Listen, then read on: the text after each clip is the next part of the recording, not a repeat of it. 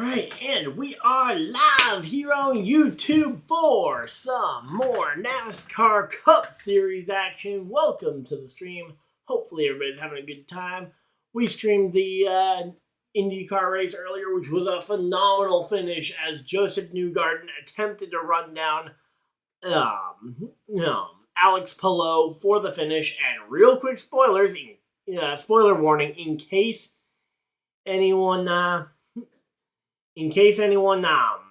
wants to be able to go back and watch it, pause and then skip ahead for a bit, but Alex Palou was able to hold off Joseph Newgarden after trying to get by the lap car of Stingray Robb. It was an incredible finish. Ultimately, Palou was able to hold off the challenge, but we got a great finish out of it. Hoping for another great finish here as we've got the Cup Series race at Circuit of the Americas here. We got, obviously, I think the two favorites are easily going to be the 88 of Shane Van Gisbergen and the 87 of what's his name, the Zilich, the kid who won yesterday. But yeah, Connor Zilich and SVG, I think, are easily going to be the top two favorites for the race. All right, well, we are all set up. We will have a leaderboard up as soon as we can. Again, NASCAR's app doesn't usually get, NASCAR's website usually doesn't get the leaderboard going until about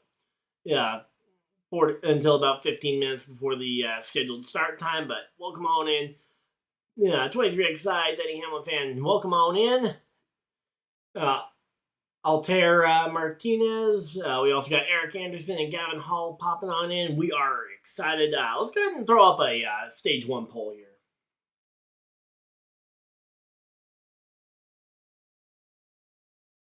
Since I will say this is going to be based on one of the questions I saw someone else bring up in chat already.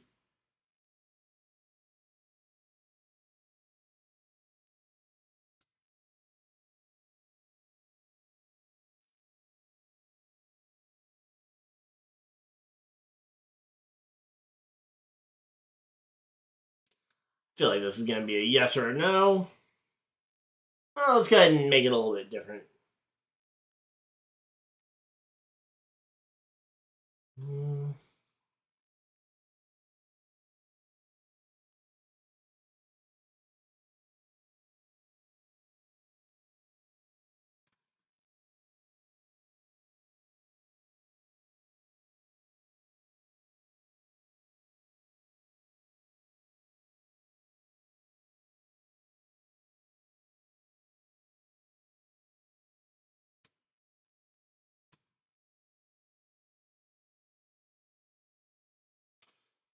Alright, so there we go. So you put in 4 options, even though it is essentially just a yes or no. It's a yes, lap 1 crash. Yes, eventually. No, but barely. Basically meaning that there will be some close calls as to whether or not we get a yellow in stage 1. And then at the end I put down no, not even a close call. So there we go. Welcome on in. Hopefully everybody's excited. Go ahead and just retweet the tweet that we put out, and I am so excited for this one. Welcome on in. All right, so again, they've got Clint Boyer, Jamie Murray, Clint Boyer doing the grid walk up and up at the top of turn 1, or more likely, I don't know, are they actually there, or are they just in a green screen booth so they can go back and forth? Because that is a tall track to have to go up and down, if you're actually there at the track. So there we go. But yeah, my pick for the win, though, is going to be Tyler Reddick. He was my pick over on the podcast. So if you guys want to check that out, check out the Lap Down podcast, where I am a frequent guest and co-host of the podcast. Feel free to go ahead and take a look.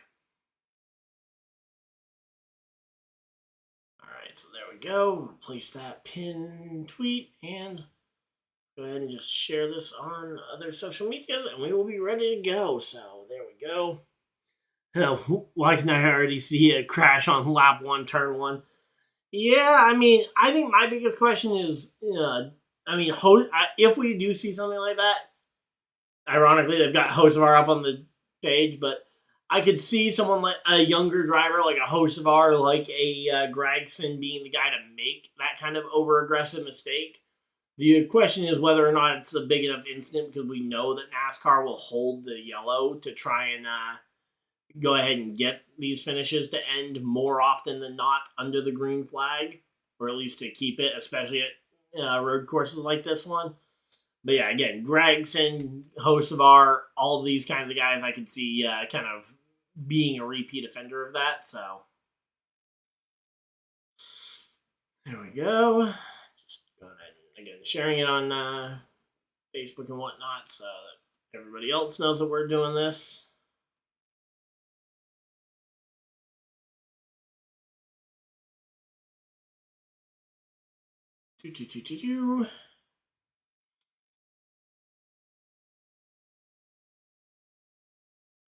Alright, but yeah, hopefully everybody's having a good time. I'm excited. It is the IndyCar was fun, but there is just something different about NASCAR and a road course. They are big, bulky. They're not honestly, I will say this is my biggest gripe about NASCAR road racing, is that it feels like they've been making, obviously they've been publicly saying this, but that they've been making this race. They've been making these race cars more and more built for for road racing, which is unfortunately hurt the road racing product, I feel like, because I think the road racing product is best when these cars were big, clunky, and didn't really know what they were doing at the track. Maybe that's just me, but that feels like the thing. Like, I think in terms of lap time, obviously these cars are way faster around these tracks. But yeah, I think that's the biggest thing, is back when they were clunkier and didn't really know what they were doing. And I think some of that comes down to the fact that we also have road course specialists. I remember when your leaderboard was broken last time? Yeah. So trust me, I remember. I also had problems earlier today where it went live for the wrong stream. I went and ended up starting up the live stream for the Cup race when I was trying to start up the IndyCar one by accident. So, yep. Leaderboard should be working though today, hopefully. Knock on whatever wood you can find, but yep. So yep, there we go. But also having my old computer back means that we might be able to actually start working in some iRacing content to the streams as well. Possibly having a AI race going on ahead of the going on before I actually hop in live for some of these. If you guys are interested in that kind of thing, feel free to let me know. Yeah, maybe even having fans even potentially submit paint schemes to even be a part of it. I think, again, that would be a great way to get you guys involved. But yeah. So there we go. They got they're talking right now on the side with Bowman. He's in his fire suit. No helmet in sight yet, though. So again, we're still a little ways off. We probably got about 30 minutes before we see these guys climbing into their cars for the command to start the engines. Alright, so there we go.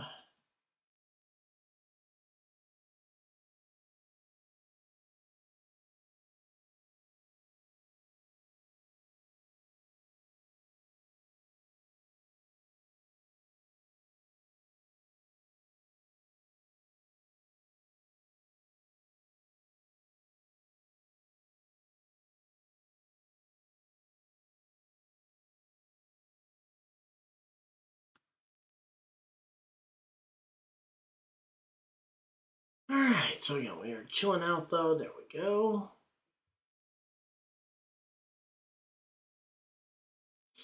Alright, there we go. Let's see. Forgot it was Sunday race day. Yep.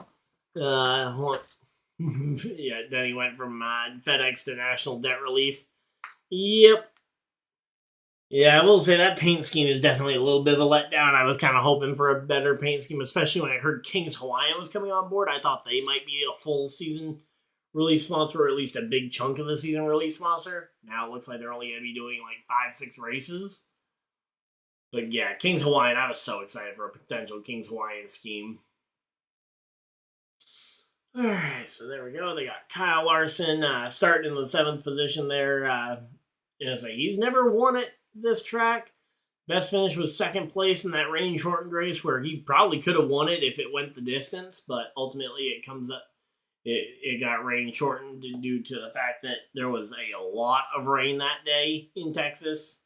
Ultimately handed the win to Chase Elliott about 10 laps short, if memory serves me right. So there you go. Again, won't be able to do the iRacing live, but if I can pre-record something and then have it ready to go and basically just premiere it while I'm getting everything else set up for the stream, I think that kind of thing could be an interesting way to try and work in some iRacing stuff to the mix. So yeah, feel free to let me know what you guys think of that. Nope. All right, just wanted to rename that, not actually. So that's my Indy layout.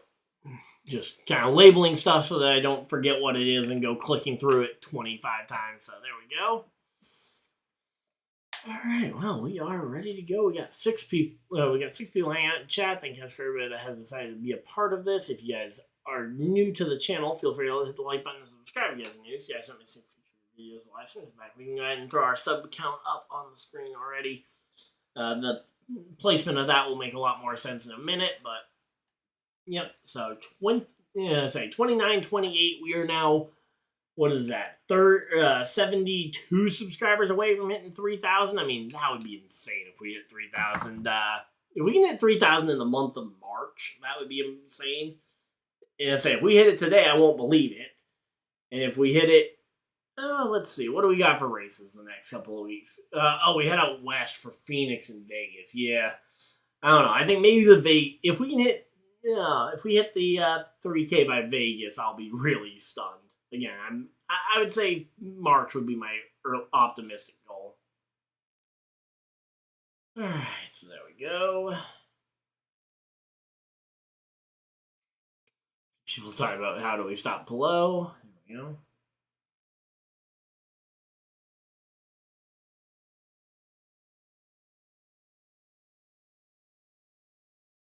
All right, let's see.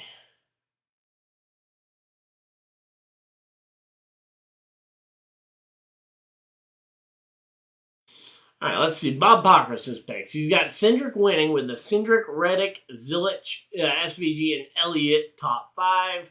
Long shot pick is Bubba Wallace. Okay, not bad picks there for Bob Pockrass.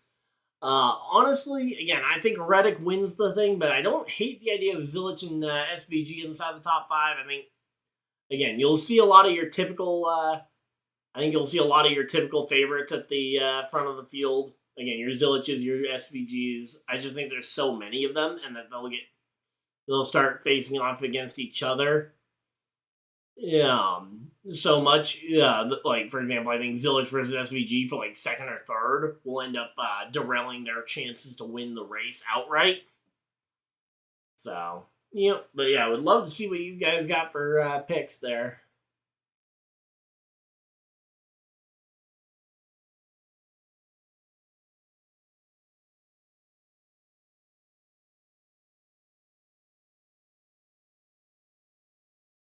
But yeah, so yeah, I'm just kind of scrolling Twitter right now while we're waiting for NASCAR to get going. Again, they're standing in front of SVG's car, it looks like right now. Let's see.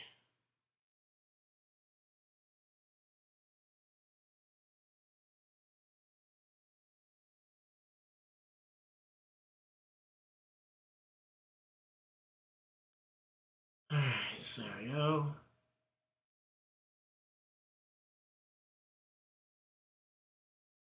Come on, something racing related, come on. Alright, 8 days left till free agency for the NFL.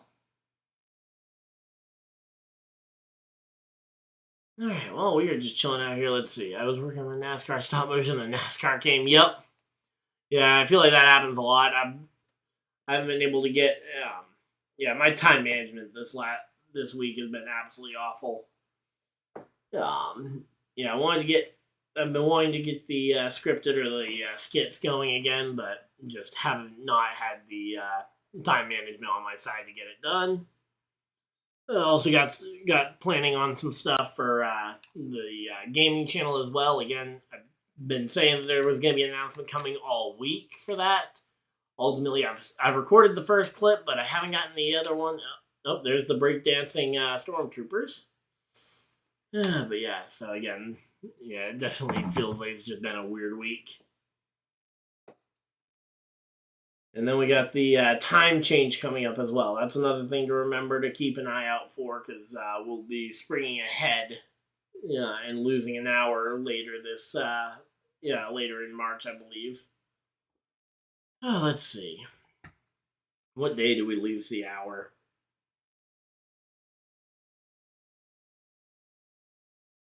Calendar? Oh, come on. Hate when you get a pop-up notification literally as you're tapping your phone screen. So next week we lose an hour of sleep. Great. Yep, next Sunday morning at 2 a.m. Well, 2 a.m. won't exist. It'll just jump from 1 to 3, I believe. Or it'll go from 1:59 straight to 3 p.m. or 3 a.m. So we're gonna lose an hour of sleep tomorrow or next week. Oh, the dreaded daylight savings time. All right, so they've taken Reddick, they've taken SVG for race picks already. But yeah, so. And then there we go, they take Chase Elliott. All right, so. Got some good picks. Would love to see some of your guys' opinions on this one. But yeah, it looks like we're pretty much, everybody thinks we're pretty much guaranteed a caution here in stage 1. And I don't exactly blame them if they think that. Alright, so there we go. So yeah, we'll be, again, after the race, as per usual, we will have we'll have a race recap up either that night or the day after. So there we go.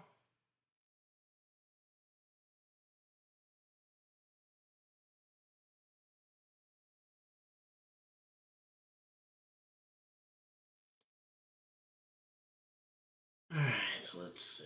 Just kind of looking through Twitter again, looking for it. Let's see.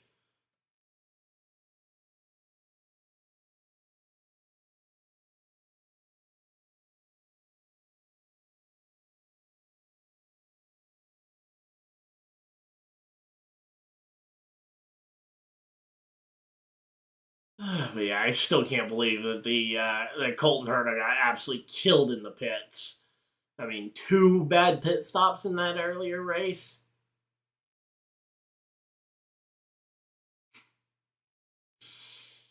But yeah, so there we go.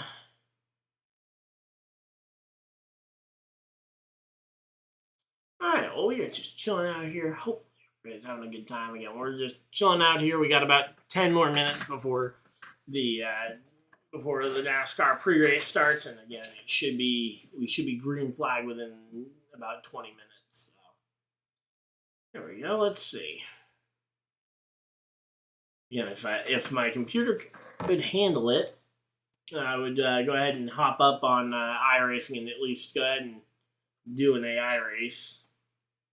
But I know my computer won't be able to handle it, doing that and streaming at the same time. I guess a bit of an update. Not much has happened in the basement, so I'm still waiting on my basement to get back. I've been told that hopefully by the end of this month I should be able to move back down there, and we will have our own area back. And we might even be able to have the return of some special guests in studio as opposed to only having to wait for someone to be available online.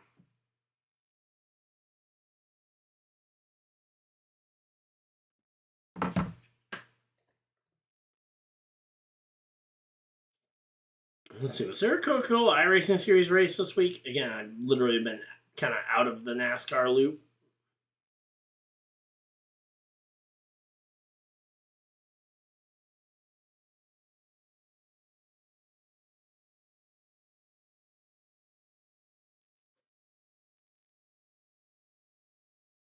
Alright, let's see.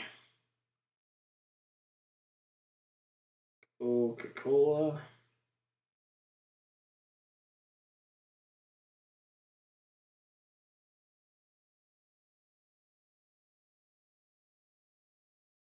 Let's see, what about NASCAR? There we go, NASCAR.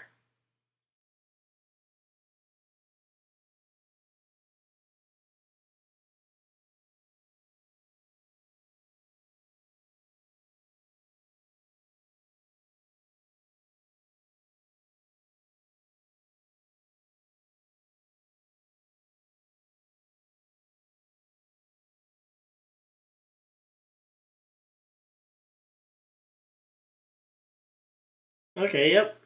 Okay, they did have a Coca-Cola iRacing Series race. I just completely zoned out this week and didn't remember. So, all right, that's cool. I like to keep up to date with the iRacing Series. All right, well, there we go.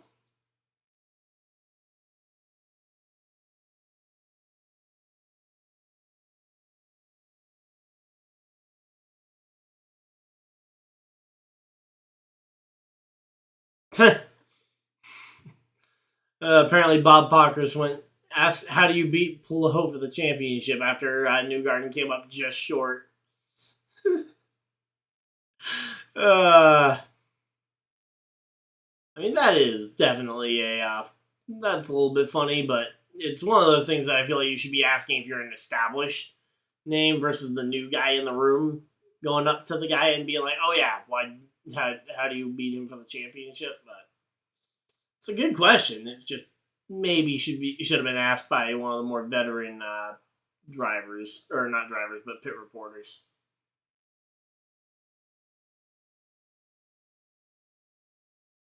All right, well, there we go.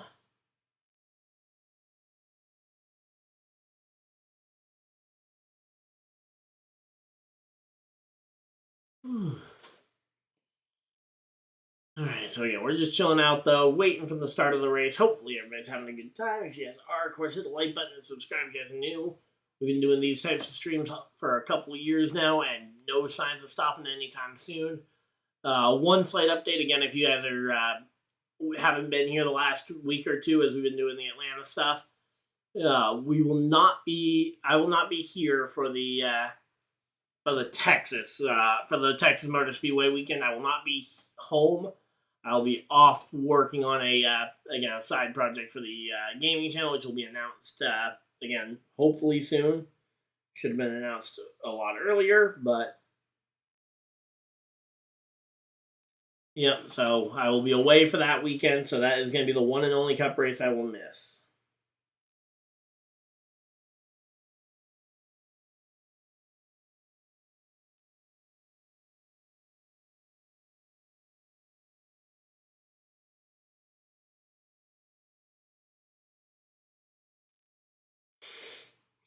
Alright, so there we go.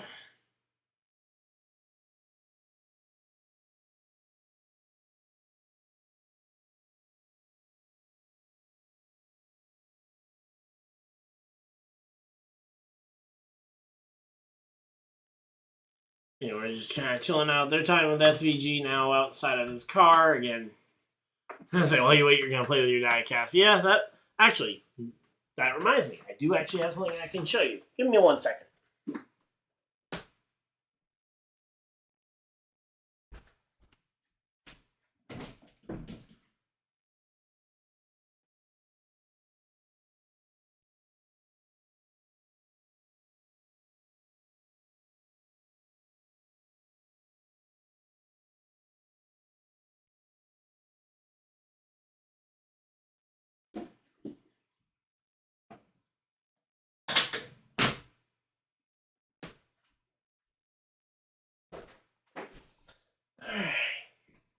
So, picked this up recently. The car I've had, but the display case I picked up on NASCAR.com recently. And man, this is a beautiful display case for the Mike McDowell car. I got another one for an autographed car that I've got, but yeah, I would love to get an autograph on this one at some point. I just haven't gotten one yet. So, but yeah, if I could get the autograph on this thing, that would be absolutely beautiful. But I do have another case for my autographed Michael McDowell car as well. But yeah, this will absolutely be finding a long-term home in the new studio. I'm already planning on having a kind of shelving unit or something behind me, so I can put some cars on display. I've got a couple of other ones in more basic boxes. I'm just gonna have to run them in and out because I don't have really a place to set these down safely, especially because the cars are kind of loose in here.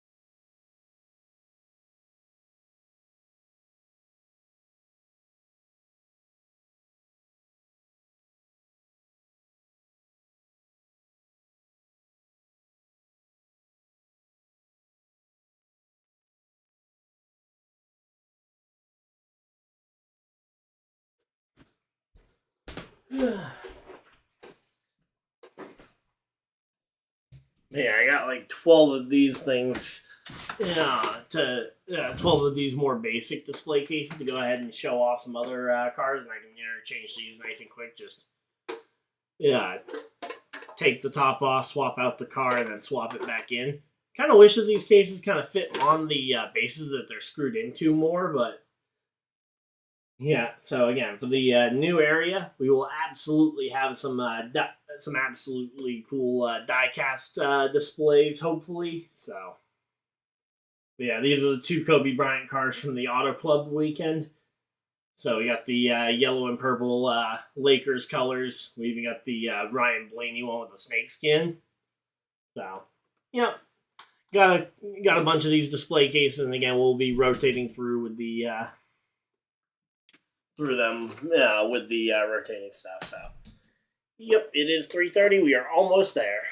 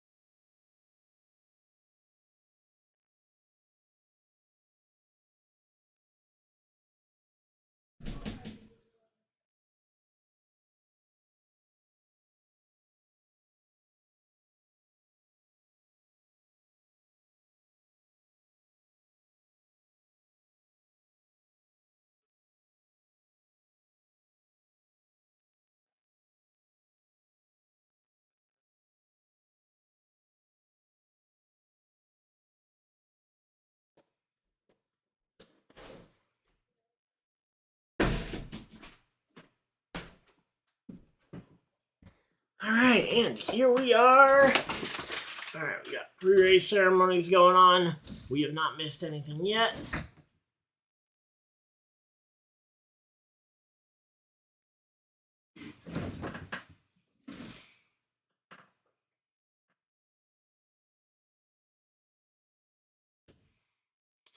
Alright, so again, there we go. We are set and ready for this one. Welcome on in. Please tell me. See it. Come on. No, still not. Come on, man. Let's see. Let's see if I have it on my phone. If I can get it on my phone. Okay. I know the page exists. Got my 50 points. Let's see.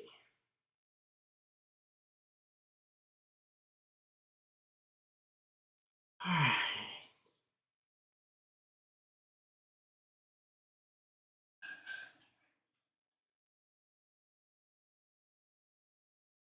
Alright, let's see if we can figure out a way to get into this. Let's see.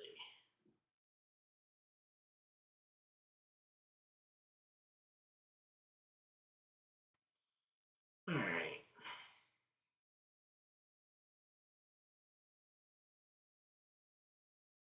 Oh, there we go.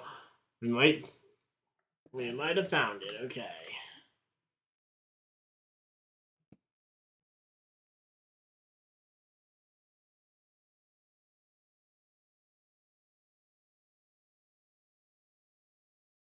Yep. As I fly over there, we got Kyle Busch and his family getting ready here, and there we go. Leaderboard. Hide away the Tyler Reddick stuff, and let's see, are we well lined up here? Cool. And a question mark. Okay, give me a moment, guys. Let's see. We just need to line this up. Well, there we go. Alright, I think that's pretty close. It's not perfect, but I'll live. There we go. Alright, we got the leaderboard up. Got everything else ready to go, and we are again ready to rock and roll for the NASCAR weekend.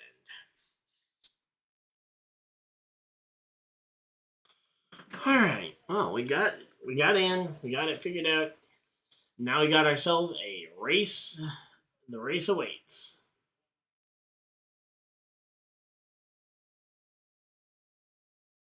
Alright, well, there we go. Alright, so they sent us to a commercial break, so we're going to be sat here waiting on this one. Welcome on in, though. Hopefully everybody's having a good time. Let's see.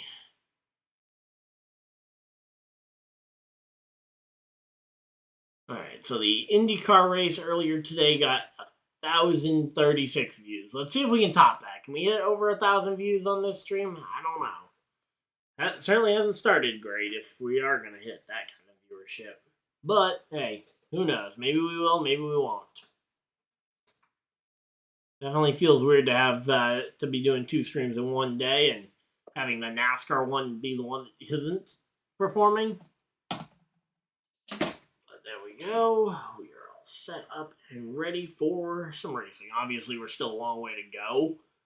But, yep. Welcome on in.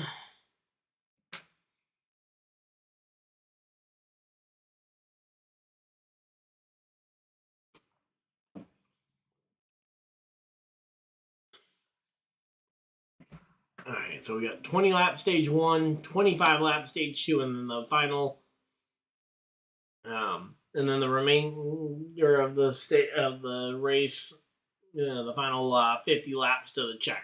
So not a bad stage breakdown. Again, these cars can probably go 20 laps on fuel. They can probably go 25 laps on fuel. So I think the only time we'll see a pit stop will be in stage 3 for green flag stops.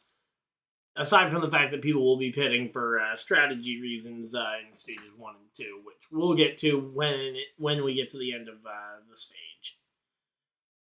Yeah, there we go. The time about Chastain getting his first win here back in 2022. Byron last year.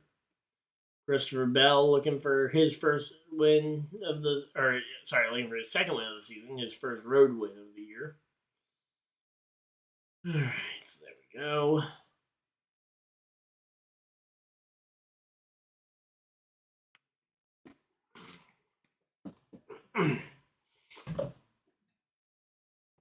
All right, well, we are are set up and ready for this one. So Austin, Texas is underway. We should be getting the command to start the engines here momentarily. And man, that tower is massive. I always get absolutely, I hate the idea of how tall that tower is. I even hate even more the fact that I see that there is a stairway path up there. Who's climbing all those stairs for that view? I mean, yeah, I'm sure the view is great for someone who's not overly scared of heights, but yeah.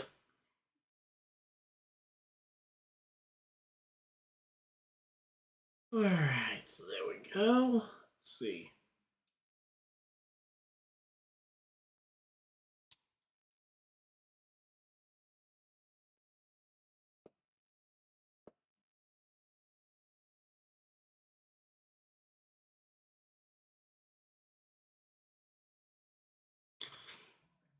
Alright, there we go.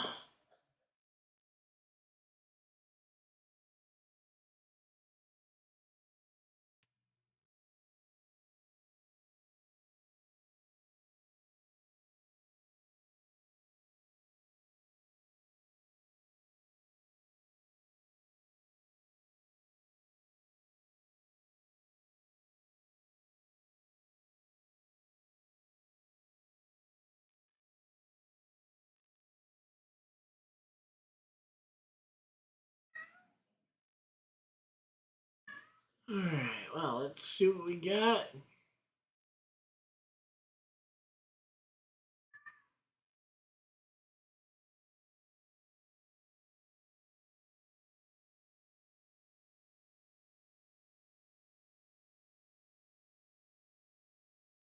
Alright, well, we are chilling out here. Hopefully, everybody's excited for this one as we get ready to start the command to start the engines. All the drivers are climbing in, getting ready. There we go, AJ Allmendinger. There we go. Gotta love seeing AJ Allmendinger out here. Kyle Larson, he's in his car. Kyle Busch with that, oh man, that Rebel Bourbon car. Come on. Let's see the Rebel Bourbon car win today. That would be amazing if we could see a Kyle Busch win. I'd even gladly be wrong. I think it's going to be Tyler Reddick winning this one from pole, but I don't know. Does Tyler Reddick winning it from pole just sound way too predictable? But here we go. Again, they're starting the engines up. Fire them up. And we are rocking and ready to roll. Alright. Go. Keep an eye on registrations because I don't want to run out of spots for this. Alright, well, we are just chilling out here. Hopefully everybody's having a good time. Let's see.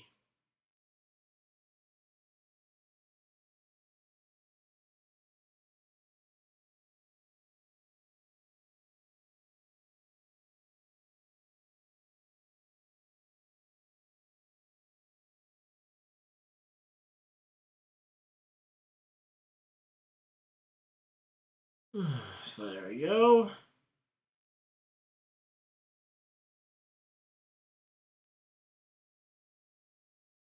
Alright, so again, we're just chilling out here. Hopefully everybody's having a good time. Let's see. Well, they got the Justin Marks and the four Trackhouse drivers all getting ready for this race. It is definitely weird to think about Trackhouse as a 4-car team, considering it wasn't all that long ago that we were looking at that as a 2 or 3-car team at most. Hey, Matt, sorry about that. I completely missed your message in there. But hey, Matt, how's it going? Man, we are chilling out here.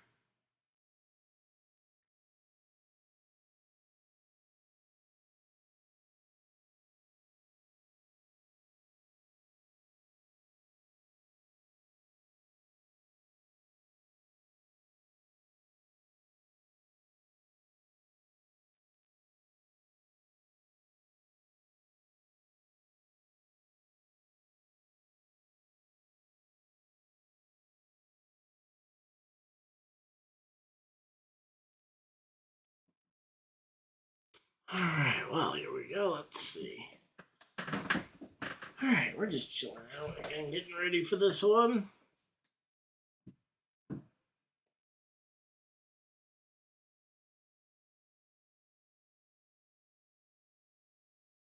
Nope, that's not. Don't need that. Yeah.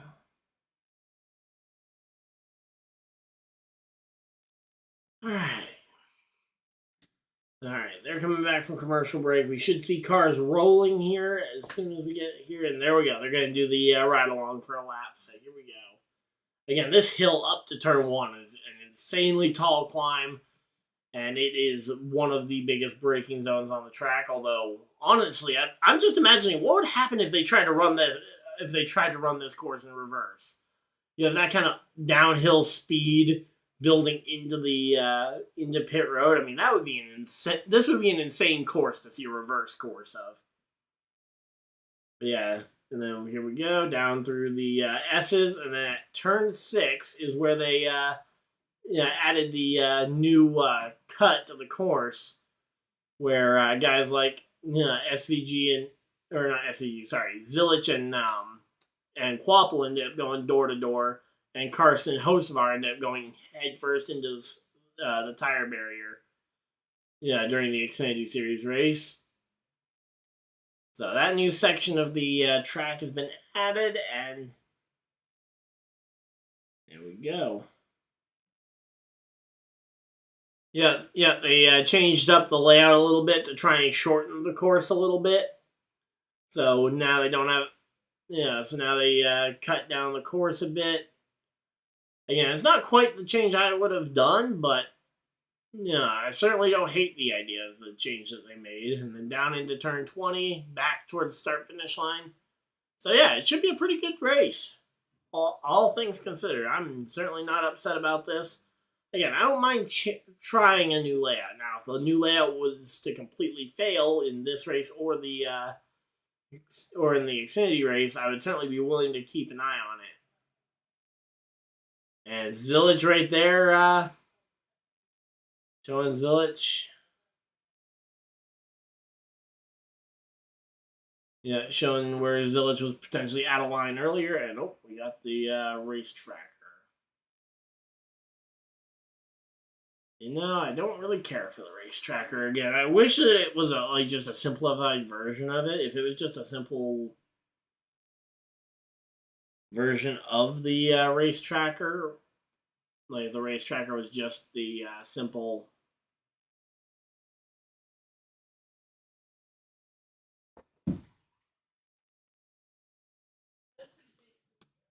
Alright, well, there we go.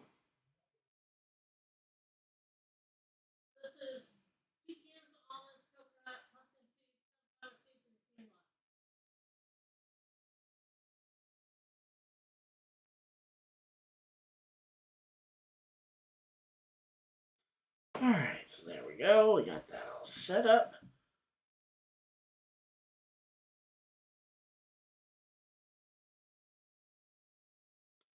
Alright, welcome on in. Alright, here we go. Starting lineup. Reddick and Bubba. It's a 2311 locks out the front row. Then we got Carson Hocevar and Chase Elliott in row number 2. Yeah, so Hocevar, again, had a rough day in the Xfinity Series race the other day. Trackhouse teammates Daniel Suarez and SVG qualifying inside the top 10 here. Both of them starting together in row number 3. Row 4, we have Kyle Larson and kylebusch, so the Kyles will be sharing row 4. Chastain and Todd Gilliland rounding out your top 10 qualifiers here, and 3 Trackhouse cars inside the top 10. Only one missing is Zilich, who qualified, I believe, 17th. So there we go. We are set and ready for this one. And my pretty Taz making some noise out in the kitchen, but he should be fine.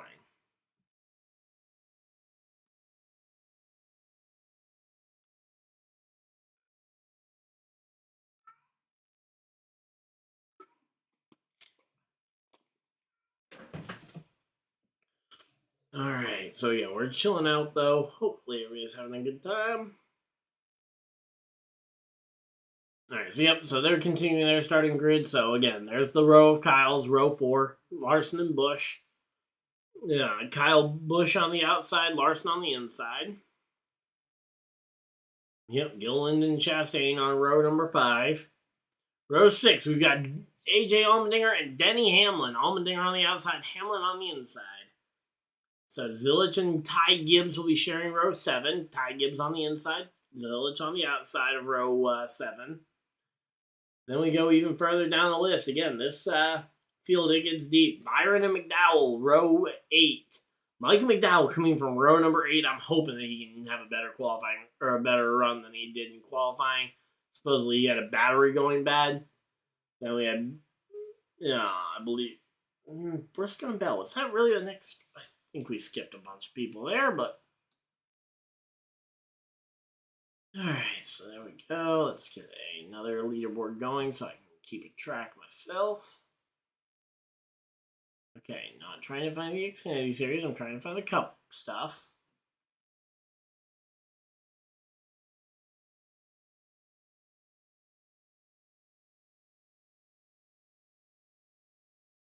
Alright, control paste. There we go. Tracker for the Cup Series. Alright, so yeah, so Mike McDowell and Byron sharing row sharing row 8. Row 9 will be Noah Gragson and Chase Briscoe. So Noah Gragson all the way back in the... So Noah Gragson's in the 17th position. Briscoe 18th. Christopher Bell and Zane Smith will make up row number 10 on the grid. Row 11 will be Alex Bowman and Ricky Stenhouse Jr. Joey Logano and Chris Buescher will make up row number...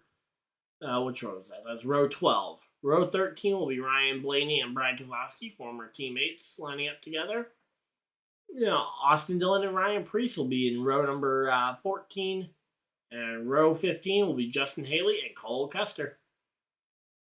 Row 16, we've got Riley Herbst and Eric Jones. John Hunter Nemechek and Ty Dillon making up row number 17. Row 18 will be Josh Berry and Austin Cindric. And then Cody Ware in row number 17, row 19 for Cody Ware. He will be the final driver to start this race. So, again, the Fords definitely had some struggles in qualifying. The only Ford that managed to get into the top 10 was Todd Gilliland. That is going to be a storyline we talk about, I'm sure, throughout the day. But there we go. All right, I'm excited, though. Hopefully everybody else is, too. Alright, so there we go. They're doing their pass-through as they head down onto pit road. And we will be getting ready for this one.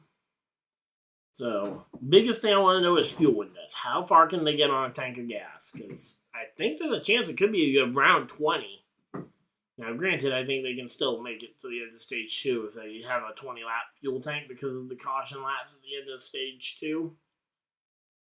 Or at the end of stage 1 into stage 2. So again, I still think the only time we see a green flag stop that isn't a entirely strategy based around the end of the stages will be in stage 3. But oh no, they're actually talking about cranking in when they crank in front or rear brake. All right, well there we go. All right, so again we're chilling out here. Got everything all set up. And we are getting ready to rock and roll.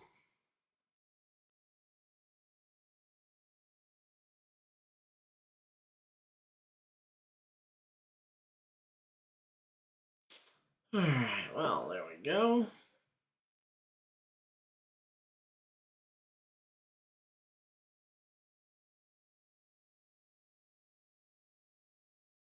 Alright, so yeah, we're getting ready for this one. Let's see.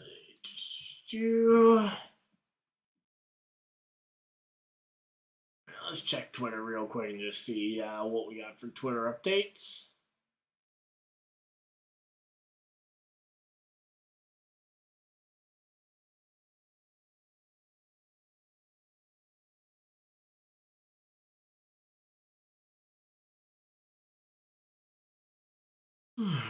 Let's see. Alright, so we're still chilling out here. Hopefully everybody's having a good time. All right, make it through turn 1 on restarts. Yeah, that seems like a good key to the race. Make your final pit stop at the right time. Yep.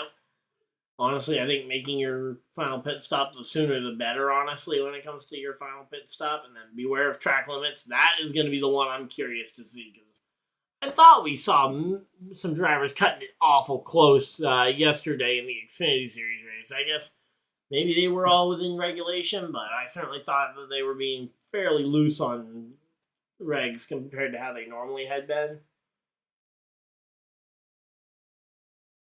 Just remember, this is going to be the first of many for Zillage. There we go. Zillage's team comes, getting everything set up and ready for this one. Should be a good one. And again, man, that paint scheme is awesome. I will be adding that one to the collection at some point. That Red Bull car for Zillage. That thing's beautiful. And we got the Arby's car on Cody Ware's car. There we go. Here we go. Down through turn 20. Pace car is off. Field in the hands of 2311 as we go green, green, green. Green flag is out. And oh, we nearly have a wreck before turn 1. Carson Hocevar trying to make something happen, and we nearly have a wreck as we head down into turn number 1. 5, 6 wide here. And oh, yep, there's a spin. We got the first spin of the day. It's Chase Elliott spun around in front of Todd Gilliland. Both of them managing to get around. We do have a crash, but no caution flag flies. So there we go. We managed to avoid a caution. So there we go. We managed to avoid a yellow flag. As I said, I felt like we were going to see some close calls, but I wasn't certain if we were going to see a yellow in a stage 1 caution. And so far, we have not. Yellow flag is still not being put out. Again, so far these Toyotas at the front of the field, Bubba Wallace and Tyler Reddick, have absolutely taken off here. But there we go. Again, AJ Allmendinger is starting to try and find his footing, trying to get around the 7 to Justin Haley here. And here we go. Let's see a replay of that. So yeah, I mean, just diving up the inside. Who was it that dove up the inside like that? All right, let's see. Trying to figure out, okay, whoever it was got really stuck behind their own wreckage. Was a white car here. Let's see. White car on the extreme inside. Who was it? Can't see it. Looks like maybe it was Chastain? No. Oh, it looks like maybe based on the contact, it might have been Denny Hamlin. Yeah, Denny Hamlin up the inside, and Denny Hamlin already with a part flying off of his car. The front bumper hanging off of Hamlin's car. So Connor Zillage and okay, so Zillage and he had hit contact. I thought maybe it was Chastain all the way up the inside. Maybe that was that initial contact. But there we go. We made it through turn 1. And yeah, that is definitely not the way you want to do this. And yeah, drivers going into that turn 1. It's one of the most awkward places on the racetrack here.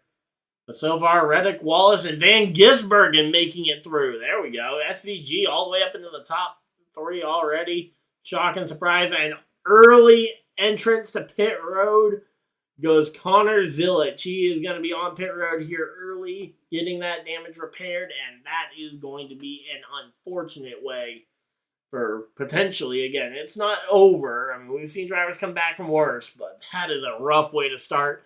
Michael McDowell already up into the top 10, though. Let's go. Michael McDowell to the top 10. So, Michael McDowell to the top 10. Kyle Busch to 4th. Here we go. Let's go.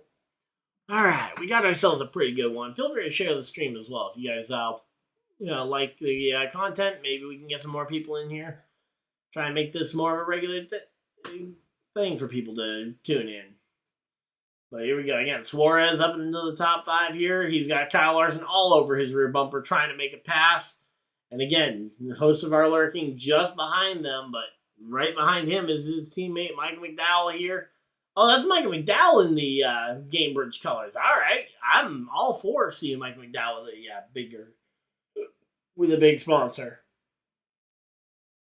So there we go. And again, drivers all up and down this track trying to just find their way through that first corner. Just feels like it's intended to be just a chaos corner where everybody just piles in. to wrecks, but ultimately, it's not my place to judge the track.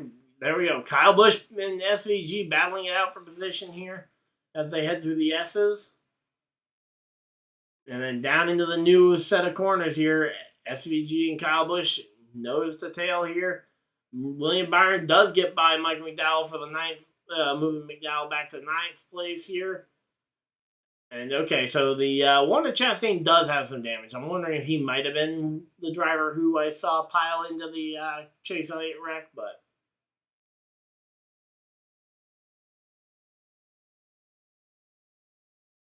yeah, so again, Chase Elliott started third, ends up 34th very early on in the race. Again, nothing Chase Elliott probably could have done better to avoid that. I mean, he was running what I think was as far as to the inside as you reasonably could. And then all of a sudden just gets pile driven by somebody else. But yeah, so Tyler Reddick, top 10 in all the Circuit of the Americas races we've seen up to this point. Let me see. Do we have a new... have I already done the fan award question of the week? Let's see. Yeah, I already answered that one. Alright, so again, chilling out. Hopefully everybody's having a good time, but... yeah, again, SVG hanging out inside that top 5. Hey, Mike, no worries. Did I miss anything important? Depends on who you're a fan of. Because Chase Elliott got spun out by a white car. Oh, Ty Dillon's around. Ty Dillon is spun around on the front straightaway. And he's going to go ahead and wait a moment while everybody goes by him. And he'll get back going in a once he has a straight bit of track. But yeah, Denny Hamlin had some damage early in the race. Connor Zilic has already had to come to pit road. Oh, Kyle Busch off the track. Come on. No. Kyle Busch gets back on the track, hopefully with minimal damage. Again, we can't tell what happened underneath the car, but for all I know, nothing good. And I can see your chat messages, Mike. I see it. But yeah. And say, we're 4 laps in. You haven't missed much. Again, the only thing that happened was a lap 1 crash with that spun out Chase Elliott, moving him from 3rd back to the 34th position. And now once again, Austin Cindric just completely dumped Ty Dillon, causing him to spin out. I thought he might have just slipped on the apex or something, because these curbs can be a little bit slippery, but no, he just got flat out dumped there by Austin Cindric, and I would not be shocked if we see someone trying to retaliate for that one, because that was not a good move there. Yeah, I saw Debo got traded to the 49ers, or from the 49ers to the Commanders. Yep. Here we go. Again, Ty Dillon, he's got an absolutely destroyed race car. We might see a caution come out for that one so they can get a tow truck out to go pull that car off the track, because that is not good. Yeah, I saw Mike, what did I say? So yeah, here we go. Under the green flag, though, now we got Noah Gragson off course. Noah Gragson spun around in one of the runoff areas, and he's going to re-enter the track here. A lot of chaos, very early in the race. A lot of chaos going on. And so far, SVG, he's caught back up to the rear bumper of the 23 of Bubba Wallace here. Shane Van Gisbergen looking up the inside, not going to be able to make a move on Bubba this corner, but let's see. He goes through this next set of corners. Still close. There we go.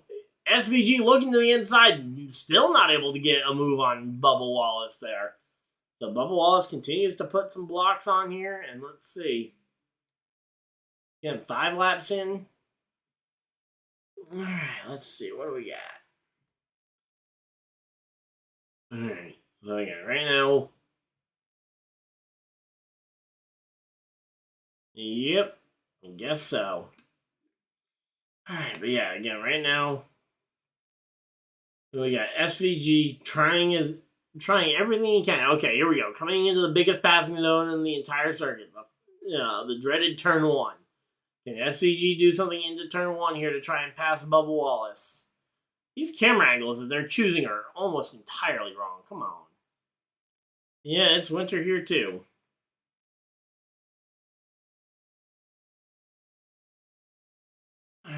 here we go. Tyler Reddick, Bubba Wallace, SVG, Kyle Busch, and Suarez, the top 5. Again, right now, Michael McDowell and Allmendinger hanging on to those top 10 spots here early on in the race. And again, this new kind of a shortcut version of the track. It's definitely interesting. I don't know how much it'll make for a difference, but certainly an interesting one here.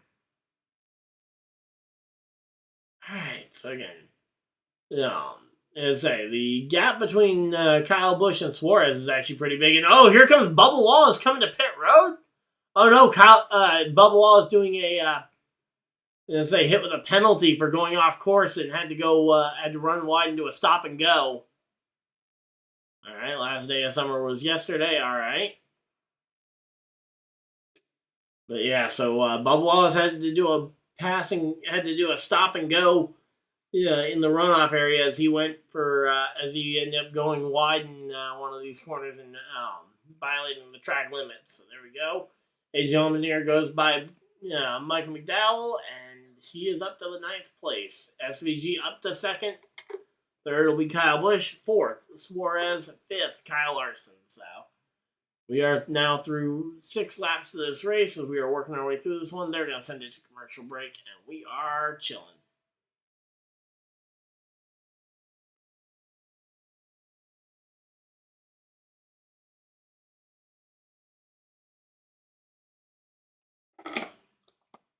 All right, so there we go. Michael McDowell's getting passed by a bunch of people. Come on. Alex Bowman now going on by him. Come on, Michael. Stop letting people go by you. Show you why you're a road ringer. All right, so there we go.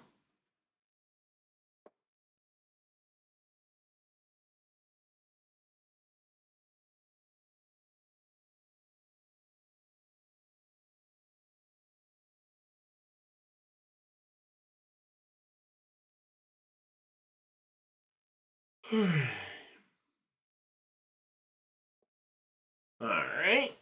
I hadn't heard an update on that one, but okay. Glad to hear he's doing better.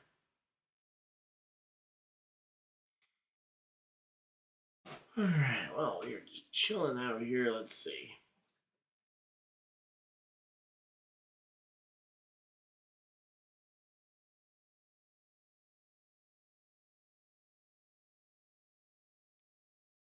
Alright, so again, we're just chilling out. Let's see again. We got,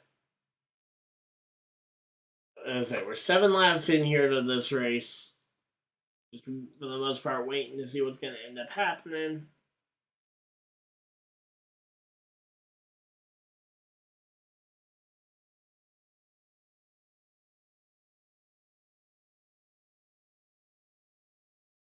Alright, so there we go.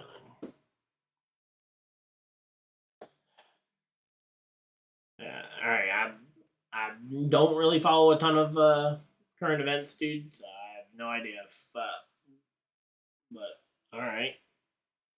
We're trying to focus in on the race though. But certainly try and keep politics out of it if we can. Alright, so there we go.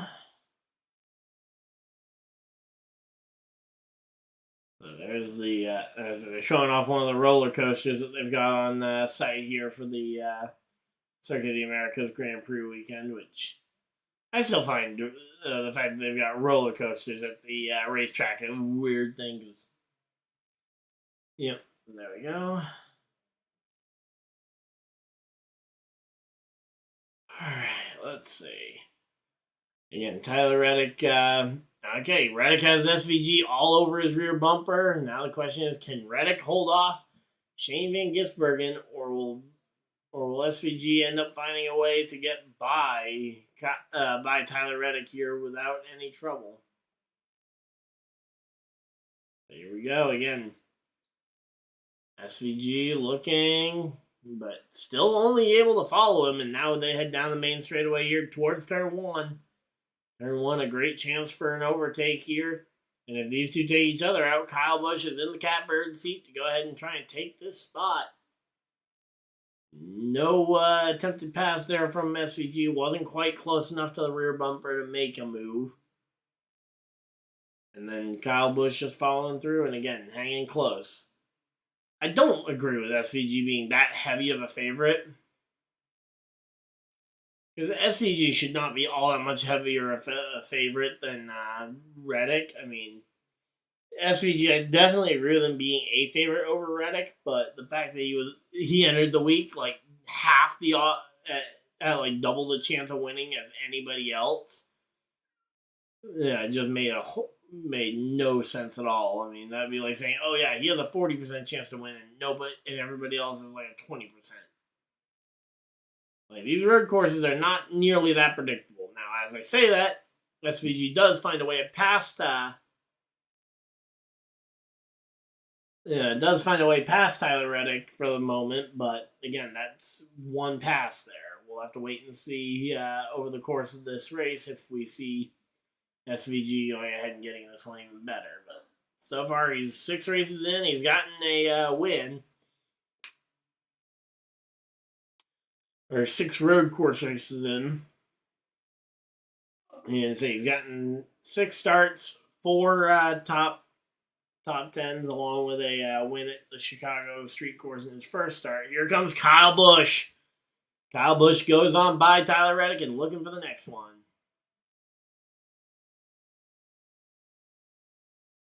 All right, so here we go. SVG down into turn 1. Kyle Busch behind him. Reddick in third.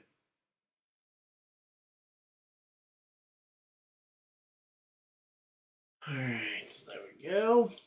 As I certainly looks like SVG might be one of the fastest guys here, and if that's a surprise to anybody, how's Putty Tat? Putty Tat is pretty good.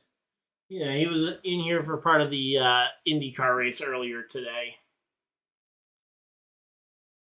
But 11 laps to go here in stage number 1. We've got ourselves a pretty good race going here so far.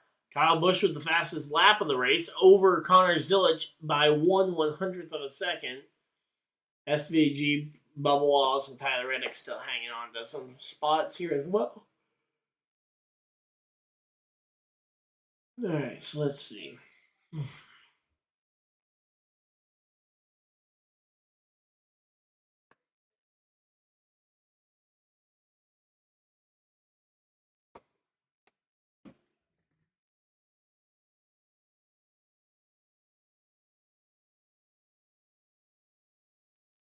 All right, so yeah, we're watching this as SVG is going to try and see if he can put the jet boosters on and just take off here. But right now, I think Kyle Busch wants to try and prove that, hey, the NASCAR guys can hang with SVG. And so far, Kyle Busch has hung pretty closely with SVG. If he can, again, just keep it close, keep it competitive, and potentially force a mistake out of SVG.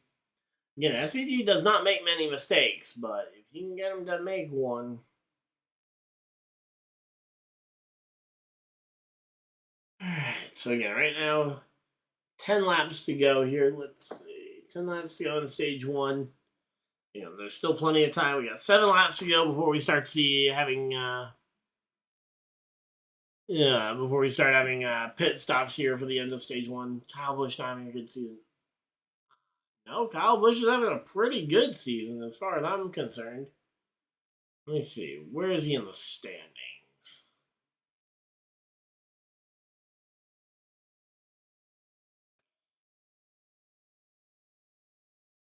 See, I mean, Kyle Busch, he's back in 23rd place on the standings, but he had a pretty good run at Atlanta last week, and if he didn't end up, I believe he ended up if he hadn't been in that Joey Logano crash at the 500, he probably would have been one of the top 10 in points.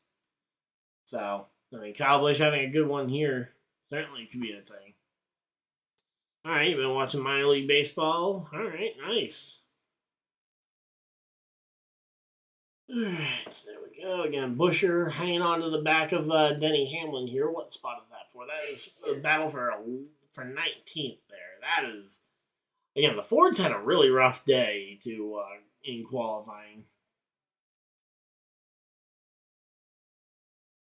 13 top 10s on road courses, leading all drivers in terms of top 10s on road courses. Chris Buescher, best average finish on road courses in the next gen car.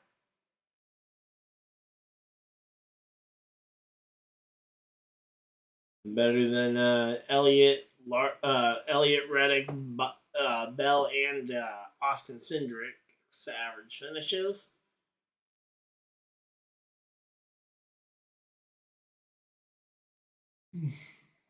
Alright, let's see again. 9 laps to go. Yeah, these guys are working their way through this one. Again, all SVG has to do is find a way to win this first stage, and he can have at least some level of comfortability. I mean, if SVG can win this race, that takes a ton of pressure off of him for the rest of the season. He can kind of just focus purely on the on winning, on learning the ovals, possibly pick up another win or two at some of the other road courses. Because, I mean, even if he does end up as a first-round elimination in the playoffs, I mean, that's about as far as we thought he could possibly get this year, and he would have gotten there basically in week 1. Or, not week 1, but week 3. But as of right now, he has not been able to pull that kind of thing off. How many people watching my stream? 5 people right now.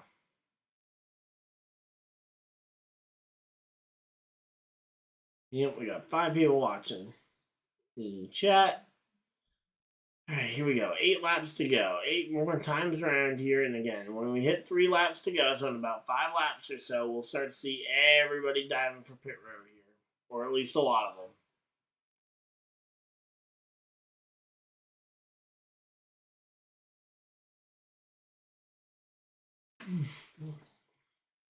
Alright, so again, right now, these drivers, they're cutting it pretty close through these S's. Hopefully not cutting it too close to the point where they end up wrecking themselves. Alright, well. Yeah, that was another thing, NASCAR. Anything new on your stream schedule coming up? Well, again, we've been doing the same stream schedule. We're doing Xfinity and Cup next weekend. In terms of streams, I think those might be the only live streams, but we should have some more content coming up as well in terms of videos.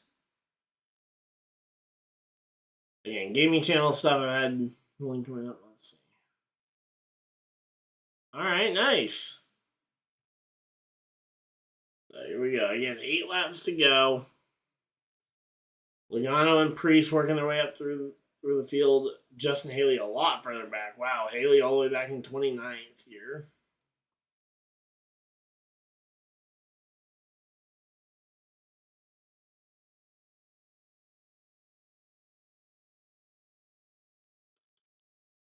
Alright, let's see.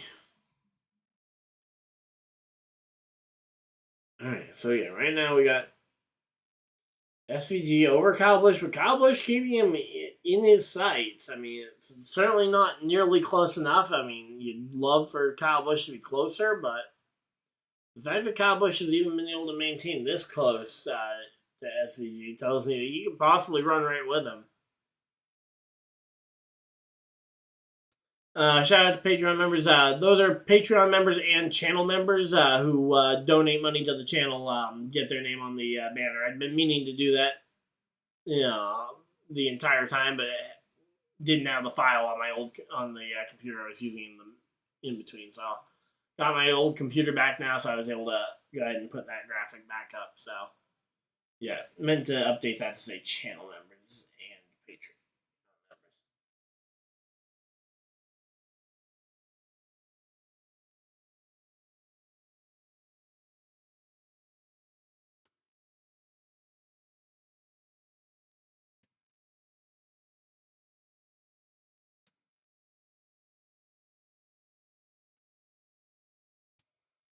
But yeah, so those are both ways that you can support the channel. Obviously, it's not required. This is a free show regardless, but if you guys do want to support, that would be the best way to do so.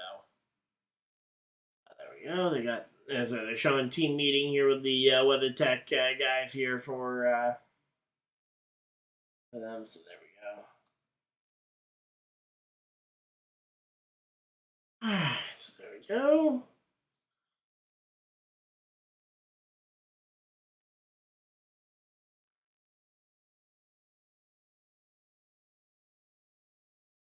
But yeah, getting a channel membership is as easy as just clicking the join button down below the stream, assuming that you're already a subscriber. And I just looked over and I think SVG may have just crossed the line for a penalty. We'll have to wait and see on this one. All right, nice. All right, but yeah, Shane Van Gisbergen, I got to see a replay of that one because that looked like he may have crossed the line there for for a potential penalty. I mean, it was certainly close. If it wasn't a penalty, it was certainly close. So we'll have to wait and see on that one.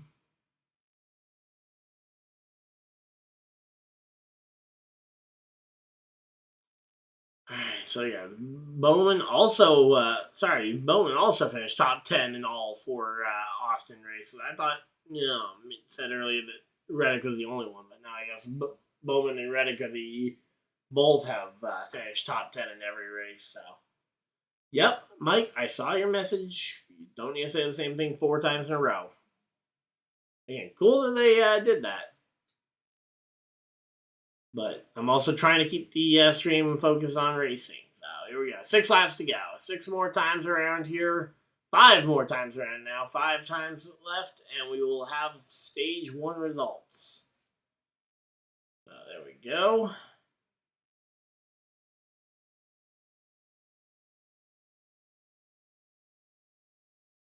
Alright, so road course wins in the next gen era. You've got 6 by Hendrick, 3 by Trackhouse, 2 Gibbs wins, and Childress winning 2 in the next gen era back when they still had Tyler Reddick on their team. So there we go. Here we go. Here comes Kyle Larson closing right in on the back bumper of Suarez, looking to try and take this one from him. Curious if what Suarez ends up doing to try and defend. And they come on. Yeah, there we go. That's the camera angle we want. Okay, stick on this one. Here we go again. Kyle Larson looking. Can they keep the camera angle on one team for at least a little bit? Alright. Yes, Mike, I know that's the stadium the Raiders play in. Allegiant Stadium. Alright, so here we go. 5 laps to go. Elliott still stuck in heavy traffic and not able to make anything happen, which is just unfortunate here for Chase Elliott here. He has not won he hasn't won a road course race in the next gen era yet. He won 7 of the previous 19 road races. Of the 19 previous road races. So basically the previous era. There we go. And yeah, he's having a lot of trouble even just passing John Hunter Nemechek. And here we go. Drivers on pit road. We got Alex Bowman coming to pit road. So Bowman comes to pit road. Here comes a lot of the back half of the pack here. Mike McDowell to pit road. Yeah, Busher coming to pit road. A lot of drivers on pit road. Brad Keselowski. Riley Herbstall coming to pit road. A lot of drivers will be coming to pit road this time. And I would say you'd see probably about the top 5 or so, probably looking at coming to pit road this next time by as well. Still plenty of time to go. In fact, I think you realistically probably should have waited another time around because next time around it'll only be 3 laps to go and when SVG gets line. And the real challenge will come if you try and pit 2 laps from now. Alright, so there we go. Again, we're just chilling out here.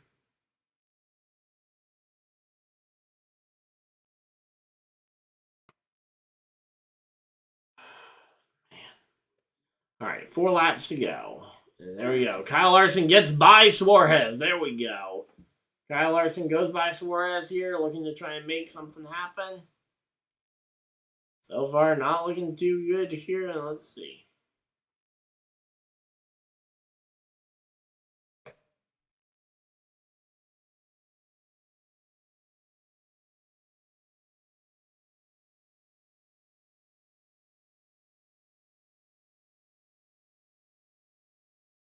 right, so again, yeah, there we go. Larson, Suarez, Byron, Briscoe, Hocevar coming to pit road, Christopher Bell coming to pit road. Yep, here comes the floodgates. Bubba Wallace stays on the racetrack, so Bubba thinks he can go ahead and get this one. So again, there we go. Everybody coming to pit road here. I think the top 4 could potentially all pit here on this next time by if SVG pits. It will heavily come down to what SVG does. If SVG stays on the racetrack, only about Kyle Busch and maybe, and I mean a heavy maybe, to Tyler Reddick. But I think realistically, if SVG stays on the racetrack, Kyle Busch is the only other driver who could potentially get to pit road. Now, if SVG pits, I think that opens up the door for Reddick and Allmendinger to also make it to pit road. You know, Allmendinger might be a little bit of a stretch, but Reddick will easily be able to make it to pit road if, again, SVG chooses to pit.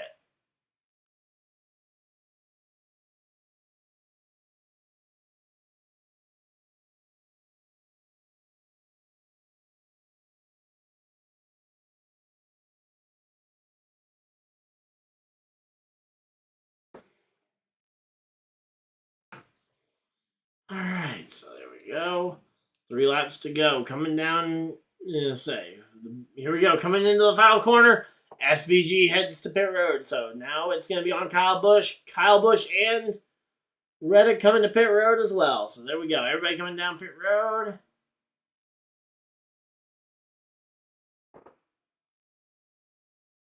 All right. Well, I'm sorry that you're not interested, but it's what we're doing today. Alright, so here we go. Kyle Busch on pit road. SVG coming to pit road. So again, those front 4 pitted. Bubba Wallace stays out. He is going to try and win this stage. Joey Logano to second. 3rd place, Elliott. Elliott has stayed out, and he is going to take 3rd place here. He's going to try and cycle all the way back around.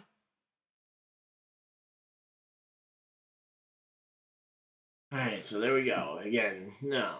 So your top 5 here, you've got Bubba Wallace, Logano, SVG. Kyle Busch comes out still inside the top 5 here. And here we go. Kyle Busch all over that back bumper of SVG. Come on. You can put some pressure on SVG, potentially force a mistake here. That would be big.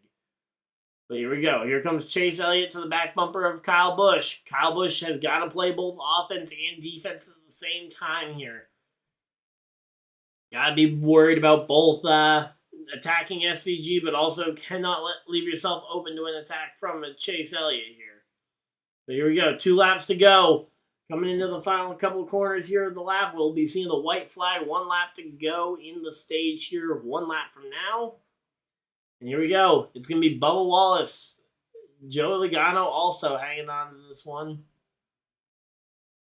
So here we go. And all these other drivers who pit 8 laps ago. Okay, didn't realize there was a pit wave about 8 laps ago, but here we go. Again, Bubba Wallace absolutely storming his way to this Stage 1 win. Joey Logano in 2nd. SVG to 3rd. Kyle Busch 4th. Chase Elliott in 5th. Again, this battle here is not going to be... This battle is not going to be a hard one to... it's going to be a hard-fought one down the stretch, despite the fact that they're only fighting over a point or 2 here between Kyle Busch, SVG, and here we go. SVG to the inside. Kyle Busch going to try and take it around the outside. Kyle not able to get there and ultimately tries to hang tough on the outside rather than trying to cross him over. And not able to make that one stick goes Kyle Busch. SVG back to the inside. And back to the point goes SVG. Logano and Wallace out in front of the field. Again, those two hanging on to those points, trying to get these stage points as early as possible. And again, Bubba Wallace being able to win that stage will stop anybody else from being able to get that playoff point. And hey, if Bubba Wallace makes the playoffs, he can utilize that playoff point just the same as any other driver. So here we go. Through the carousel, and let's see, what do we got? It's going to be Bubba Wallace. He's got 2 corners left, but the battle is for 3rd here. SVG, Kyle Busch.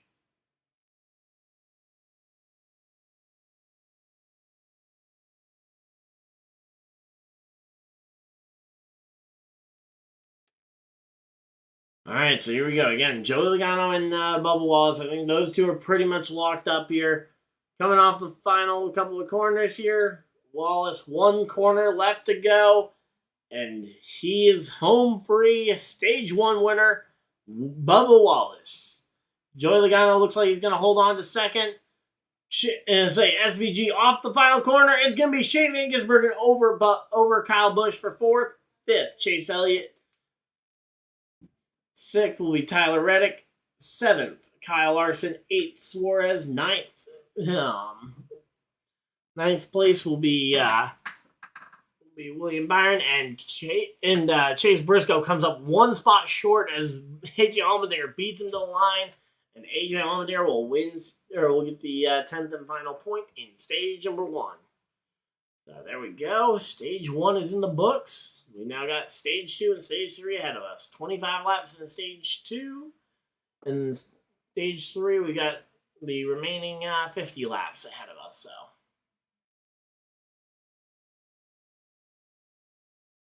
all right, so who was that on the inside line? I can't tell. All right, let's see. Okay, so that was Chastain. Oh, yeah, that was definitely Chastain at the start of the race that took out Elliott. Yep, that was definitely Chastain's onboard. There we go. Right, I'm actually going to might snag that clip there. But there we go. All right, so...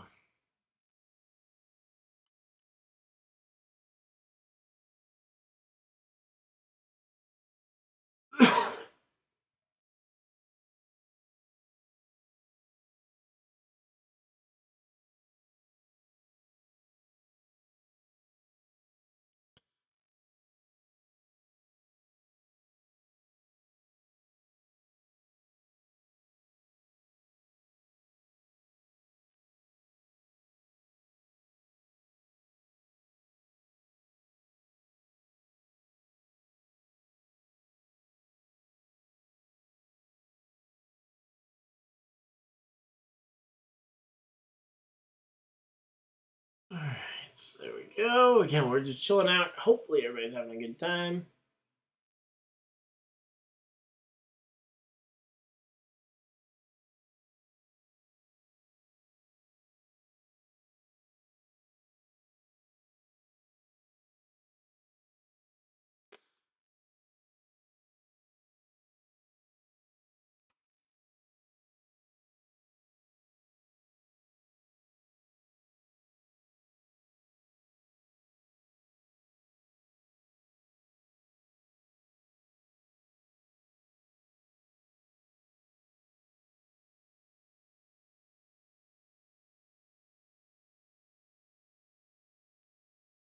Alright, so there we go.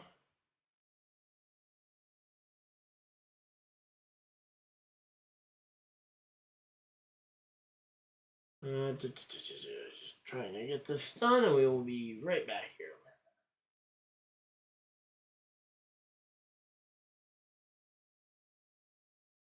Alright, so here we go. They're coming back from commercial break. Talking about the next race for the NTT IndyCar Series, March 23rd at the Thermal Club. And again, that race earlier today was phenomenal.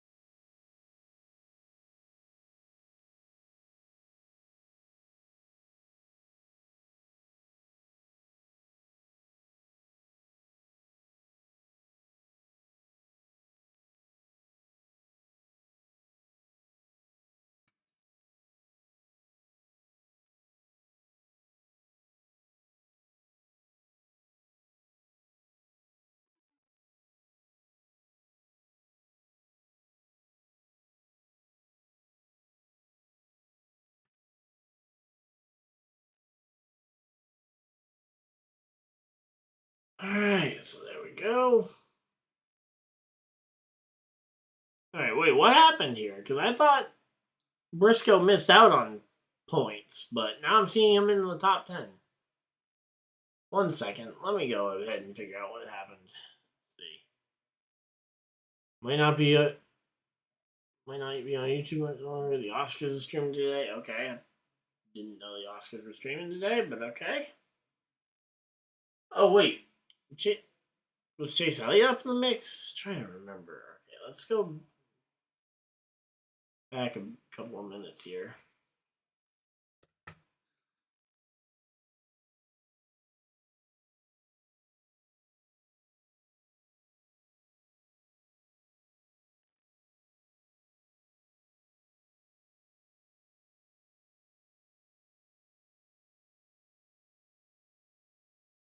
Yeah, so Chase Elliott was up inside the top 10. Did he not earn the stage points, or did he have to come down pit road for damage repair? Let's see.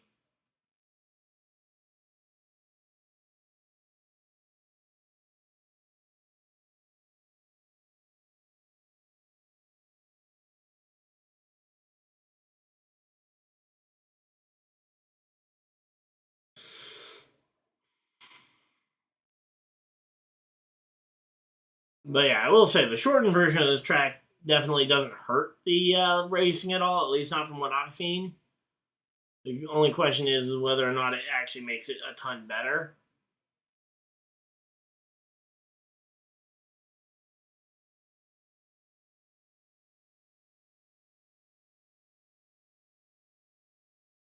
Alright, let me see.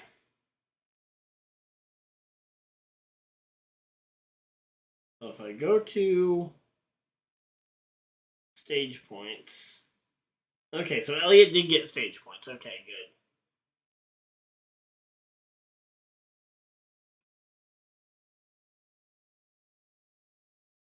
Alright, just wanted to make sure before I went and posted that he did, that I actually made sure it was correct. So there we go.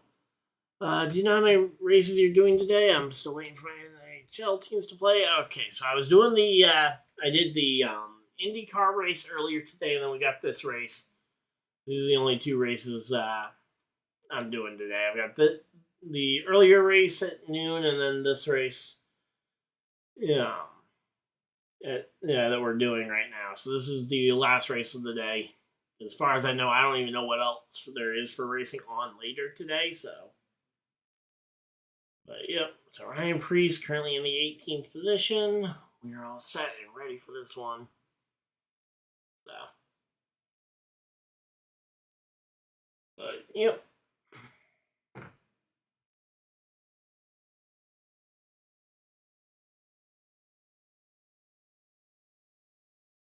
Alright, so let's go ahead and take down this thing. And no, there was actually not a stage 1 caution. Alright, nice. Alright, everybody coming down pit road. And there we go, let's see. Alright, your NHL team is playing today. Alright, nice. And here we go. Everybody coming down pit road. Let's see. Bubba Wallace, Joe Logano, or at least the guys who didn't just pit are coming down pit road. SVG, kylebusch, Reddick staying out to take the lead. So these are the drivers who stayed out to try and get these stage points. It wasn't very many people. In fact, I think Bubba, Logano, and Elliott might have been the only ones to have stayed out to try and take this spot. Oh, no, Zilic also stayed out there, trying to take advantage of the position. Alright, well, there we go, there we go.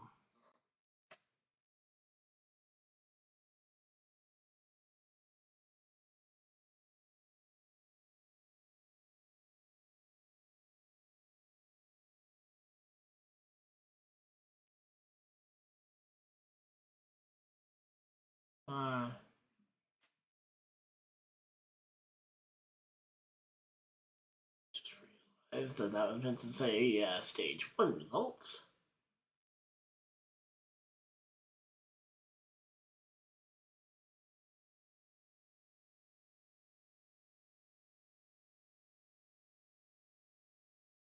Alright, so there we go.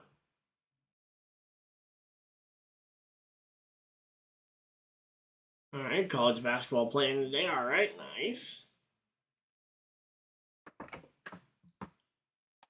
The Oscars are live as well. Okay, I didn't even. I thought the Oscars happened like weeks ago, but I have no idea. I don't follow. Again, I don't follow much when it comes to pop culture. I'm a sports guy. I'm not a pop culture guy.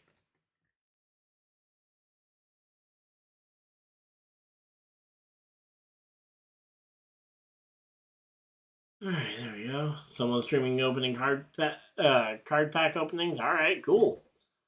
Always love a good card pack opening. In fact, I actually have some put one trading cards right over here that I opened a little while ago.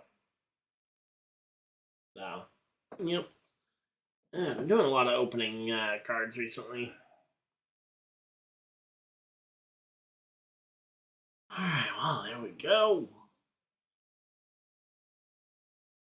Yes, I might do some opening packs over on my gaming channel at some point in the future, but again, it won't be anytime super soon, just because I've done a lot of card opening recently, and it's not exactly cheap. So there we go.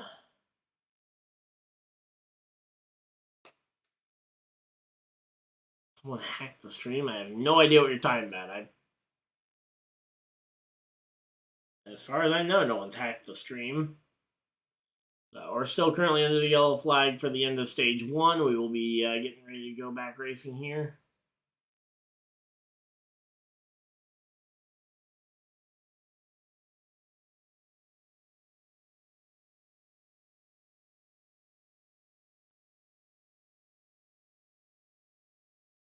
So Connor's Village had a broken tow link after contact with Denny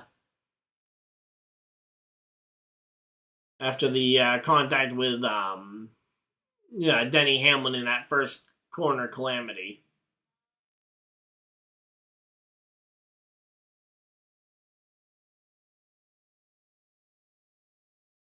Alright, so there we go.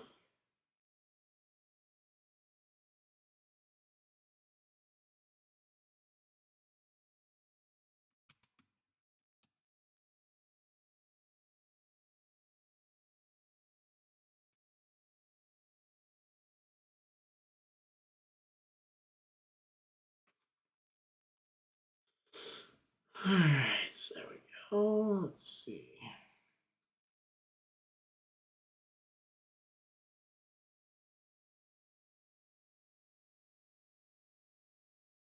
Alright, so we're coming back from commercial break here. We got the remembering Bruton Smith here, founder of Speedway Motorsports, SMI, first motorsports company to trade on the New York Stock Exchange, notable operated tracks, all the Motor Speedway, Charlotte, Atlanta, Bristol, Dover.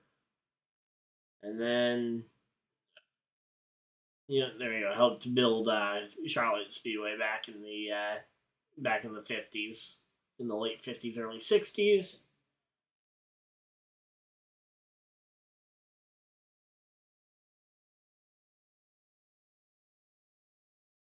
Wait, NASCAR is actually live streaming the race on YouTube? I know they usually put the races up on YouTube after the fact, but one second. Someone on Twitter is saying they're streaming the race on YouTube.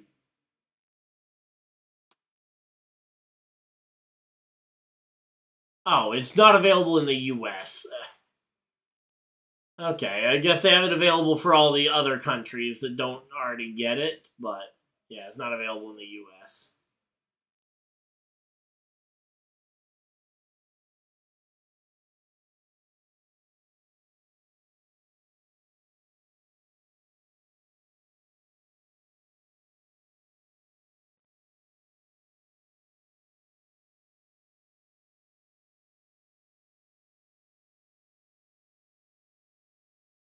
Alright, so there we go.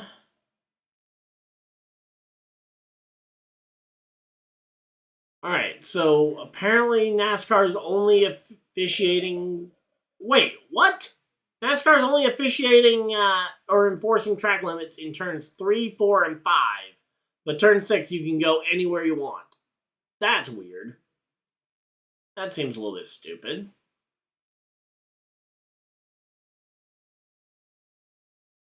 All right, well, let's see how far they go ahead and judge this one here. Green, green, green, green flag is out. We are back to racing. SVG versus Kyle Busch. Busch down into the... Okay, Busch with the early jump, but SVG, he's got the inside preferred line here into turn number 1. Through the first corner, and we all make it through. All right, everybody makes it through, going through the right direction. SVG, Reddick taking the top couple of spots. Kyle Busch on the outside line ended up being forced back to third here. Yeah, Larson, Suarez, again, we're all packed right back up together, and we got plenty of time. So there we go.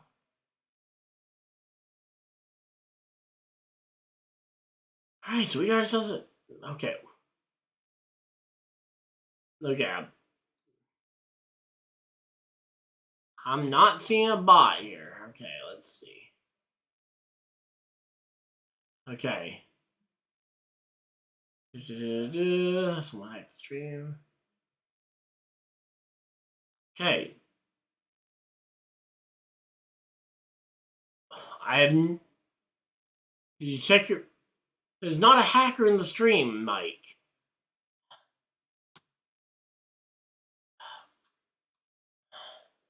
Alright, so here we go. SVG, we got Reddick out here. There's no bot for me to kick. Oh my god. Alright, so here we go. SVG trying to block both lines here. He's got both Kyle Busch and Reddick. Reddick drops the spot here. Kyle Busch able to take him over here. Now the question is...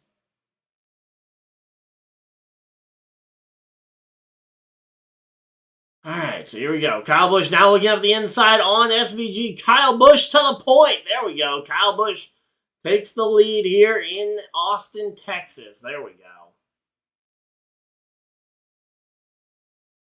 Alright, so there we go. We got ourselves a pretty good race going here. Again, Kyle Busch able to take the lead from SVG. SVG, we're going to have to wait and see if he takes it right back here.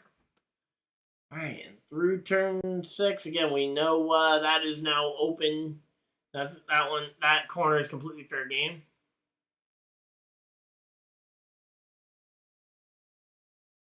Okay, there's a YouTube ad that's in Japan on YouTube. That's scammer. Okay, if it's an ad for a scammer, just don't click on the ad. Again, I can't control what YouTube does and doesn't allow for ads on my page. I mean, I see ads all the time on YouTube for... It's Japanese travel ad is a scam, block it. Again, I cannot control what ads YouTube does and does not put on my content when I've got ads on the channel.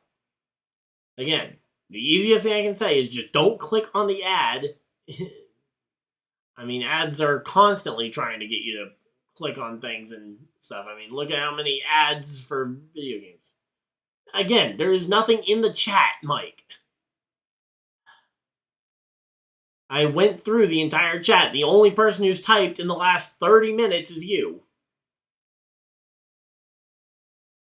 You are literally the only person who has typed anything in the chat in the last 30 minutes.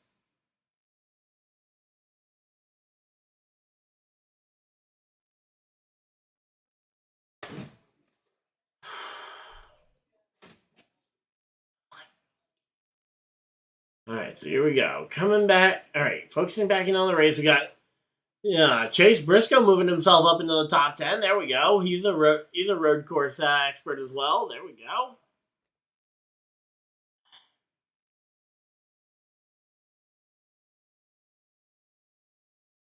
Alright, so again, we got ourselves Allmendinger versus Suarez battling it out just ahead of these guys.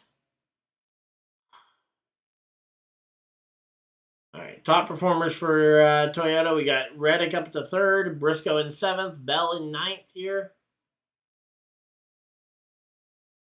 0.3 seconds in the middle of the stream. I have absolutely no idea what you're talking about. I'm not...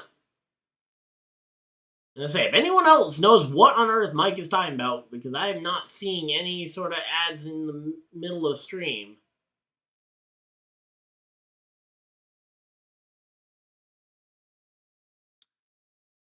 Again, I have ads on the stream, but they should only be popping up once every about 30 minutes or so.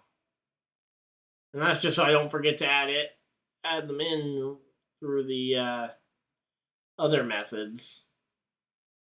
Alright, so here we go. Again, we've got 29 laps. So we're currently working lap 29 here. Kylebusch is taking the spot, and now Reddick looking to try and take advantage of SVG as well here.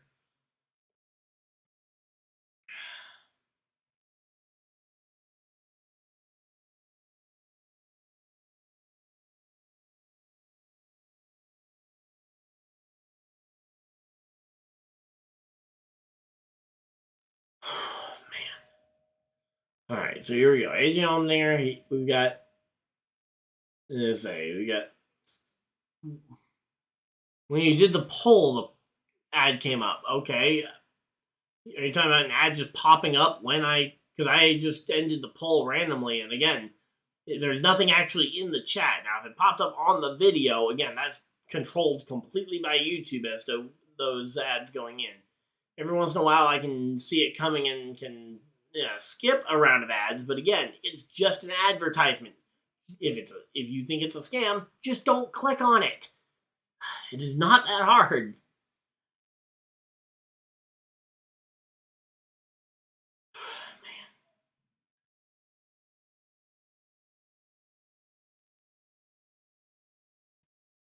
Alright, so here we go. Let's see. Again, we got Hocevar. He's falling outside the top 10. Here we go. Buescher making a pretty strong run here. Again, he's got a pretty good average finish going. 8.8 average finish on the road courses in the next gen era. Could look to improve that with a top 8 finish today.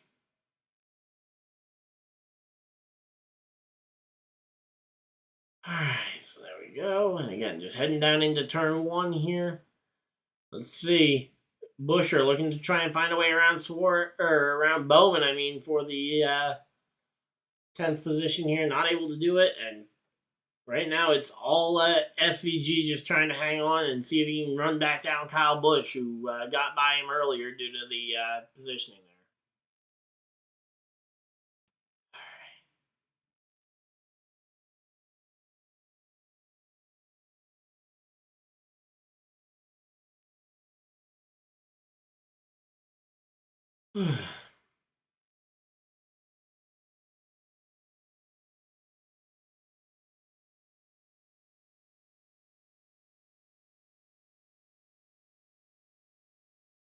Okay. Let's see. They're going through the Austin Cindric team radio here. Let's see.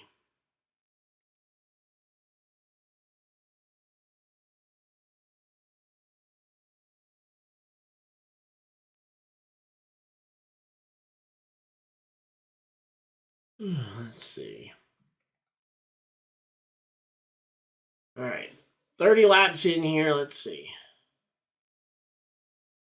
All right, dude. Again, knock it off with the ad talk. Again, I cannot control necessarily which companies YouTube chooses to advertise. I can't just say, oh, no, just using a filler here. I can't just go ahead and say no ads from YouTube. Just don't put ads from Disney on there or anything.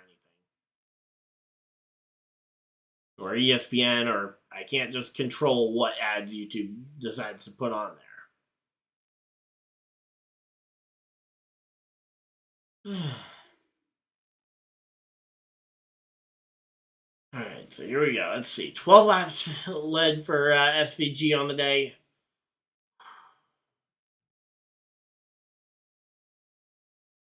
Alright, let's see again. Right now we got Allmendinger's made a run all the way up into the top 5. There we go. So SVG up to second, Allmendinger to 4th. The Roadrunner's doing pretty well here. Yeah. I thought he died a couple days. I thought he died a couple of days ago. But yeah, I saw Gene Hackman died. Yeah, I thought he died Wednesday or Thursday. But regardless, here we go. Briscoe gets sent wide by Suarez here. He hangs on to to 7th place. Yeah, despite that though, able to pull back in line.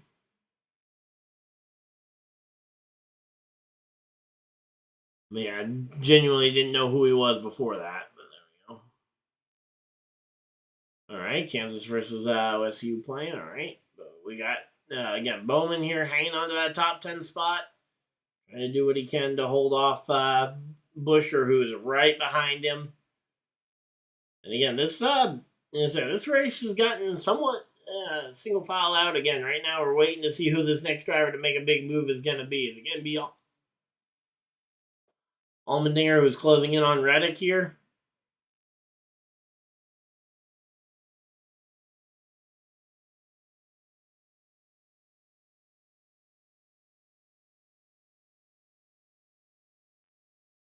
All right, so here we go. No track limits in Circuit of the Americas. I didn't realize there was. You heard me say it.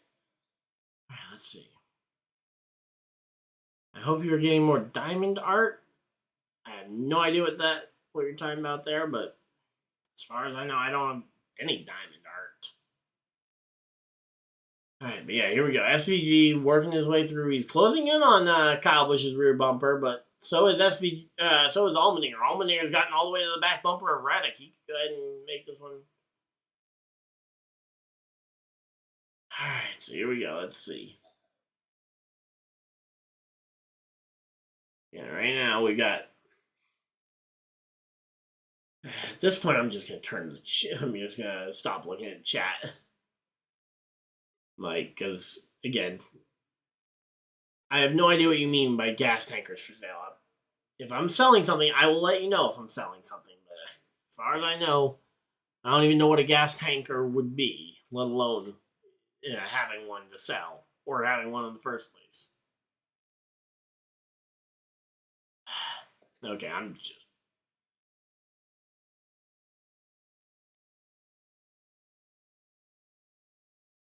All right, there we go.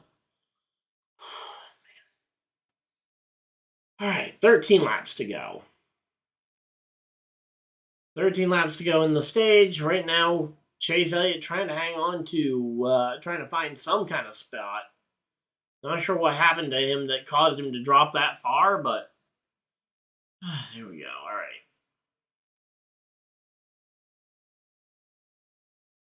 But yeah, I can't believe.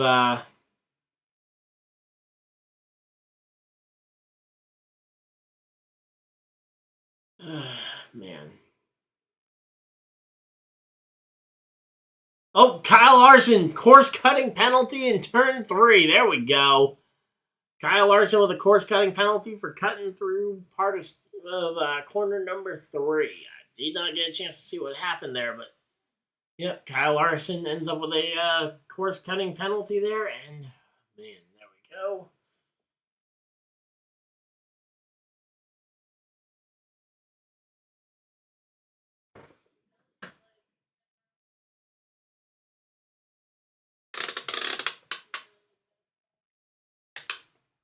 All right. So again, 13 laps to go. There we go. Allmendinger passing passing Reddick. Now can try and chase down SVG there.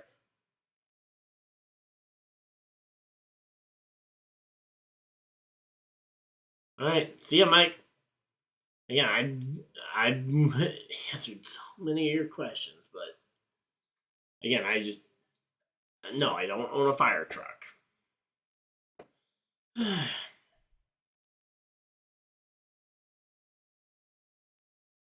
All right, so here we go. 12 laps to go here.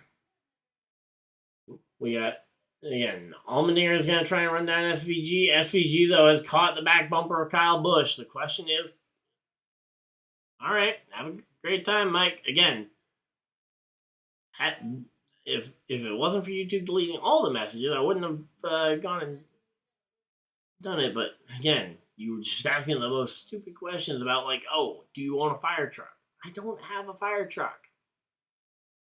Nor have I ever. If I am selling anything, I will let you guys know. Like if I'm selling a Pokemon card or something. All right. See ya.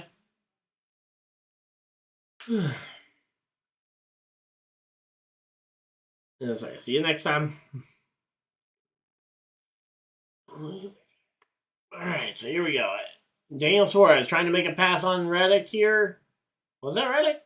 If so, he made that pass look very easy. Either that or that was someone else trying to pass him and then he swarmed back by. But again, NASCAR with these camera angles is next to impossible. And oh, there's a big shot from Shane Van Gisbergen to Kyle Busch. There we go.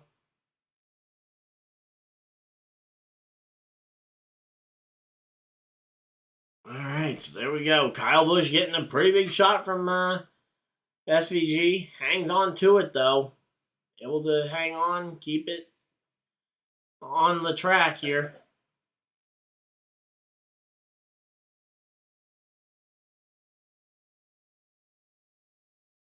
All right, so 11 laps to go here. And again, these drivers, they're racing as hard as they can. Again, I don't like the idea of having no course-cutting penalty in turn 6 there. I mean, that just seems like you're inviting people to make something stupid happen. And there we go. SVG goes back on by Kyle Busch here. So it seems like as the tires wear, SVG tends to come into his own. On fresh tires, it feels like Kyle Busch is the... okay. I saw you, Mike. Yeah, again, it seems like SVG comes into his own as the tires wear.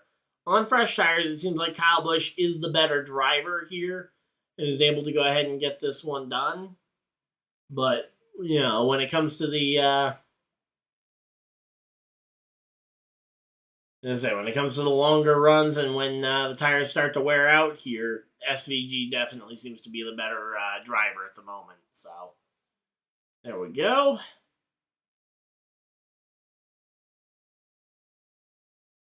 All right, so again, 11 laps to go here. Let's see. Again, Kyle Busch, he's staying close, though. If SVG does make a mistake here, Kyle Busch could potentially go ahead and take this spot back from SVG. Here we go, into the corner. And now Kyle Busch getting to that bumper of SVG, trying to give him just a little bit of a shot here. Gonna see if he can go ahead and make something happen here. All right, so there we go. Oh, I think SVG might have cut that one a little bit close. I don't want to see that one on a replay again, but again, Zillage making a massive recovery drive since the restart here. Up 13 spots. The next closest driver to him is McDowell on having gained like 7 spots since the restart, but I don't even know where McDowell is. McDowell is so far down the leaderboard here.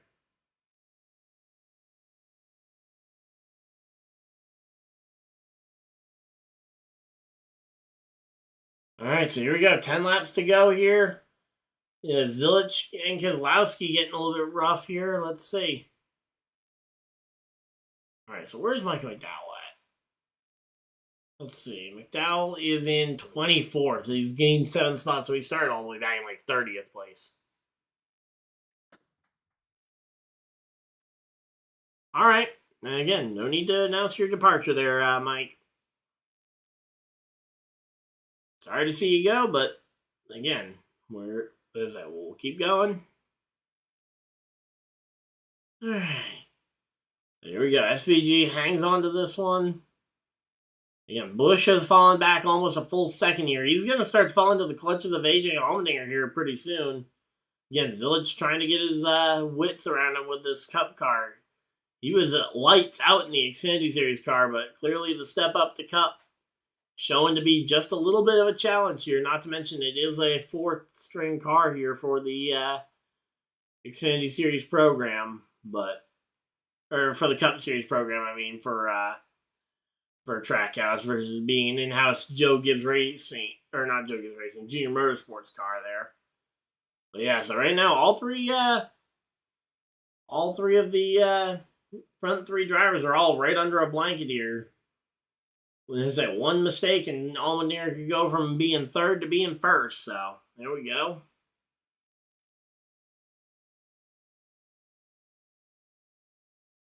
All right, so there we go. SVG up the inside.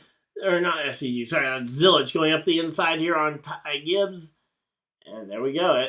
Zillage gets by Gibbs. Gibbs looking back to the inside, not going to be able to get there. But yeah, it's confusing because they both have Red Bull sponsorship. Although, yeah, Zillage is in the full Red Bull car. How's Josh Berry doing? Let me see. haven't called his name yet today, so my guess is that he's doing about how we would expect him to be doing. 33rd. 33rd for Josh Berry.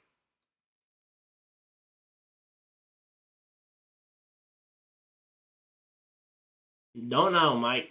Probably because you've watched a lot of content on the channel, so it still think I've got people that I unfollowed that I still see their stuff pop up in my feed because I had been following them for so long. So that would be my best guess, but it's pretty easy to just not click on if you don't want to be here. But yeah, so here we go. Eight laps to go in stage number 2. All right, let's see. Again, Buescher up into the top 10 here. Buescher looking like he might get some stage points. Ryan Prix running really well, too. That's a little bit of a surprise to see Ryan Prix running this well. Yeah, about right. Yeah, again, it's one of those things that road courses aren't Josh Berry's specialty, and we know that 21 car is not all that great. So it's kind of a mix of both that it's not a big surprise to see him running poorly, especially at a road course like this. Again, when we get to Phoenix next week, I expect him to be right back in that top 15, top 20 conversation. But yeah, that team and driver combo is no surprise that it's struggling at a road course like this one. Certainly would love to see it get better for him, but yeah. All right, so there we go. 8 laps to go here in stage number 2. In fact, let me go ahead and check my fantasy roster if anyone else plays NASCAR fantasy game. Now would be a good time to go ahead and check your lineups before stage 2 goes ahead and ends. All right, fantasy.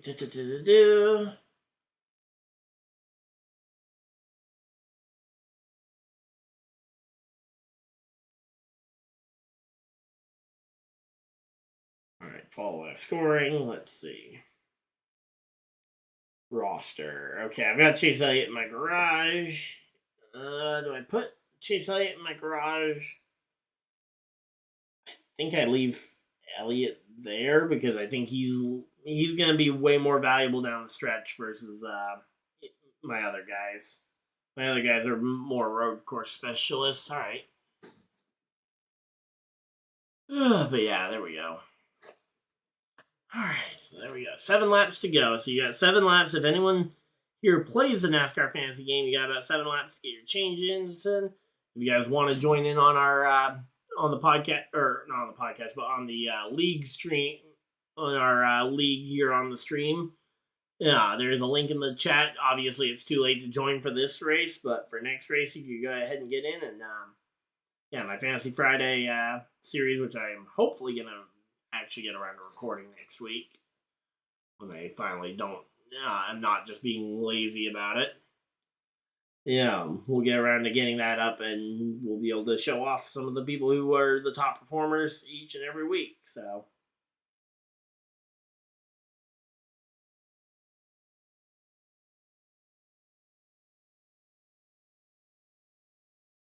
Alright, so there we go.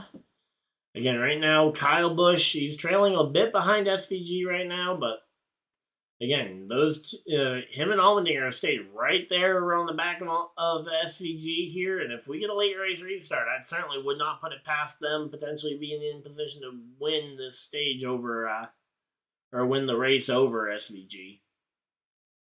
But as of right now, SVG has the lead. He's got the control here.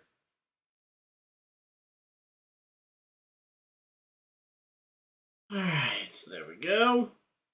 Again, 6 laps left to go. The question is, when are we going to start to see the pit road frenzy that we always see at the end of these stages? We know we're going to see it.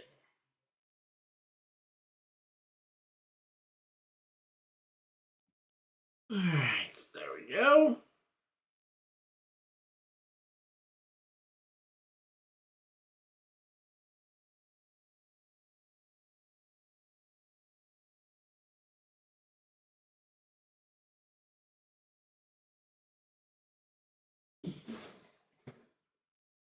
Alright, so here we go. 6 laps to go.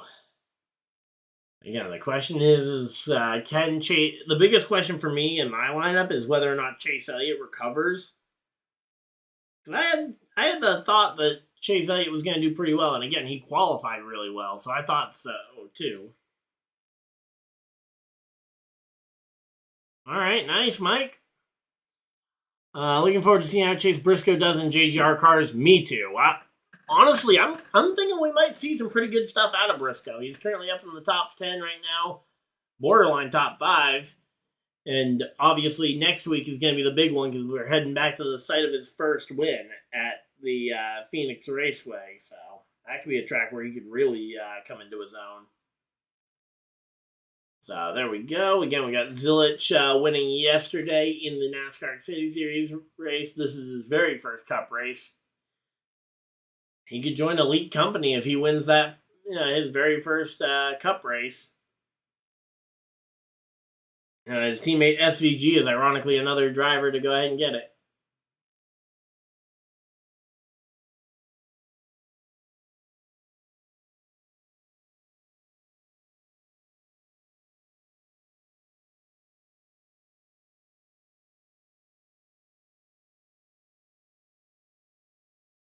Alright, so here we go. 5 laps to go, and again, Juarez versus Briscoe. They're fighting it out for this 6th position.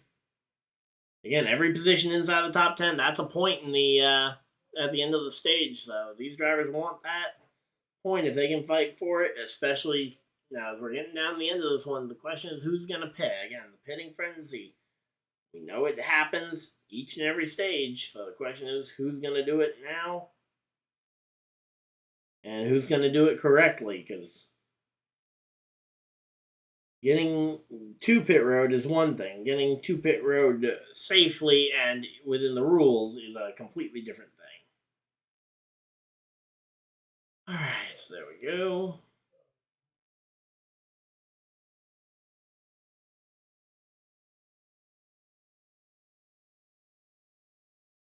I got one more fancy lap to go ahead and adjust of mine, and then we will be all set.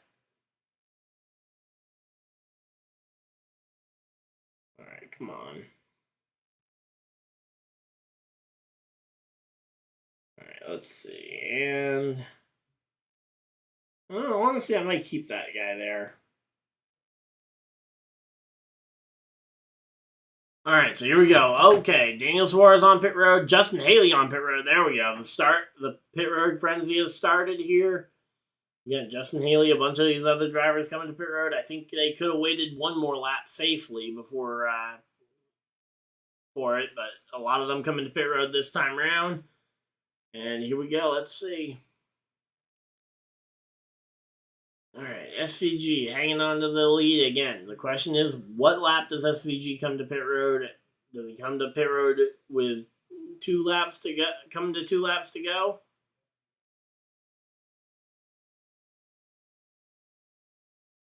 All right, so let's see.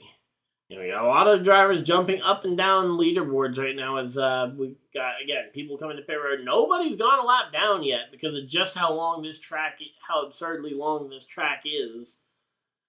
0 drivers are off the lead lap and 0 drivers have DNF'd, which is actually a pretty remarkable stat. Again, obviously, we haven't had a caution, but we had pretty significant damage to a couple of different cars early in this race. So I'm not surprised. I'm a little bit surprised to see that we haven't had a DNF.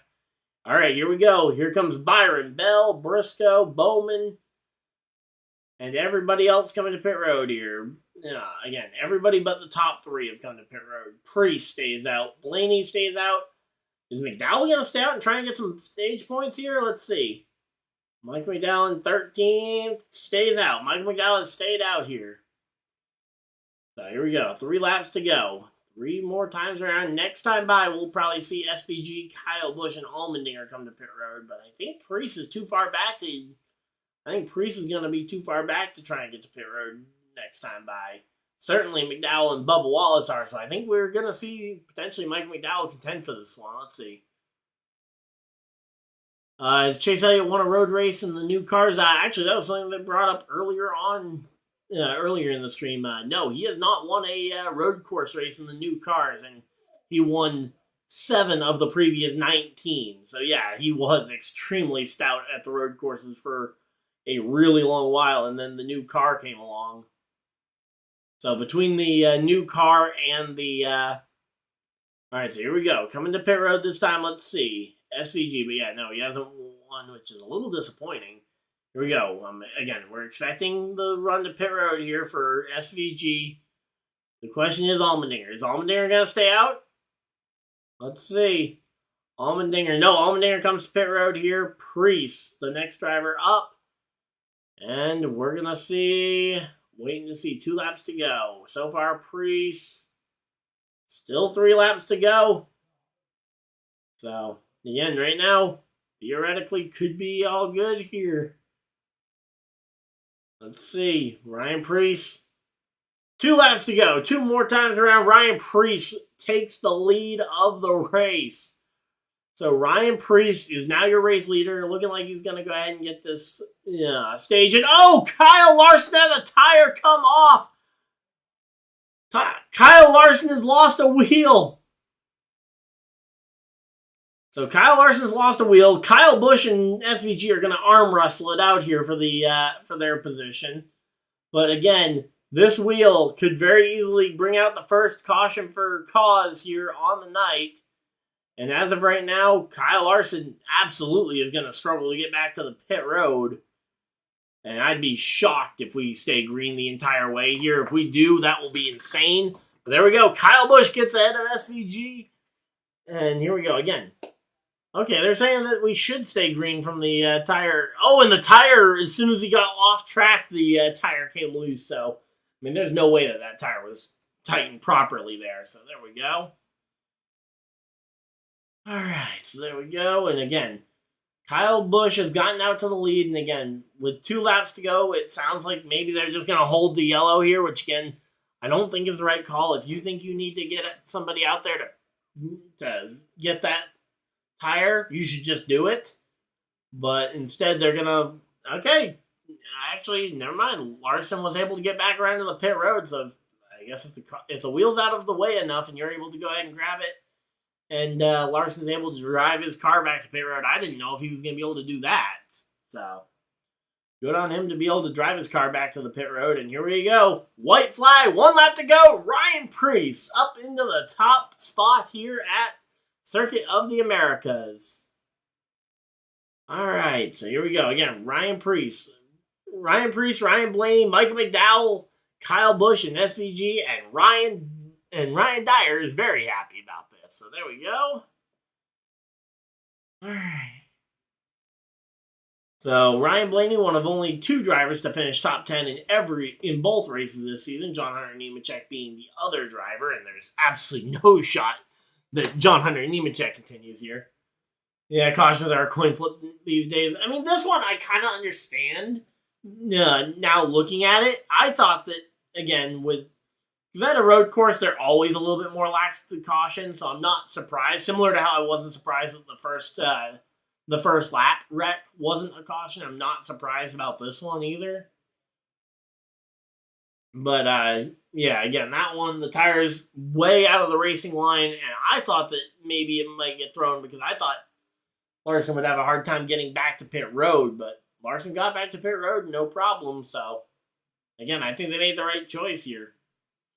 It seems like the wrong choice, and it feels like it should be the wrong choice, but I think they actually got the call right. So here we go. Ryan Prix on the final lap. Blaney right behind him. McDowell in 3rd. Kyle Busch up to 4th here. SVG going to hold on for 5th. So,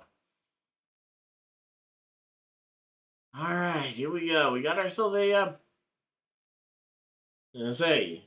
Ryan Prix is a stage winner in NASCAR. There we go.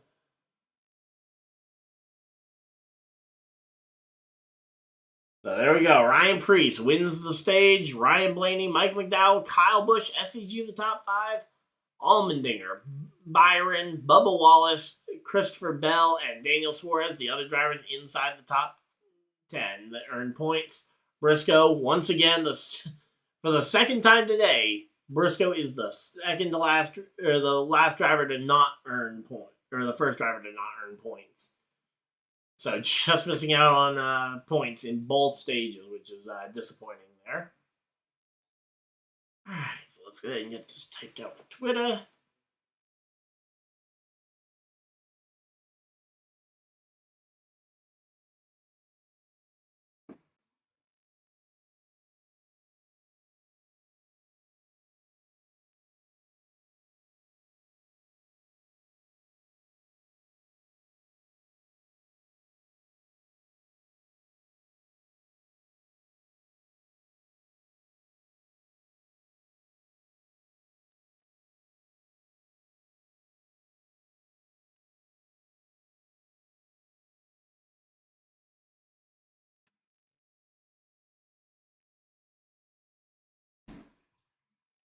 All right, 4th place Busch.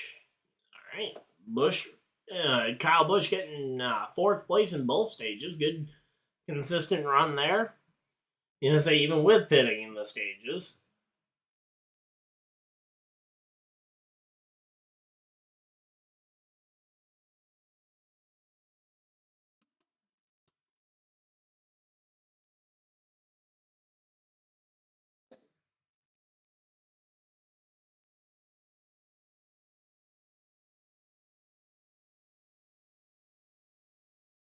All right, let's see. 7th was Byron.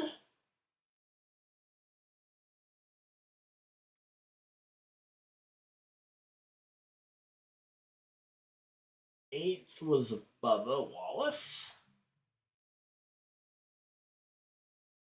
So Bubba having a pretty good points day here. 9th was Bell. And the last driver inside the top 10 was Suarez.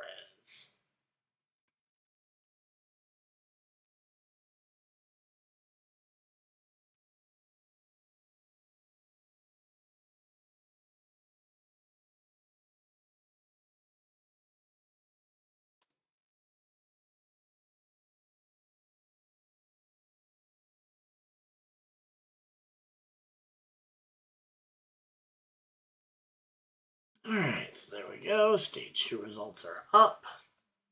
Alright, so let's tune back in. There we go. Alright. Let's see. When am I streaming next? Alright, so my next live stream, let's see. I think it should be the Xfinity Series race. So let's see. I think that would be Saturday afternoon. Let's see. Schedule. Xfinity. Yep. Oh, okay. So that's still showing the next race as Circuit of the Americas. That one happened already. Okay. Let's see. So yep, Saturday, March 8th at 5 p.m. For the GovX 200. So that'll be our next live stream. Will be that one,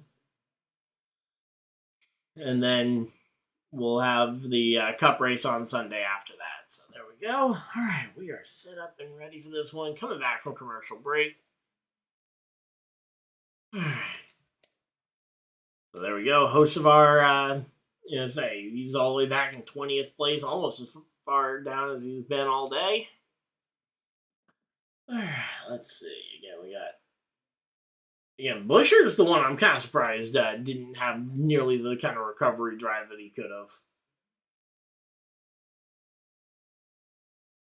So again, when we get to when the pit road opens, we'll see a lot of these guys, Prix, Blaney, McDowell, all coming to pit road, and they will have to fight their way back through a heavy dose of traffic down the stretch. And let's see, and we've gotten caution free up until aside from the yellows to end the 2 stages there. And hey, Dumb Luck, thank you for the membership. Thank you, and we will get you let's go ahead and get you added onto the channel banner.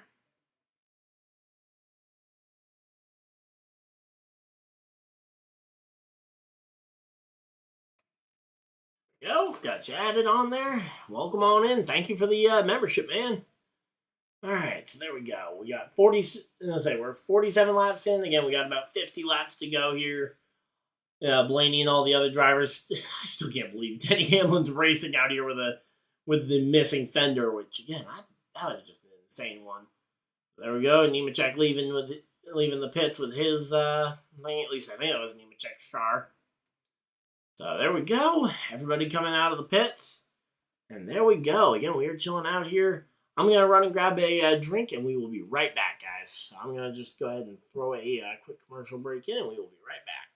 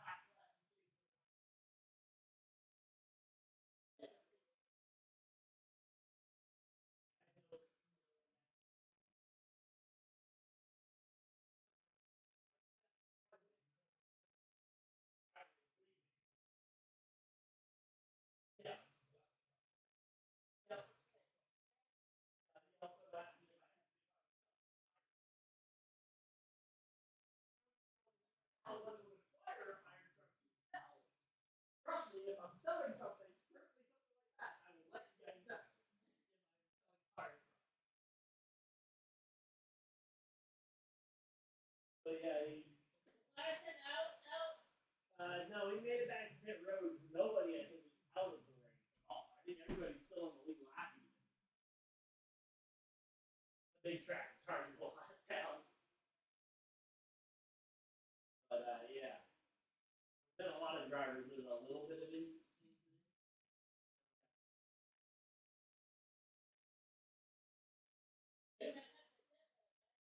Wow, that's the thing. Depending on when you were looking, because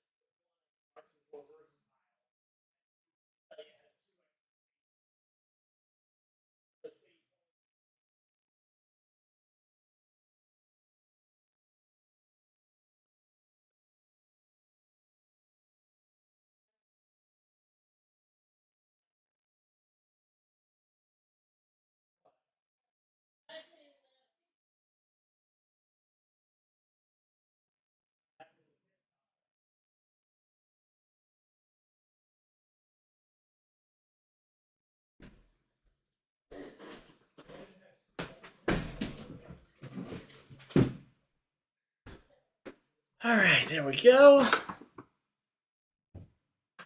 All right, we are back, and hopefully we will be good to go to the end of this one. Again, they're just coming back from commercial break. They got Jamie McMurray and Chris Myers down on the grid walk. And in exchange for me throwing that ad in there, I will go ahead and give us 10 minutes of guaranteed no ads. So that will go ahead and absolutely guarantee that we won't get an ad break for at least 10 minutes. So again, they're going through the calamity of the race so far. Again, the biggest thing being that lap 1 incident with where both Zillage broke a toe link. Denny Hamlin had some massive damage on his front end. Austin Cindric absolutely just wrecked Ty Dillon for absolutely no reason. Like, I still don't understand that one. Like, why dump Ty Dillon? I mean, okay, I can think of a number of reasons to dump Ty Dillon.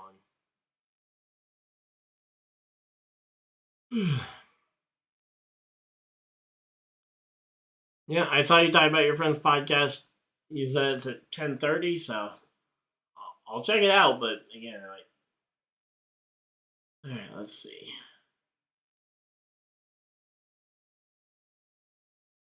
Let's see.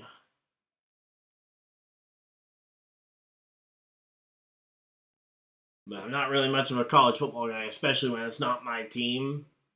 When it's not my Gators, but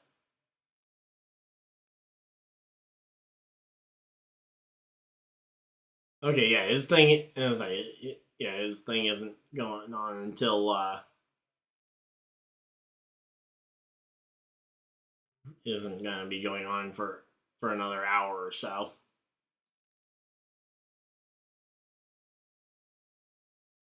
Yeah. All right. Well, we'll see. All right. Well, we're getting chilled out and ready for this one.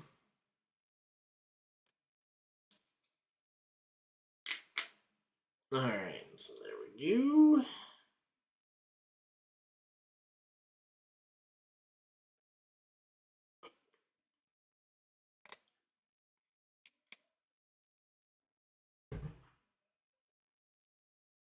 All right. So there we go. Michael McDowell's.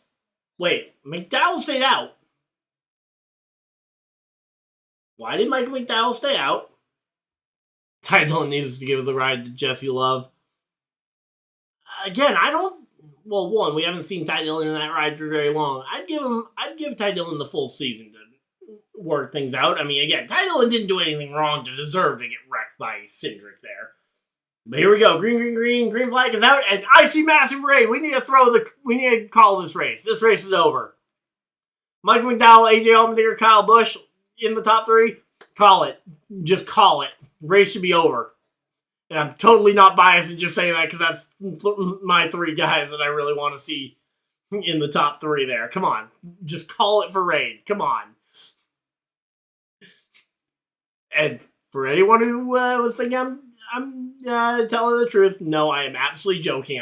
It's a very nice weather day, and I'm hoping to see a good finish here. So there we go. Oh, Austin Dillon. Yeah, I could see Dillon giving the ride, needing to give the ride up to Love, or even Austin Hill, because honestly, again, that's a driver that I don't think people talk about enough when it comes to these open potential cup rides. Is Austin Hill is a very solid driver. But yeah, so there we go. Mike McDowell versus AJ Allmendinger here. SVG also looking to try and sneak his way through. But there we go. Here's SVG looking up the inside, shoving Michael McDowell wide here.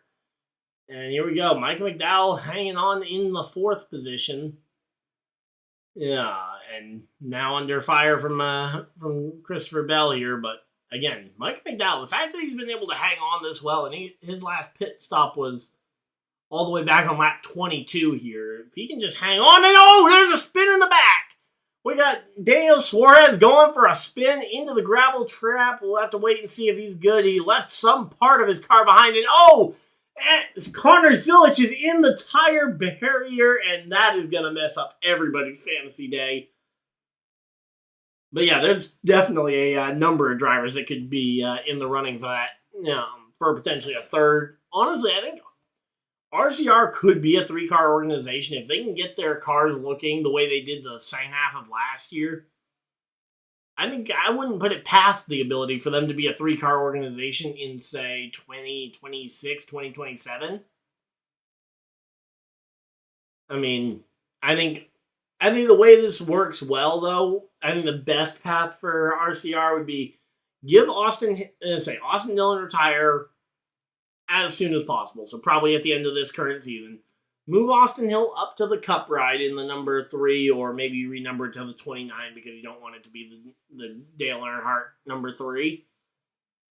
Move Hill up to the 29 or the 33 or whatever, and then you go ahead and you run that in 2026 and 2027, basically 2 years of Austin Hill and Kyle Busch. Hopefully you can keep Kyle Busch around. And then you expand to a third car for Jesse Love in 2028. Again, it's a long process, but it's one of those things that I think, yeah, again, I totally understand the renumbering, yep.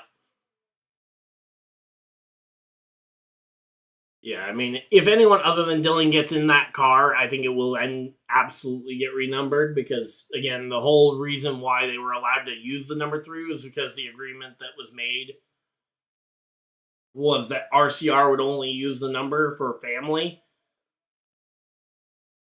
Originally, when that agreement was signed, they assumed that that meant Dale Jr. or maybe Jeffrey Earnhardt. But technically, because of the way the words were written, it was allowed to be family of Richard Childress's as well, which allowed his grandsons, both Ty and Austin Dillon, to run the number 3 throughout the Truck Xfinity and Cup Series as well. So, yeah, again, I'm not totally on. I could definitely see a world where Austin Dillon has some level of Cup success. I just don't know if it's gonna happen, because again, it's one of those things where how long are we gonna keep saying, well, it could happen, it could happen, maybe eventually. Like, at some point, you just gotta sit down and assume that, yeah, it's probably not gonna happen.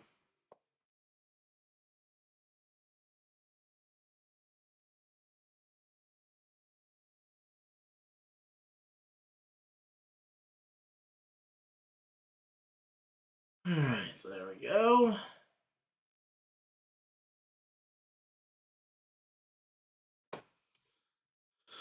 Alright, so yeah, we're just chilling out here. Yep, next Sunday, 3:30 Eastern time on FS1 for the Phoenix race. Looking forward to that one for sure.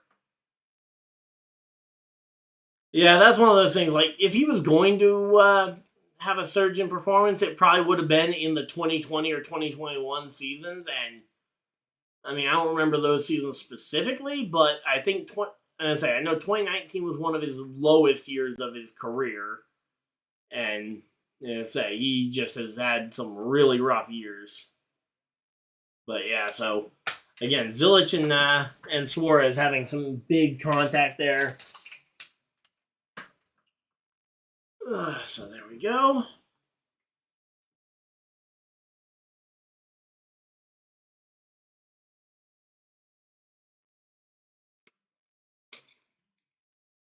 Yeah, I mean, I don't know how much more you really expect Austin Dillon to develop, especially where, I mean, he hasn't made a truck or Xfinity start in years. I mean, honestly, give him a full slate of Xfinity Series races, especially where Kyle Busch has kind of said he doesn't really want to run the Xfinity Series. He's attempted to retire from the Xfinity Series, and then he's been asked to be brought back. I mean, honestly, give Dillon a slate of Xfinity races. Maybe even try and sell him to the truck teams.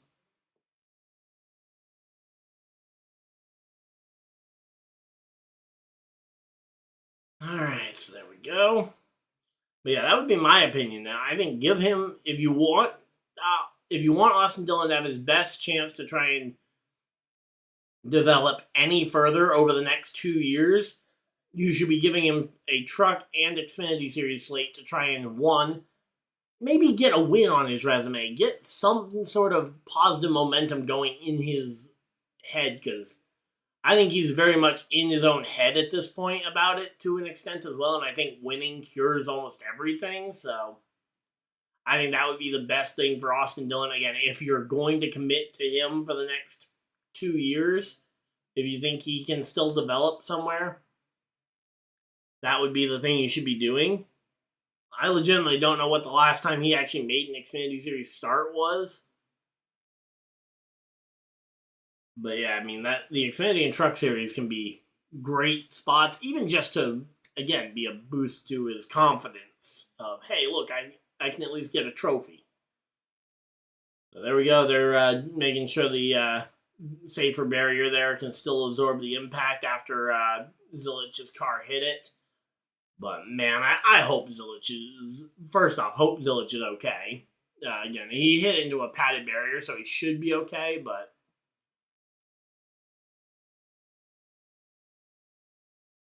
always like to make sure.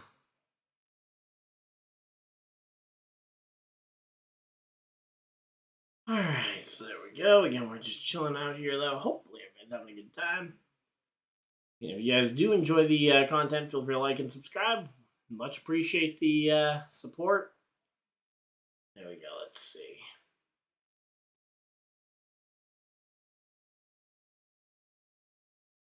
Just gonna check some emails. Let's see.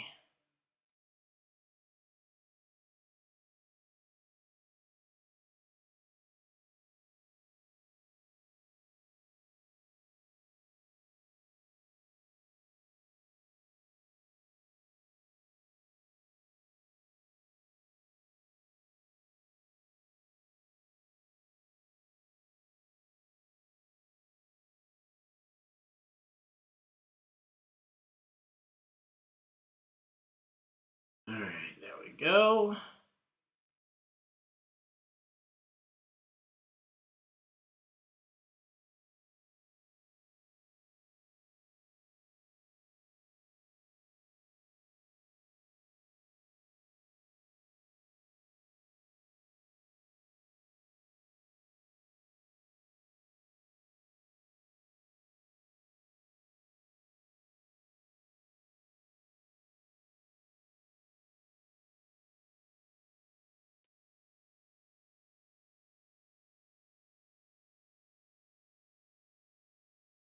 Alright, so there we go. Let's see. Just double checking chat. Let's see. Yeah, he'll probably develop better in Xfinity than trucks. No vets want to run trucks anymore because it's a mess. Yeah, well, I mean, Kyle Busch still runs, he runs trucks, but not Xfinity anymore, or not as much at least. So, I mean, I think it very much is a mixed bag there.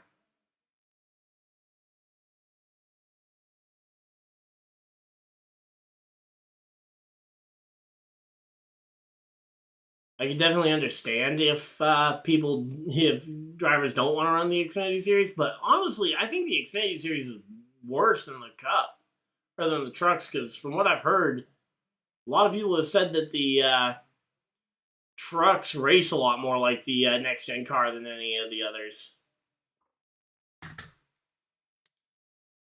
So there we go. And they're just double-checking that. Let's see. There was one email I wanted to make sure I got back to.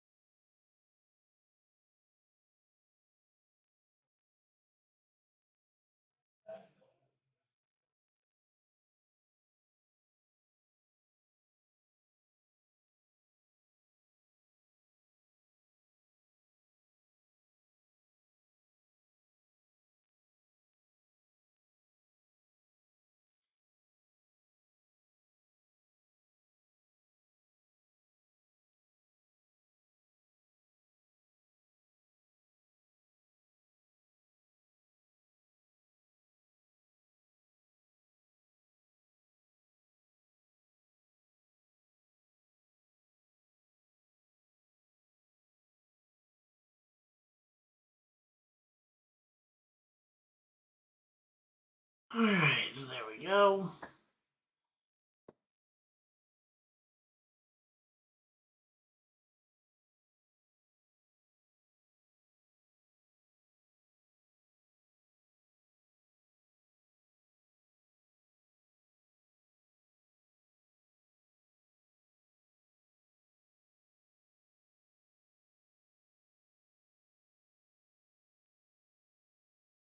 Alright, well, welcome on in. Alright, so we're still under caution flag here for the crash there involving the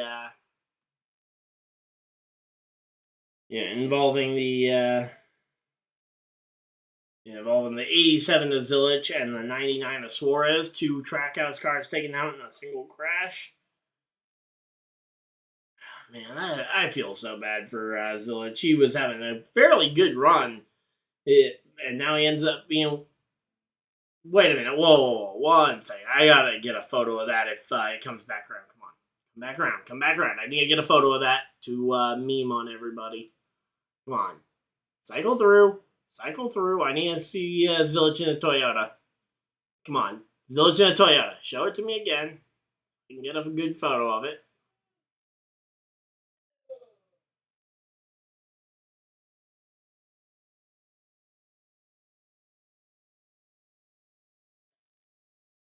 All right, there we go. I got my photo of it. All right, there we go.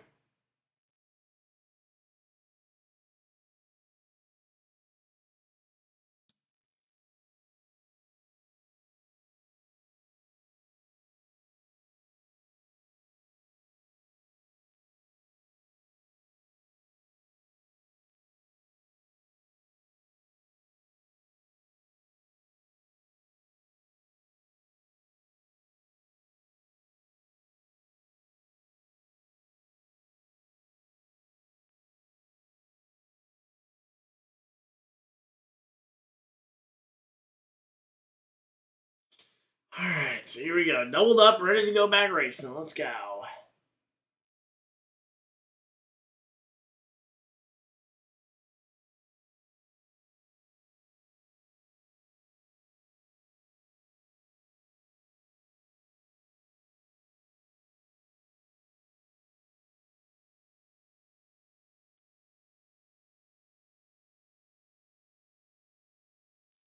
All right, so there we go. Kyle Busch, AJ Allmendinger, SVG, and Michael McDowell, the top four. There we go.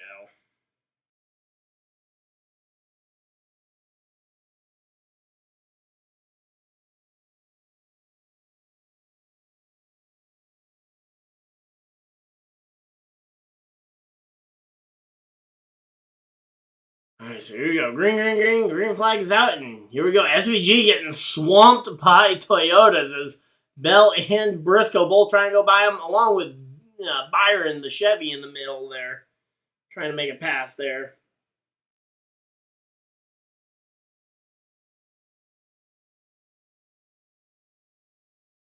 All right, so there we go. All right, we got this one 41 laps to go as we're getting ready to get back into this one. All right, let's see. But yeah, again, I think it'll be easier for him to develop in Xfinity though, considering now that I think about it, RCR doesn't really have a truck program, so he'd be stuck with the Spire trucks, which aren't necessarily bad or aren't impossible to develop in, but could definitely be an issue there. So here we go. All right, so there we go.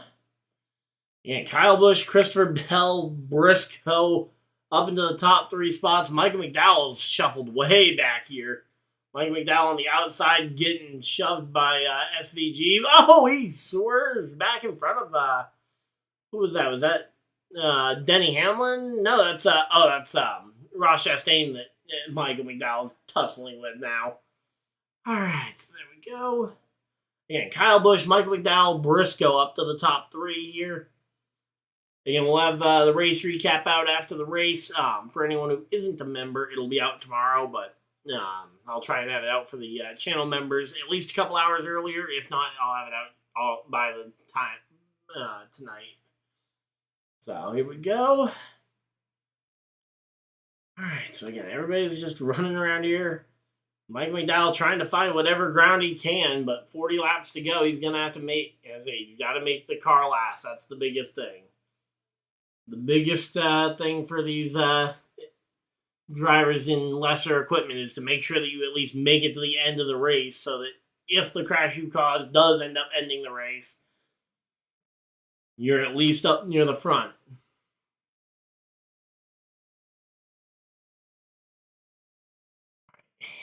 Come on. Stop giving me the Xfinity Series stuff. I'm trying to find the cup leaderboard. There we go.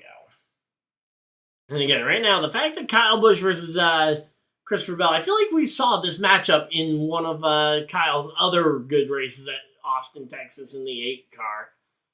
Because, like, legitimately, I feel like we've seen this exact matchup where Christopher Bell moved Kyle Busch out the way for another Toyota driver. I think maybe that was during the Reddick race win. But yeah, so again, okay, that's practice race. There we go. Boom.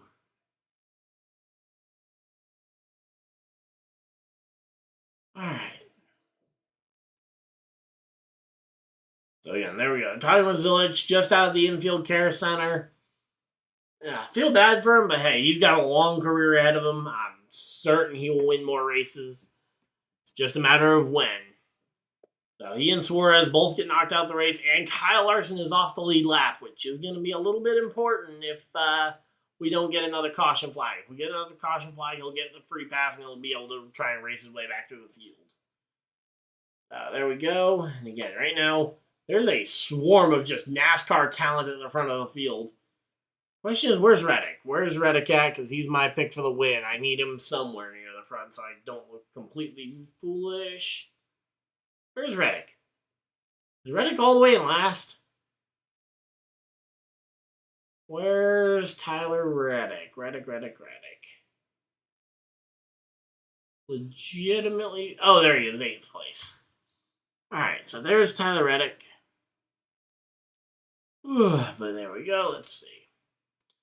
Wonder if Hocevar can stay clean because he's been catching flack. I mean, granted, the thing him catching flack at the end of the... Now, certainly there are some things that he did in Atlanta, like, yeah, him giving that push to Ryan Blaney. Sure, that was definitely ill-advised. He's also only in his second season. I think he should definitely get way more of a benefit of the doubt. And then the other thing I've seen people clowning on him for was the fact that he ended up pushing Christopher Bell to what ended up being the win. And no one knew at the time that that was gonna be the end of the race. Legitimately, nobody knew at the time. At the time of the push, that was going to be the end of the race. I mean, yeah, there was a crash behind him, but the last 2 races they'd let them race to the green, or let them race to the checkers, so. Again, yeah, definitely a mistake, definitely something to learn from, but it was a simple mistake that we see a lot of drivers do. I mean, not to go after too many guys, but similar guys, some of the guys we've already talked about.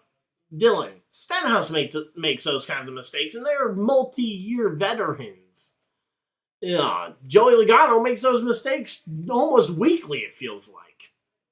So, again, it's not like drivers, like it's something that's exclusive to him, and he's only been in the league for a year and 2 races.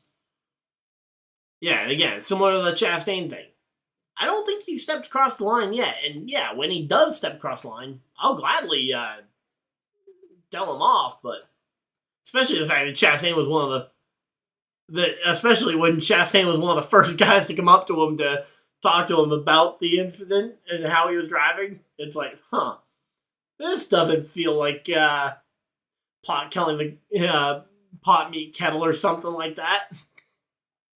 But yeah, so that's one of the things that I say to basically anyone who tries to tell me that, oh yeah, Hocevar needs to either be removed or needs a penalty for any of these kinds of things. It's like, yep, it's a rookie mistake. Shocking surprise, he's only 2 races removed from being a rookie. Now, nearly 3 races removed from being a rookie. So there we go. Justin Haley and Hocevar up into the top 10.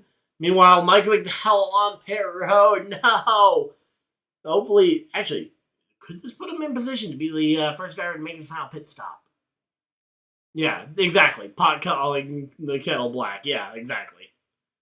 But yeah, if this could be the final pit stop for Michael McDowell, he could be in position here. 59 races since Kyle Busch's last win. No, come on. Why do we have to show that graphic? Now I know Kyle's not going to win it. But yeah, here we go.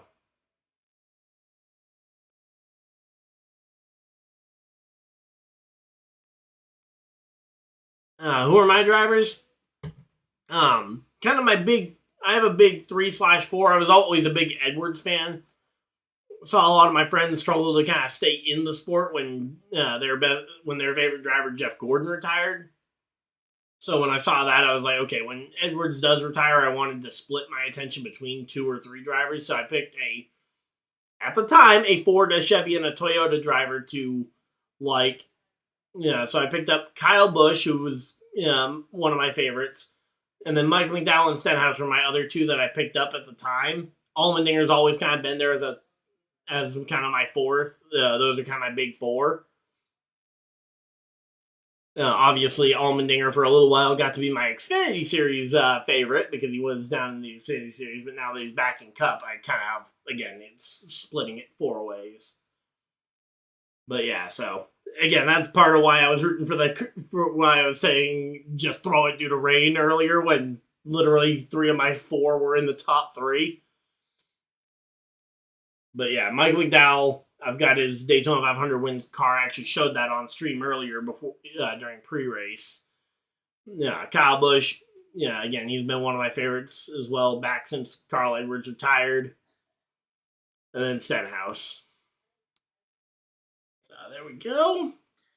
All right, so they're showing the onboard here. SVG trying to get by AJ Allmendinger. Roadringer versus Roadringer here.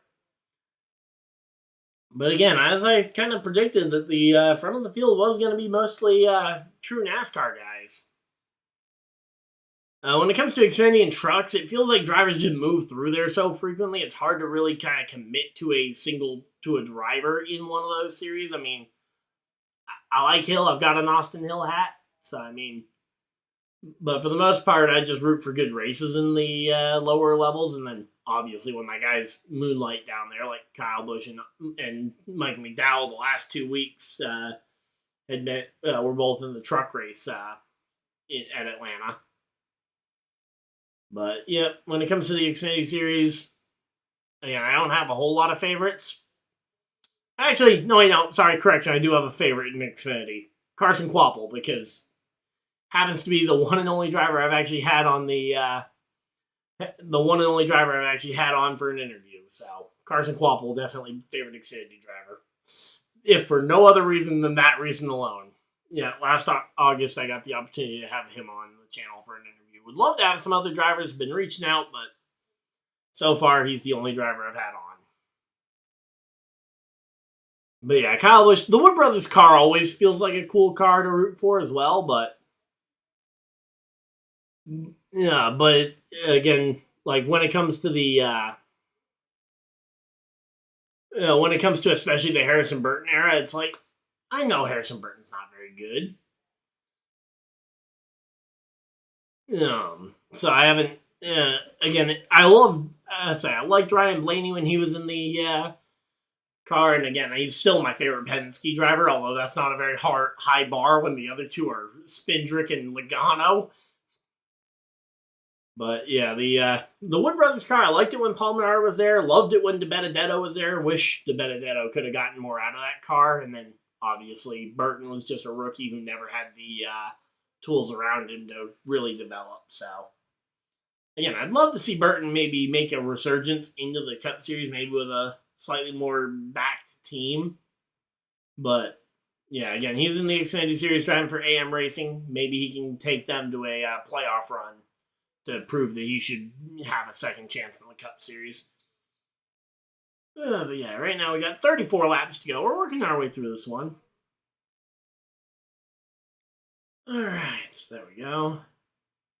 Alright, I'm from Virginia but live in Mooresville, North Carolina. Alright, cool. I'm hoping to move to North Carolina here in the next couple of years, but I currently live all the way up in Maine. But I've been to the Bristol night race a couple years in a row. Looking forward to going back again this year. Also, almost always hit up the New Hampshire race. Was also able to be at both Charlotte races a couple years ago. So yeah, I love the North Carolina, Virginia area. Like that, the entire South is just really cool. Aside from the summer when it's really hot, but yeah, you know what I mean. All right, so here we go again. SVG really seems to be struggling to make passes here inside the top 5. I mean, granted, these are some of the best drivers in the business. I mean, Briscoe is no slouch at the road courses. He won at the Brickyard in the first the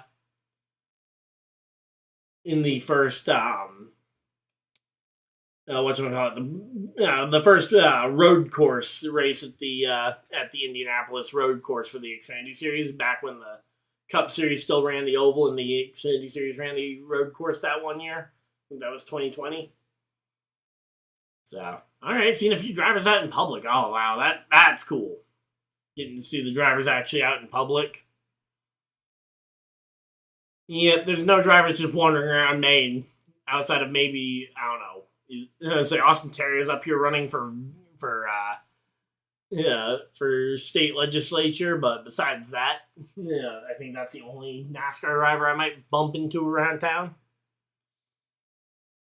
But yeah, there we go.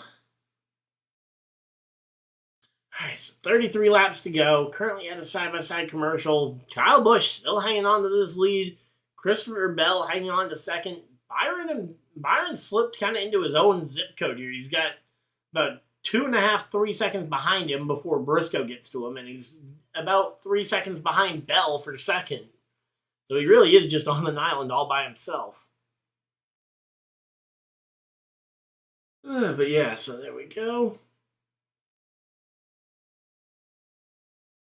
I will say though, over on the podcast that I'm a part of, the Lap Down podcast, link is in the description to the Social Sports Pad Network, which is where the podcast is held. We will be interviewing, and we do have a driver interview that we got scheduled for that for that channel over there with an ARCA Series driver. Not going to say exactly who because I don't know if they've announced it yet to everybody. They've told us who it's going to be, but I'll just say that we do have one scheduled, so. Yeah, but yeah, that's a weekly show that I'm on where we go ahead and we break down the previous week's race. We go ahead and make race picks for the upcoming week, so if you guys want to hear me talk even more about racing, that would be another place to go ahead and check it out. 32 laps to go. Yep, so yeah, me and some friends were all on there. We got Jamie, who's popped in for one or two of the, I think he helped me out with the Ohio State championship game broadcast. And we got JP, who helped me out, who did the Quapple interview with me, and then a couple of other friends who we all talked NASCAR. So, yep. Yeah, I think we record mostly on like Tuesdays and stuff, so the episodes usually go up Wednesday or Thursday. Let me see if this week's episode actually got uploaded, because I sent the guy the recording, but I thought someone else was supposed to get him the title and stuff, so I want to make sure if he got it uploaded or not, and if not, I'll get a title to him as soon as possible. Let's see. Okay, yep, lap down 3 days ago. There we go. Alright, so yeah, so they did get that one. They also got they've got baseball podcast over there as well, hockey, if you guys like that. The only other one I'm on over there is the football podcast when the NFL is going on, so. Yeah, Phoenix schedule, ARCA Menard Series race. You guys want to see me stream the ARCA Menard Series race? Let's do it. We'll stream the ARCA Menard Series race next week. So, ARCA Menard Series race, Friday, 8 p.m. Eastern. Add another race to the schedule. Let's go. Sounds like a good plan. So, we'll add another race to the schedule. That one's over on FS1, so I'll be able to definitely see it. It's not going to be on, like, Nav TV or Flow Racing only. But, yep, so definitely looking forward to that one. Again, SVG still arm wrestling with Briscoe, trying to get by some guys. He's made the pass on Briscoe. Reddick's made the pass on Briscoe, so Tyler Reddick up into the top 10, looking like he might have a shot at the top 5, so yep, there we go. And yes, quite literally, that is how I decide if I'm doing a race or not. I just look to see when it's on and what channel, and it's like, I'll do it, yeah. So, yeah, and again, we got Fantasy Friday on, that should be returning this Friday. Again, the only reason it hadn't been the last couple of weeks is because it'd been lazy. But yeah, so looking forward to it. Hopefully everybody else is enjoying it. We got 30 laps to go here, and Christopher Bell is all over the back bumper of Kyle Busch again. Come on, Kyle, run away. Run away, Kyle. Alright, so let's see. There's also been a lot of work going on in my house, so hadn't been the easiest times to record my skits, because I had before the season started, I tried to get some skits going, but then just Again, between laziness and then also stuff like shoveling getting in the way. Which I also have to make sure I get that done. Because, of course, we had to get more snow the other night. Alright, so there we go. Again, Kyle Busch hanging on to this lead here, but not by much. And again, Byron's right there if he and Bell get into each other here. We could potentially see yet another one here. Alright, but yeah, we're chilling out though. Hopefully everybody's having a good time. Currently sitting, what is that, 71 subscribers away from hitting 3,000. Let's go. Man. There we go again. It feels weird the way they cut this off because I don't feel like we had any problems with the other end of the racetrack. I think the only real part of the racetrack, like the weirdest part about this racetrack is the weird little kink type or keyhole type turn. Trying to remember. I think that's turns 7, 8, and 9, I think, is the weirdest part of this track. And if we could bypass that, I think honestly, I think the track would flow a whole lot better.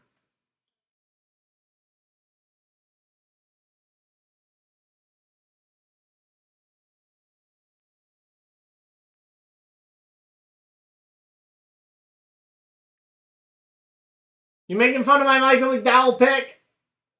Are you making fun of my Michael McDowell pick?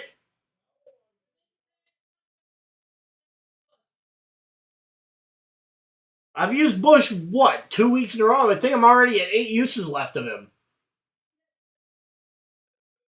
Yeah, trust me, I'm aware. And the 500 certainly wasn't. But yeah, they definitely can't make it to the end of the stage on fuel. The question is, can McDowell to the end of the race on fuel? Again, McDowell is the question mark. Because, again, I think McDowell might be able to make it from where he is on fuel.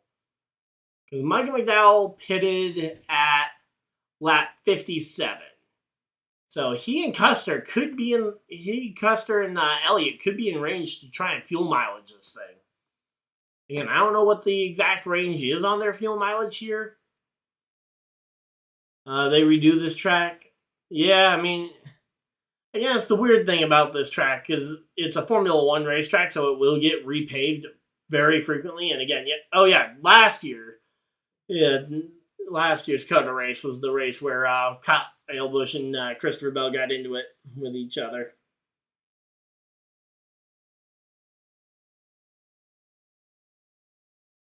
But yeah, I'm currently sitting in 15th place on points. Dead last, actually, on points there. Because I have Larson, Zilich, and McDowell, who are all combining for about 13 points. That is unfortunate.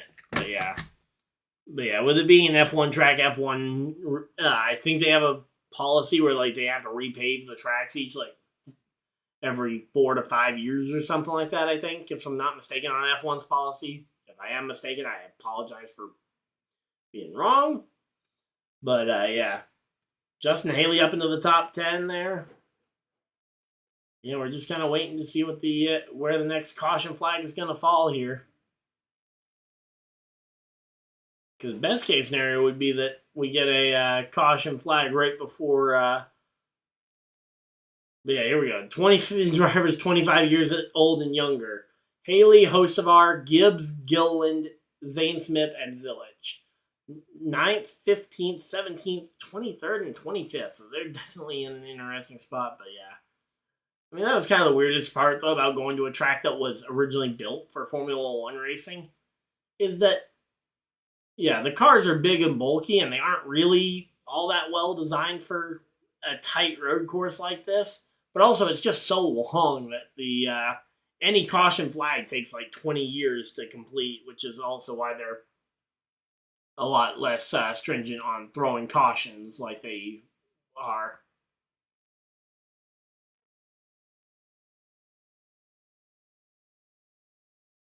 Alright, so there we go.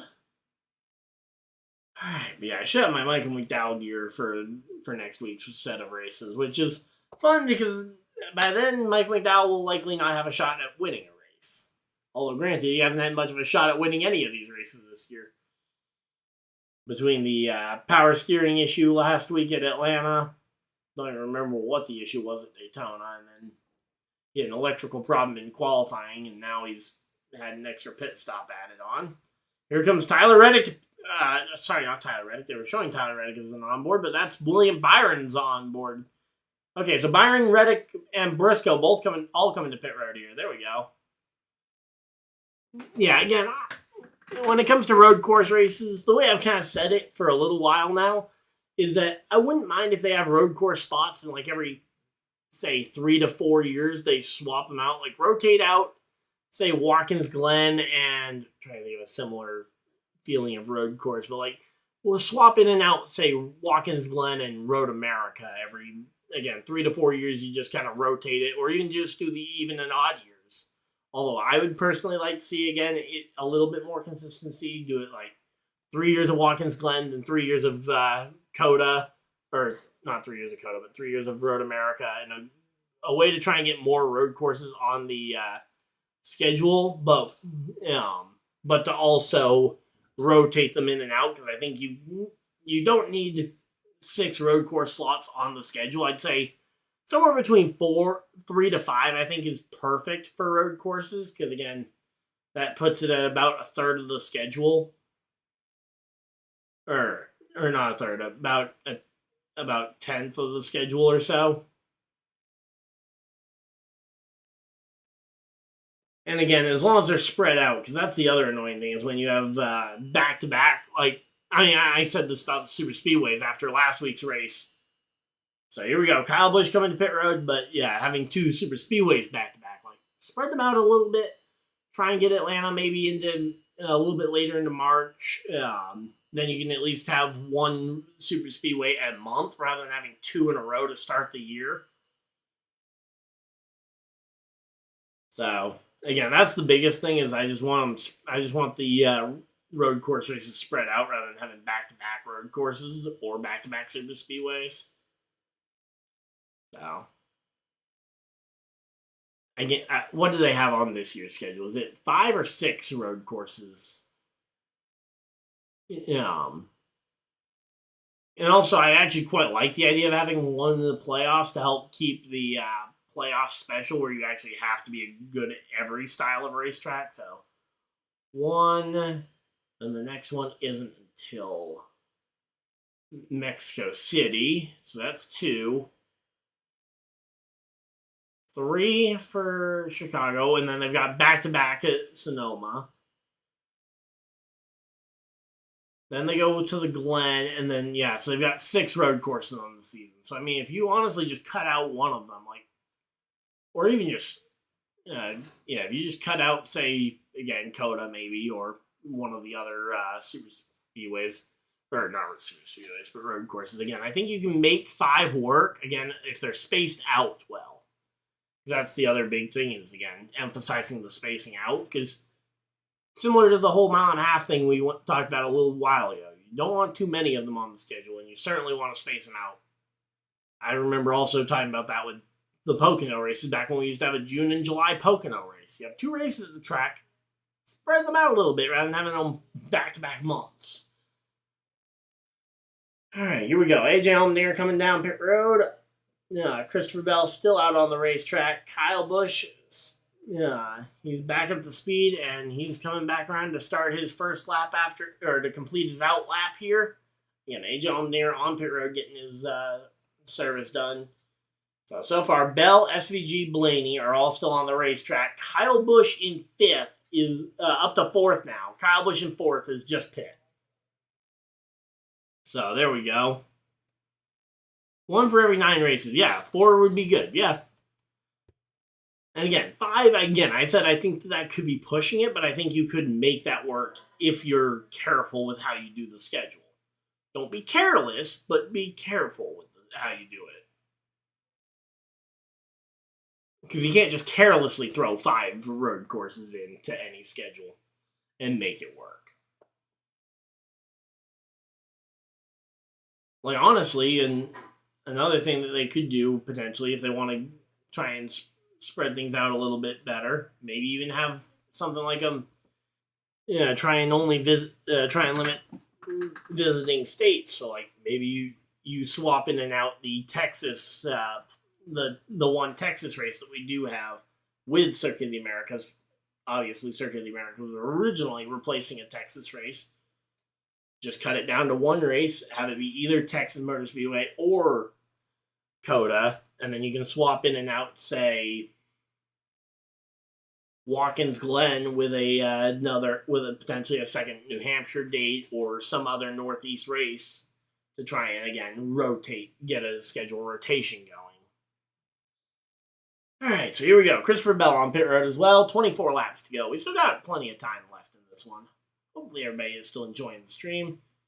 We're just chilling out here. Hopefully everybody's having a good time. Let's see. You think you like the Chicago race? Oh yeah, I enjoy the Chicago race. I think it's a nice difference of and if you heard any bit of what I said during the IndyCar race earlier today, I absolutely love street course racing, especially in really nice looking cities like the Long Beach Grand Prix for IndyCar or even St. Petersburg, Florida. The Chicago race, again, I think it looks great on TV. I wish we could get a little less rain, because that's been the biggest problem for the Chicago race, has been that they've been dealing with rain the last... I think they've dealt with rain and darkness all 3 years, if I'm not mistaken, if not at least 2 of the 3 years. So far, SVG and Blaney, the 2 drivers who have yet to pit of the guys near the front here. But yeah, again, I think that the street course concept definitely has worked. I'd like to see them bring it to other cities. Again, maybe up to Canada, maybe using it as a way to try and expand internationally. I honestly wouldn't be opposed to the idea of maybe even NASCAR having a actual summer break where they go and do like an all-star type event out in and go race on one of the F1 circuits out in either England or Germany or even somewhere over in France. Maybe run a full NASCAR race over at Le Mans when the Le Mans track isn't in use by the 24-hour race. I think the street course concept could really be a good addition to that. But we'll have to wait and see. So here we go. Again, all the pit stops are starting to cycle through. Blaney's on pit road. Eric Jones on pit road. So again, everybody's cycling through here. And again, the question ends up becoming, 1, where is McDowell? Okay, so McDowell has his last pit stop was at lap 57. So it's coming up on 20 to 30 laps. So he's definitely going to have to pit again. The question is, can he fuel mileage this to potentially be a winning strategy? I don't think it's out of the realm of possibility here. Again, right now, obviously, speed's winning for Kyle Busch and the others, because they've pit more recently and are up at the front. Yeah, like they did in Japan at Twin Ring Motegi. I know that was noble, yep. But again, having something like that, or even going somewhere like Australia in the off season, because Australia, if I'm not mistaken, has their seasons kind of backwards. So they have summertime while North America has winter. So I mean, if you could go race somewhere like that in the winter time in like December. Surfers Paradise, I think, was a old IndyCar circuit, street circuit over there. I think that'd be a cool thing. If Twin Ring Motegi was fixed up, I don't know what kind of condition that track's in at this point between the earthquakes and stuff. But again, I think an international race or 2 would be a great way to try and promote the sport. And especially to give it legitimacy. I mean, racing on the proper F1 course, I felt like was a great way for NASCAR to get some legitimacy with the F1 fans. Then they went and changed the track, which I don't think was a terrible thing. I think the biggest thing was just how much of a heart attack the F1 drivers would get looking at how much the NASCAR guys abuse track limits because NASCAR lets them. But here we go. Again, 22 laps to go. All right, so we got ourselves a pretty good race going on here. Again, it's a long, drawn-out fuel mileage one. Again, SVG trying to drag the fuel as long as possible. He can easily make it from here on make this his final stop. So the question ends up becoming, when does he make his final stop, and does he catch a yellow? Because if he catches a yellow while he's on pit road or something, I mean, that would be luck. But man, would that be a massive... that would be a massive change of fate there for him. All right, so there we go. All right, so here we go. SVG coming down pit road, and let's see. One, can he find his pit box? And nails it perfectly. There we go. Great job, SVG, on the pit stop. Stops in his box nearly perfectly. Let's see, get that pit stop done. Kyle Busch to the lead. Byron passes SVG as well on pit road, so he's going to have a little bit of work to do when he comes out the pits. Cindric also coming to pit road there. And here comes SVG out of the pits, and he is going to be... Looks like he's going to merge right behind Briscoe and Gilliland. Oh, man, Todd Gilliland just jumped right ahead of SVG there, putting SVG back to 8th place. So SVG is in 8th here. He's going to have to march his way through the field. The question is, he's only got to pass 8 drivers. Can he do that? Yeah, can he do that in the laps remaining? And do we get a caution? Because that's always going to end up being the bottom line in NASCAR. Is if you can tell me when the cautions were coming out, I can tell you what the right pit strategy would be. But if you can't tell me when the cautions are coming out, which nobody can do without a crystal ball, then yeah. So there we go.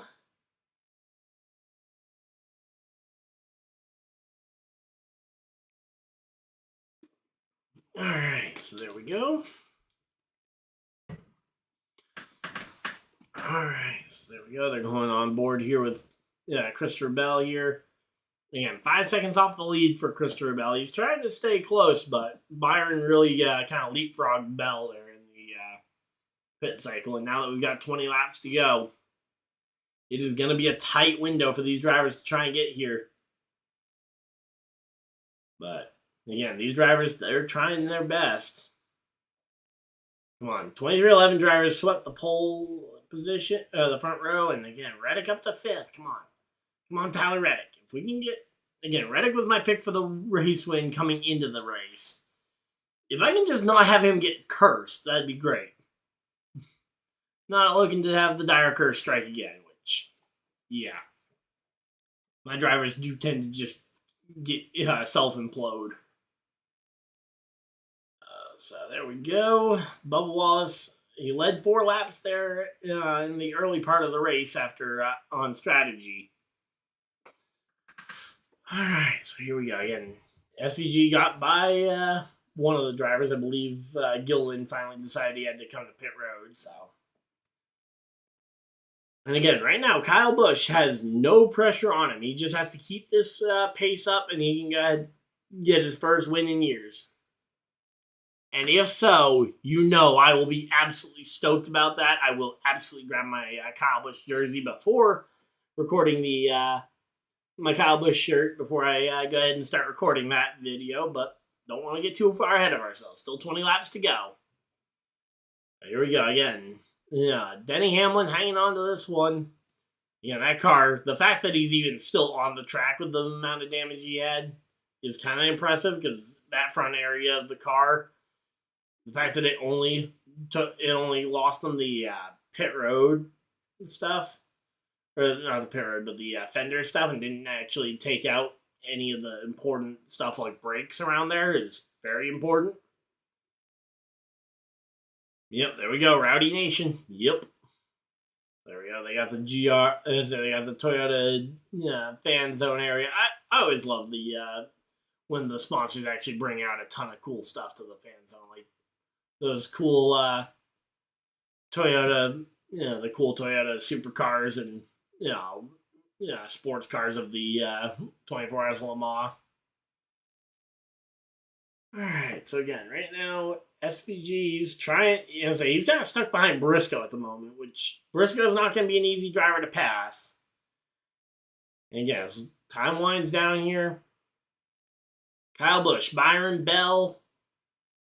Again, I don't dislike SVG. It's just one of those things where it's almost certain that he's going to win a road course race. Just don't let it be the first one. I was super supportive of Zilic yesterday because one, I think he and SVG both have kind of the same thing going for them. If they can win, if like for example in Zilic's case, he won the first road course of the Xfinity Series season, so he's locked into the Xfinity Series playoffs no matter what. Yeah, so he can now focus on developing on the ovals. I think that's what Gisbergen wants to do, and I think I'd love to see him win the Mexico race, one, because I think that'd be really cool to see the foreign driver winning the foreign race. But also, again, it would give him the entire summer to work on his oval craft and perfecting the art of oval racing, which is something, again, he will need to do if he wants to actually have longevity in the NASCAR ranks. Again, you can ask Juan Pablo Montoya. You can survive a long time in this series as a road course ringer. Same thing with Sam Hornish. Yeah, but to really have a real shot at a career or any sort of playoff success, you're going to need to figure out the ovals. And I don't think it's something that he can't figure out. It's just something that it will take time. And here we go. Bell's been on a charge here. He's caught up to Byron. Wow, he caught right up to William Byron. He might have a shot at catching Kyle Busch if Byron lets him by. Problem is that I know Byron's going to fight as hard as he can to keep Bell behind him. Hopefully, there goes Denny Hamlin and... Yeah, Ambrose too. Yep, another one. And Denny Hamlin and Austin Dillon going around, and Austin Dillon out in the sand trap. Not sure if he's just waiting for other drivers. No, he might be beached. Yep, Austin Dillon is beached in the corner. Caution flag flies. Oh, man, no. We were going to have such a good, long, drawn-out finish, and caution flag flies for a Austin Dillon having a bad day at the beach. Oh, no. No. Well, there we go. SVG just got exactly what he wanted, and now it's a question of, okay, what happens now? We got 17 laps to go. I'm sure all of these drivers would love a fresh set of tires. Yeah, Austin Dillon's just saying, all I need is a push. Just get me to the pavement, and I will go ahead and get this thing going. And they're going to, it looks like they're going to check the front end of his car first. Yep, all new race. Basically, all new race. Does that mean we can put Michael McDowell up near the front? Like, have him qualify up front for this new race? No, I'm just kidding. Would be nice to see Michael McDowell find a way up to the front here, but yeah. Yeah, so all Austin Dillon needs to do is get enough of a push or a toe to get out of the sand, and then he can drive it from there. So they're hooking up his car. It'll be a moment, but there we go. Caution flag flies, and we are right back in it here. So again, nice long drawn-out race. Hopefully everybody's still enjoying it. Again, we are having some fun. Hopefully you guys are having fun as well.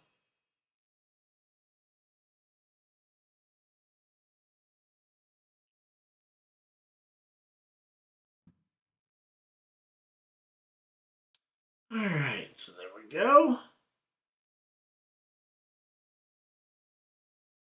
Alright, so again, we're just chilling out here. Hopefully everybody's having a good time. Just gonna go ahead and check the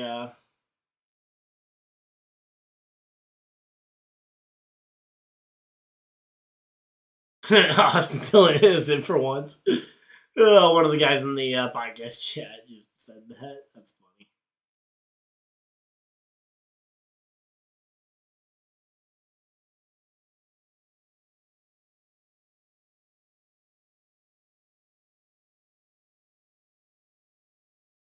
Alright, so there we go.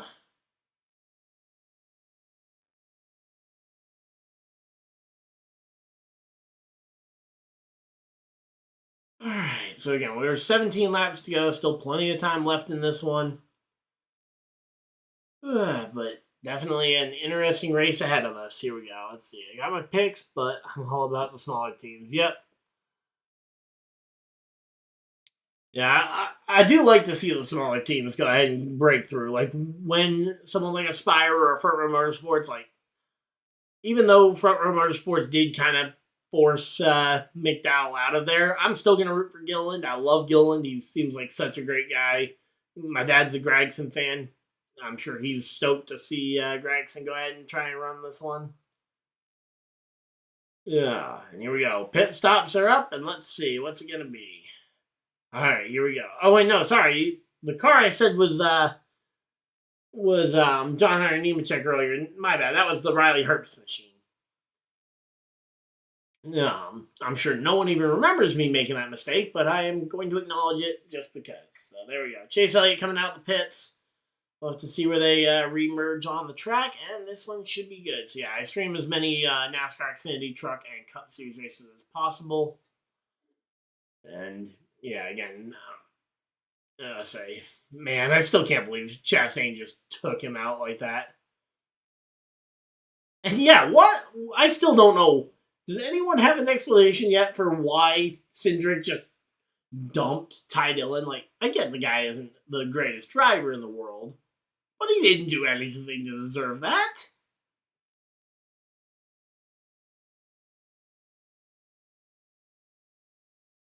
But yeah, and then there's Austin Dillon just getting absolutely T-boned by Denny Hamlin. I mean, yeah, nothing Dillon did wrong there either.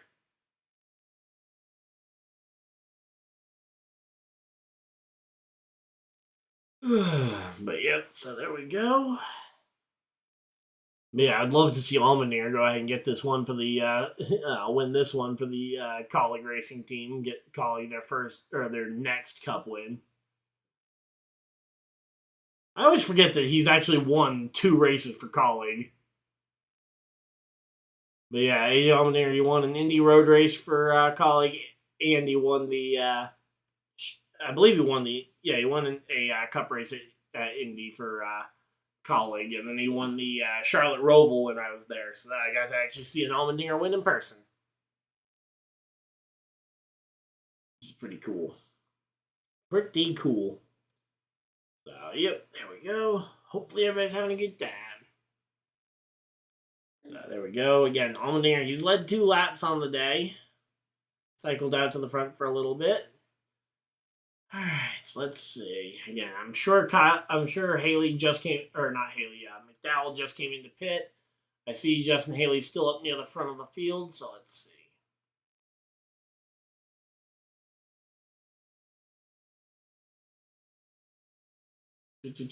So Stenhouse up in the top 20. There's a name we haven't mentioned much, if at all, today. And yeah, Michael McDowell did just come to pit road 2 laps ago, so we'll see what he can do with the with fresh rubber. But again, at this point, I'm not expecting a whole lot out of him. I was kind of hoping that maybe he would, he'd be able to gain a couple of spots, but he's starting back in like 30th, so it's going to be a rough day for Mike McDowell. Man, I was hoping he might be able to pull something off, but he had to try something. He tried the alternate strategy, and it just didn't really work out for him. Kyle Busch with an average running position today of 2.1. That's not bad at all. SVG average running position of 3.1.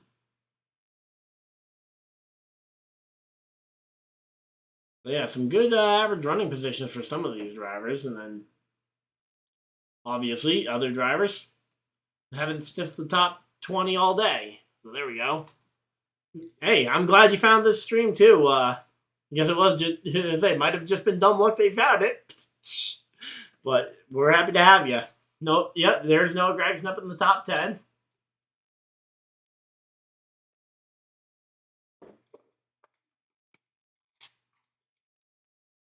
Also supporting my NASCAR sponsors, we got the body armor on board. Yeah, I got that. I've got that 1/24 scale of Blaney's somewhere. Actually, I've got that thing autographed. I got that. I've got that paint scheme of his autographed somewhere. Not sure which box that one's in. I'd have to go ahead and look through. And once I have my new studio area set up, I'll be able to actually go through my diecast collection and figure out which ones I want to display. But I know I've got that Brian Blaney one autographed somewhere, so definitely a cool one. And definitely glad I tried the sponsor because these things are amazing. Taste great, way better. They taste better than Gatorade, and at least from what I can tell, they seem a lot healthier too because they are so nowhere near as thick on the red food coloring or dye or whatever it is. So the color looks a whole lot more natural. All right, so there we go. Done with the unpaid promotion. Okay, yeah, I collect quite a few of the 1/64ths as well. But yeah, I collect a mix of both. Actually, if you go way far back on my channel, I don't know if any of them are actually public, but I've actually done some. I've attempted some stop motion videos back when I was still in school and had the guarantee of 2 weekend days to work on things. Not to mention the entire summer's off. I didn't have to worry about going to work every day, so yeah, I still collect some of the 1/64ths as well. I'm still looking for that Michael McDowell race win car because I don't have a Target near me, so or not one, at least not one overly close, so I didn't get a chance to find it. Ironically, I got the 1/64th scale that I'm talking about sent to me from Fanatics when I had purchased a 1/24 scale, and apparently the guy at Fanatics got the wrong one and put it in the box. And by the time I called to complain about it, they didn't have the one I wanted in stock anymore. So, yep, there we go.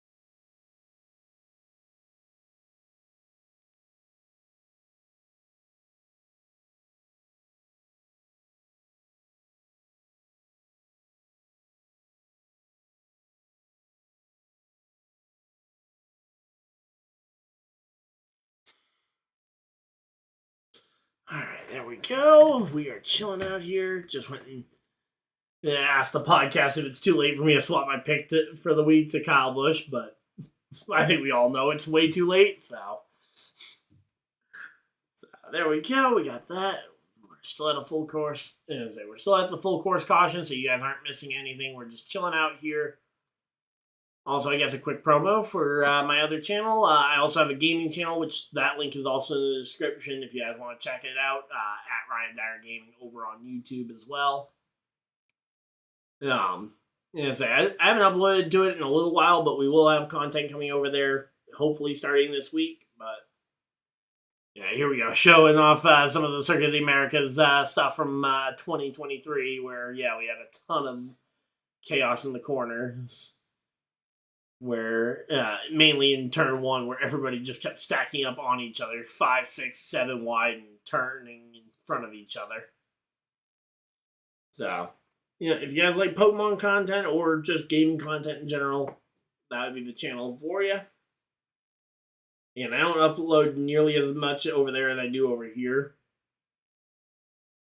Again, hoping to get to at least one video a week over there over the next couple of weeks, as I do have a side project over there that I've been waiting to announce. But yeah, so we should be all set for that, though. Again, there we go. William Byron timeout is that everything's going to get jammed up here on the restart. So being on the outside actually isn't a bad idea here. I actually quite like the idea for William Byron to take the outside, hope that somebody else tries to jam it up the inside on Kyle Busch. If I was Kyle, I almost would have considered taking the outside lane. You might have looked a little bit crazy, but to not take the inside line, you're going to have to take such a defensive line to avoid people getting to your inside that they might just stiff it up the middle of, in between the middle of you and Byron. So, yep, here we go. So again, Kyle Busch and Byron on the front row. Bell and Allmendinger row 2. Reddick, SVG row 3.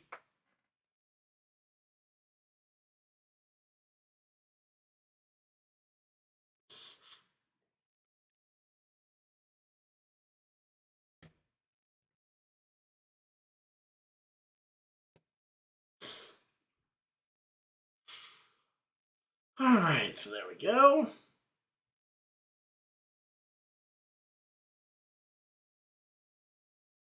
Alright, so here we go. Off the final corner here. Pace cars off, leaving the field in the hands of Kyle Busch and William Byron. Green, green, green. Green flag is out. We are back to racing. 13 laps to go.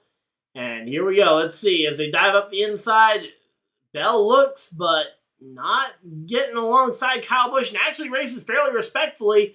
Meanwhile, Allmendinger actually punts Byron, and that ends up really on the almost the exact wrong side of what Byron wanted. He does manage to recover through the corner back up to the 3rd position, but man, that is not the way they wanted to go. And Noah Gragson moves his way all the way up to 7th place on the restart. What a restart for Noah Gragson here. And let's see, what do we got? Again, right now, Allmendinger, Tyler Reddick up into the top bit, and oh no! Ty Gibbs goes around in front of the field, and we stay green. We're still green. Let's see what happens to. What happened there first, and then what happens to. What happened to Ty Gibbs? I want to see a replay. NASCAR, can we please get a replay of that? Again, no caution for that. So again, they're still going. Kyle Busch going to come around and complete this lap in the lead. And, oh, man, Reddick is starting to rough up some people here.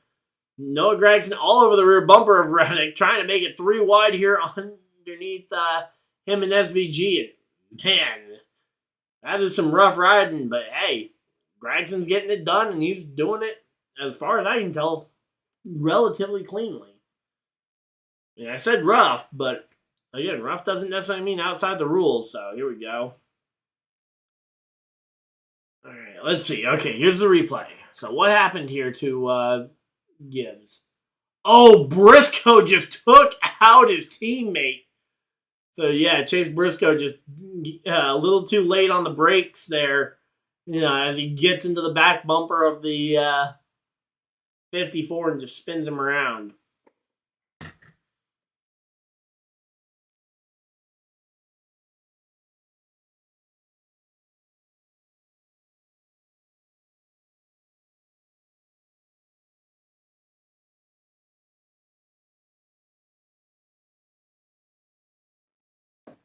Alright, so there we go.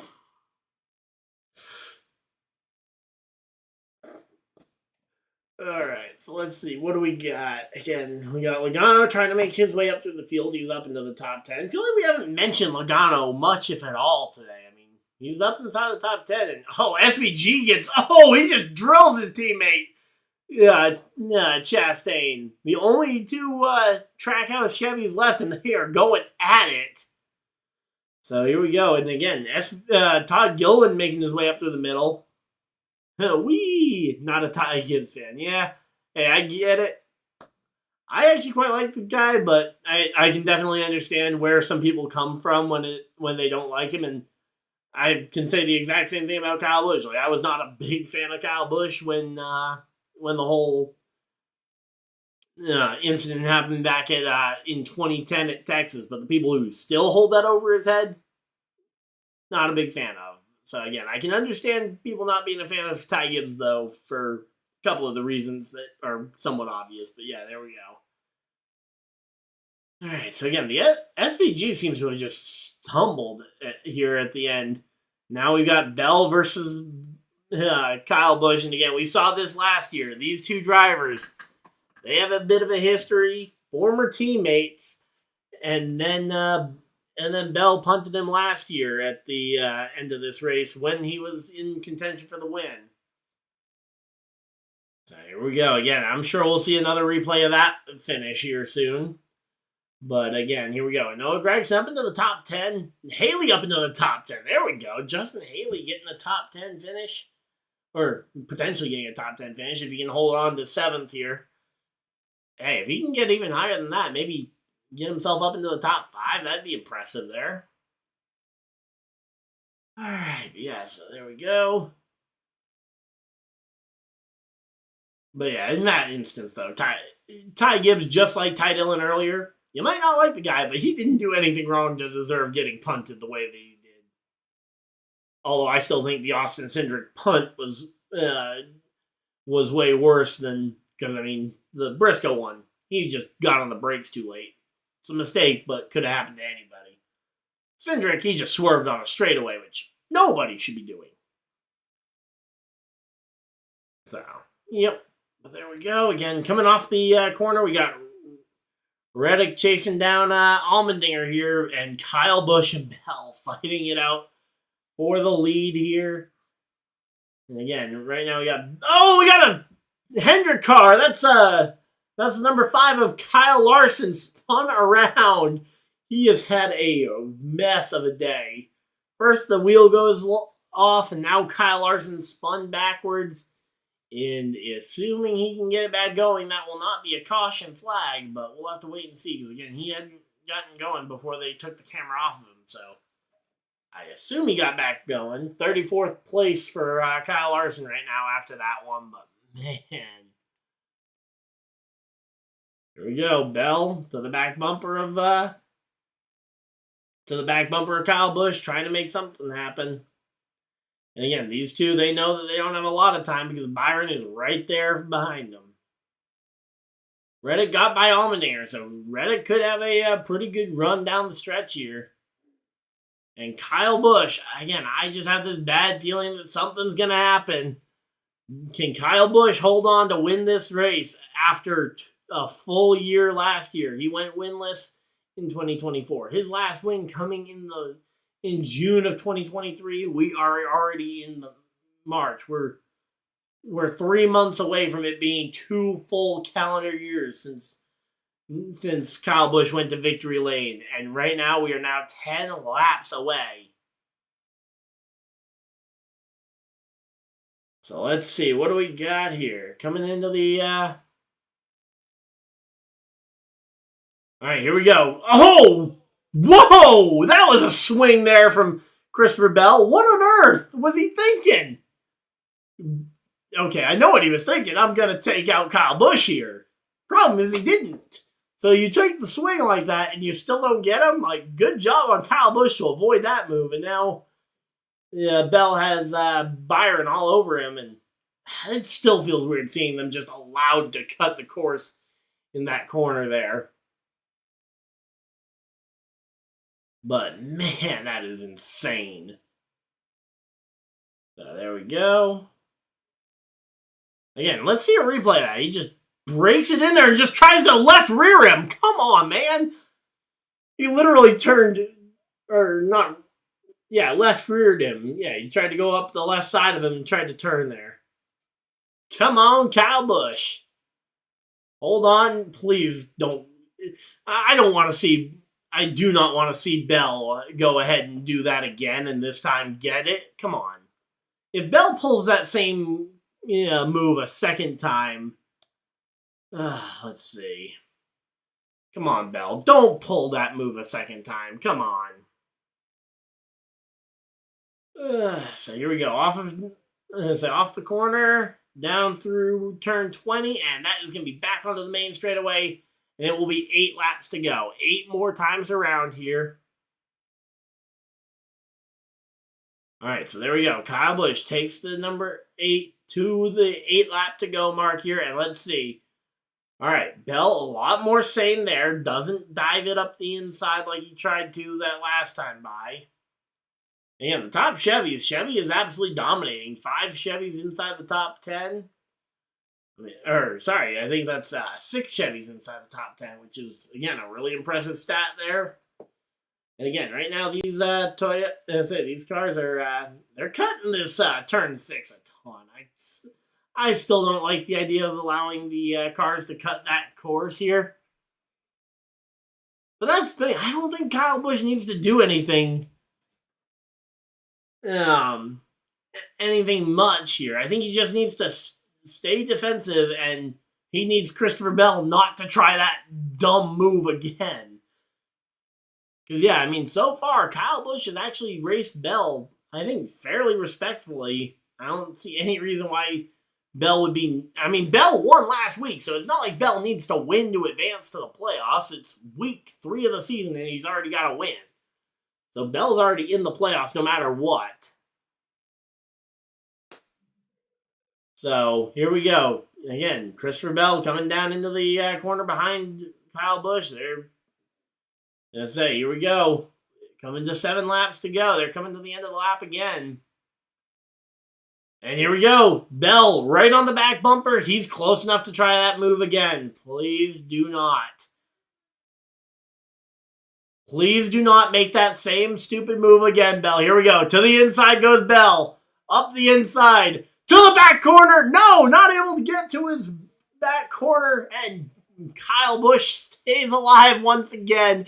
And there we go. Kyle Busch hangs on here. Christopher Bell once again comes up short on the dive bomb into turn 1. As they go ahead and they are continuing to just keep this one going through turn 6.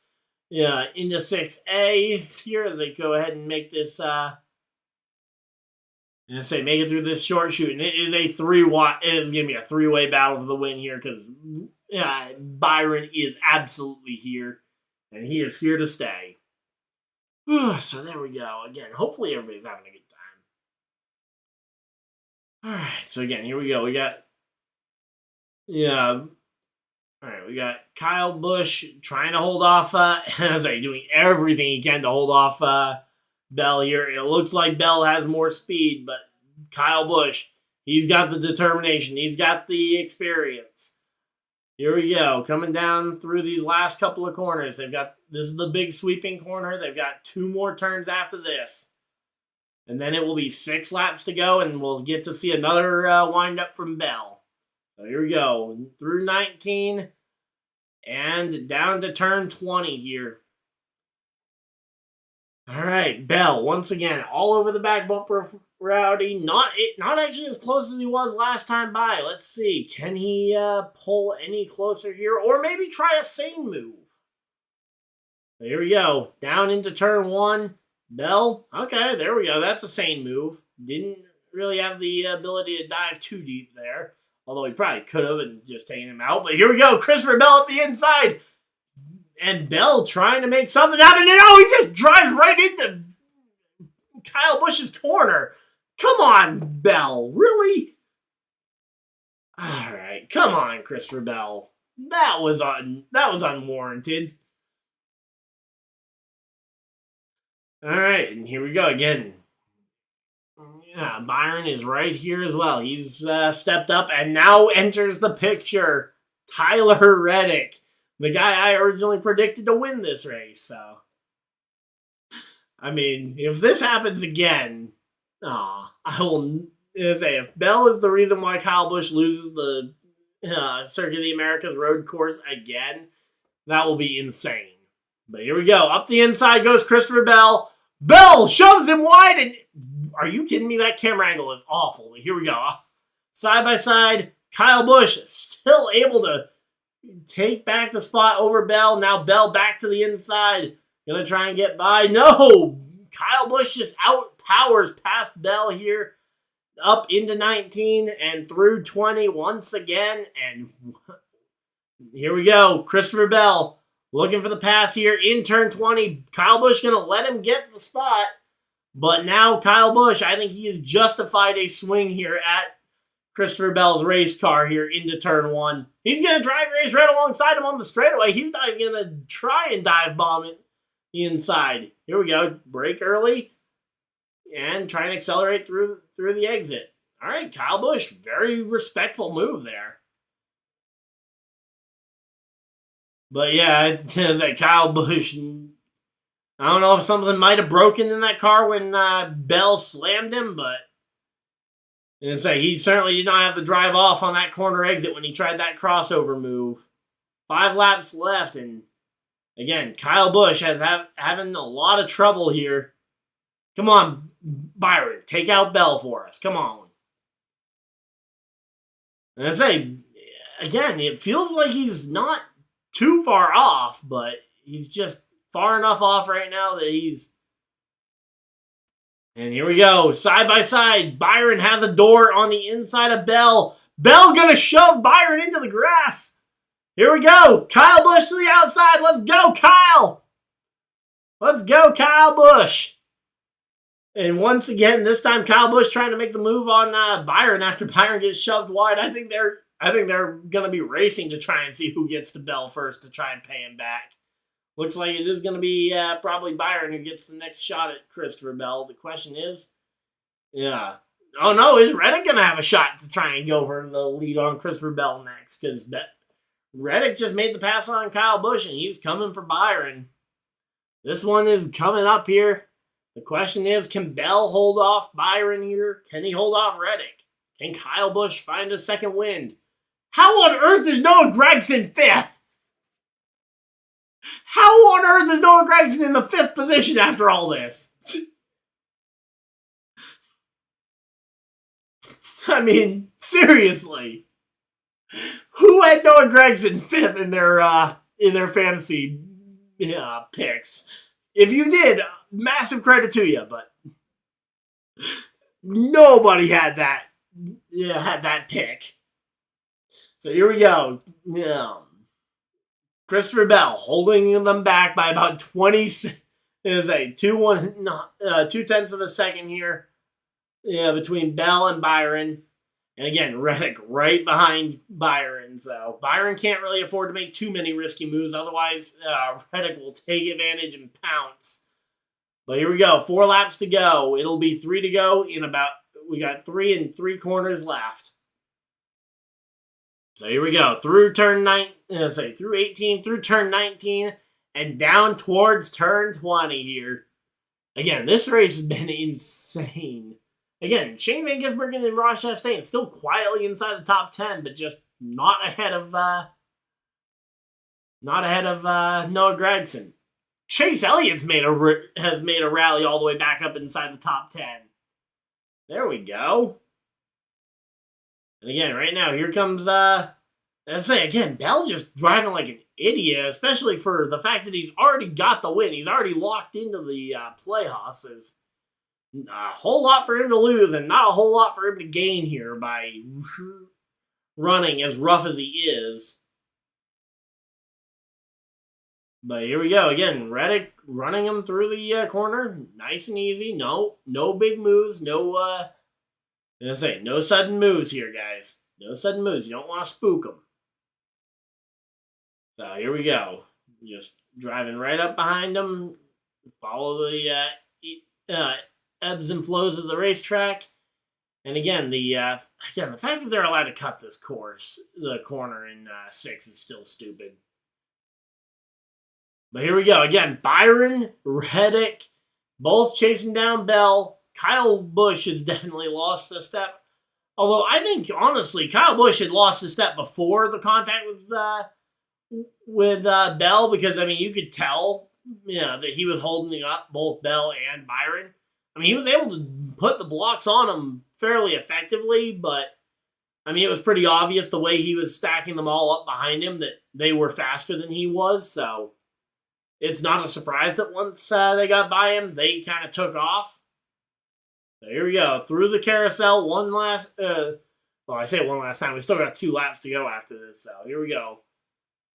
Through turns 18, 19, and then 20 here. Again. Yeah, Christopher Bell holding on here. William Byron looking to try and take this lead and try and, again, the fact that both of them have already won this year, they both have very little to lose here. And Chase Elliott up into the top 5. Chase Elliott's storming this one. If we get a caution here, we might see a redemption here for Chase Elliott. But instead, we got Bell, we got Reddick, and Byron all stacking up here. 2 laps to go. All right, now they're going through these front stretch S's here. Again, they got to be careful about the first 3 corners here. Turns 3, 4, and 5. They've been told that they will be strictly assessed, and then in turn 6, they're allowed to do basically whatever they want. All right, so there we go. Again, Byron right now holding on to second, but he's losing a bit of ground to Bell. Bell's starting to drive a little bit better here now that he's not constantly challenging here for the lead. Come on, if we get a yellow here, again, this race I think opens completely up if we get another caution. But, yeah, I mean, Chase Elliott has absolutely flown to life here, all the way up inside the top 5, making this one happen. All right, here we go. Let's see. Again, 2 laps to go. It'll be the white flag this next time by. Through the carousel they go. Again, 3 turns left. 18, 19, and 20 before we see the, and there we go. They've already got the caution light pulled up. Before anything's even happened yet. 2 laps to go. And it will be white flag. All right, 1 lap to go here at, 1 lap to go in the Circuit of the Americas race up into turn 1. Christopher Bell over Byron and Reddick here. Again, Bell has driven really rough throughout the last couple of races here. And again, they are continuing to try and drive this one down through the S's. In 3, 4, and 5, you got to be careful. In turn 6, it's anything goes, and they are all cutting that course. Here we go. Again, this is your last chance for Byron or Reddick to try and do something. Again, this guy is, again, Bell is driven rough enough that it definitely warrants the potential of somebody else doing the same to him. So here we go. Down into the, I don't even know what part of the track to call this. Oh, come on. Yes, I'm still watching. Really? This is the time where you decide to say, are you still watching?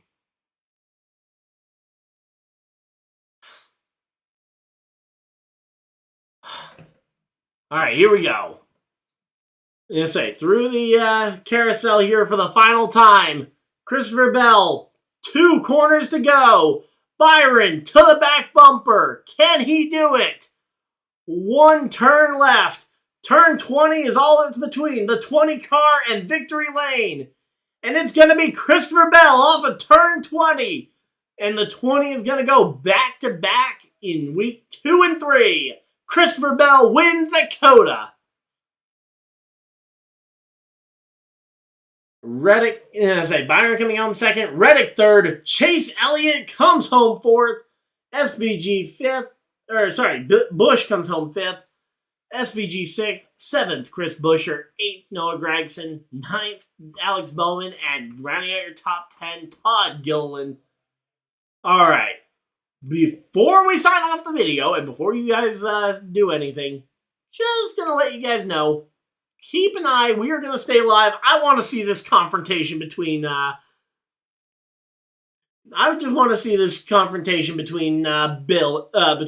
and Busch, because we absolutely know it's coming. I will be ready. I'm going to just go ahead and get this recording ready, and we will be ready to go. But as per usual, if you guys just came for the race reaction, this will be the end of it. But as per usual, we will go through the full finishing order and give every driver, whether they finish at the front of the pack, back of the pack, their credit for where they did finish in this race. So again, if you guys just came for the race reaction, I will see you guys in the next one. But again, I'm going to stay tuned for a little bit longer than usual because I want to see the reaction to this fight. Because again, I am sure, again, you don't rough up Kyle Busch like that and expect to get away with it. So, again, we'll go ahead and just kind of go through the top 10 right now. But again, Christopher Bell first. Good job on him. It's a good run for him. William Byron coming home second. Now, let me go ahead and adjust that back to where it should be. Are you kidding me? Michael McDowell got back to 11th place.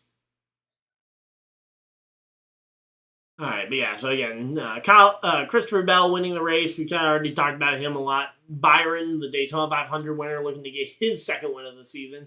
Came up just a little bit short. Tyler Reddick coming up in the third position. Great job, Tyler Reddick. Chase Elliott came from the very back to a very strong fourth place finish. Kyle Busch comes home in the fifth position. Again, sixth, SVG. He was the favorite coming into the day and ultimately just could not get this one done. Chris Buescher coming home in the seventh position. Eighth was Noah Gragson. Ninth, Alex Bowman.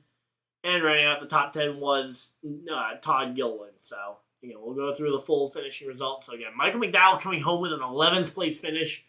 That is insane for Michael McDowell because, again, he was in a very bad spot. It's just like last week. He was in the mid-30s late in the race and ultimately pulled it back to go ahead and win to get a good top 15 finish. Chastain comes home 12th, 13th, Carson Hocevar, 14th, Chase Briscoe, and rounding out the top 15 was Brad Keselowski. 16th, Justin Haley. 17th, Riley Herbst. 18th, Ricky Stenhouse Jr.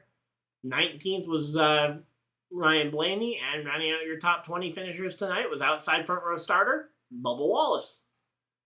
Hamlin coming home in the 21st position. We really didn't talk about him much after that first initial contact, unless it was talking about his damage. John Hunter Nemechek coming home 22nd, 23rd for Cole Custer, 24th Joey Logano, 25th Austin Cindric, 26th Josh Berry, 27th Eric Jones, 27th Eric Jones, 28th Ty Dillon, 29th Zane Smith, and rounding out the top 30 was AJ Allmendinger, who had he had to have had something go wrong on that car to finish 30th. 31st Cody Ware, 32nd Kyle Larson, 33rd Ryan Prix, 34th Ty Gibbs, and that rounds out your lead lap cars. Austin Dillon comes home 35th. 36th will be Daniel Suarez, and finishing 37th and dead last in his Cup Series debut.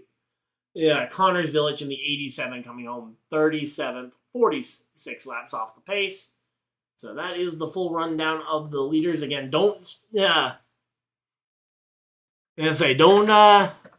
leave yet, because again, we are going to stay live until we see the Kyle Busch Christopher Bell confrontation, because we know it's going to happen. Going to last lap. Am I still watching? Yeah, exactly. I was absolutely flabbergasted that YouTube TV paused the video right in front of it. Oh, here we go. Let's see.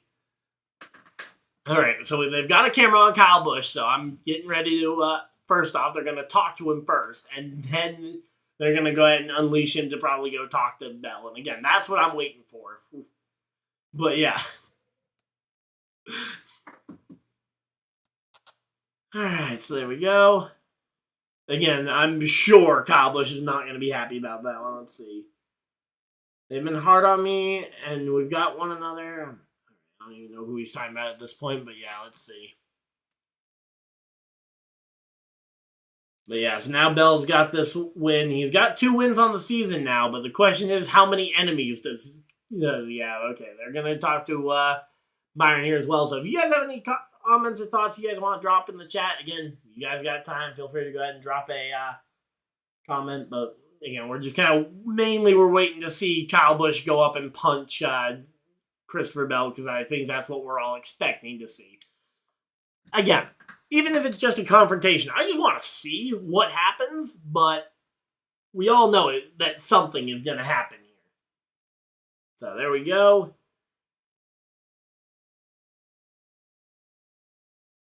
Alright, so there we go.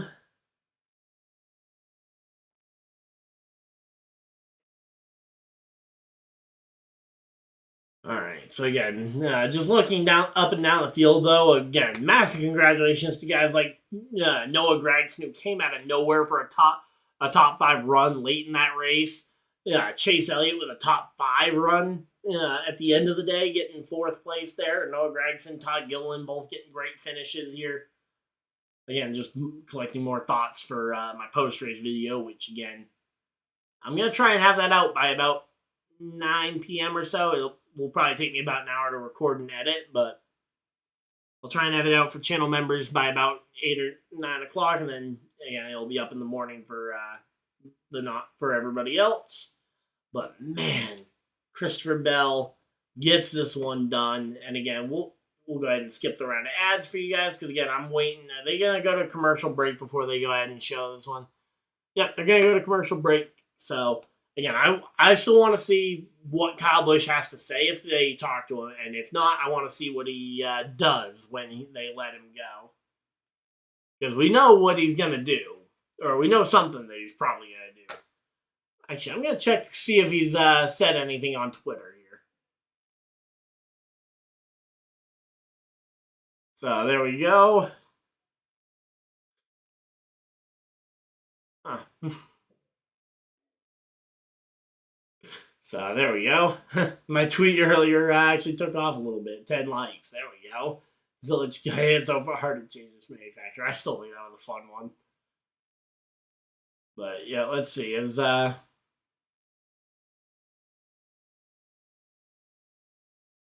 Let's see. Has Kyle Busch tweeted anything yet?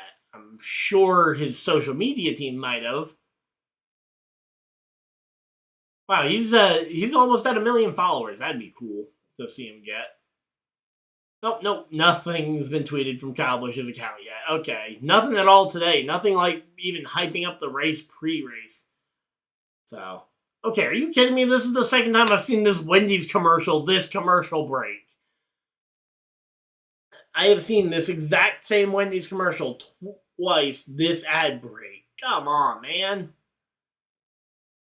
Alright, so they're going ahead and putting on the more, again, if they turn race coverage off again, we'll be going ahead and this one off. But again, we've been live for 4 hours, including the earlier race. We've been live since noon, so we've been live for 7 hours today. So, I mean, thank you guys again for all the support. Again, thank you to Dumb Luck for the membership. And yeah, again, just... man, it's been crazy. And here we go. Oh, come on! I thought that after the NASCAR commercial, they would be going back to the racetrack. But nope, they go to another commercial break. Or to another ad. Come on, man. Usually the NASCAR commercial is the last thing they do before they go back to the racetrack. Again, I want to see what this fight turns into here.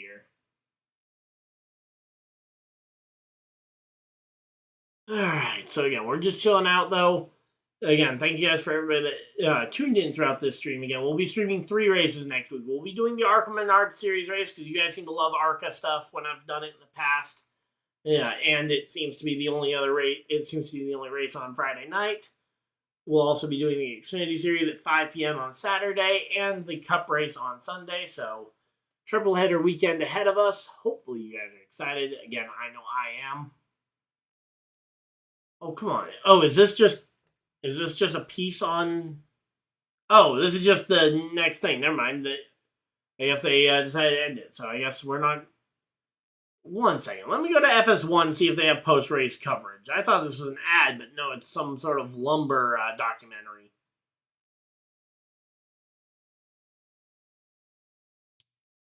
Alright, and FS1 has, let's see.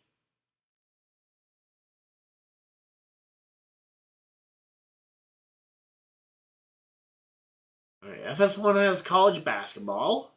FS2. Somewhere has got to have post-race coverage. Are you kidding me? Nope, they've got motocross going. Okay. Well, I guess thank you guys for tuning in and watching this one. I guess NASCAR's not going to let us see the violence that Kyle Busch commits on Christopher Bell. But until next time, hopefully you guys do it.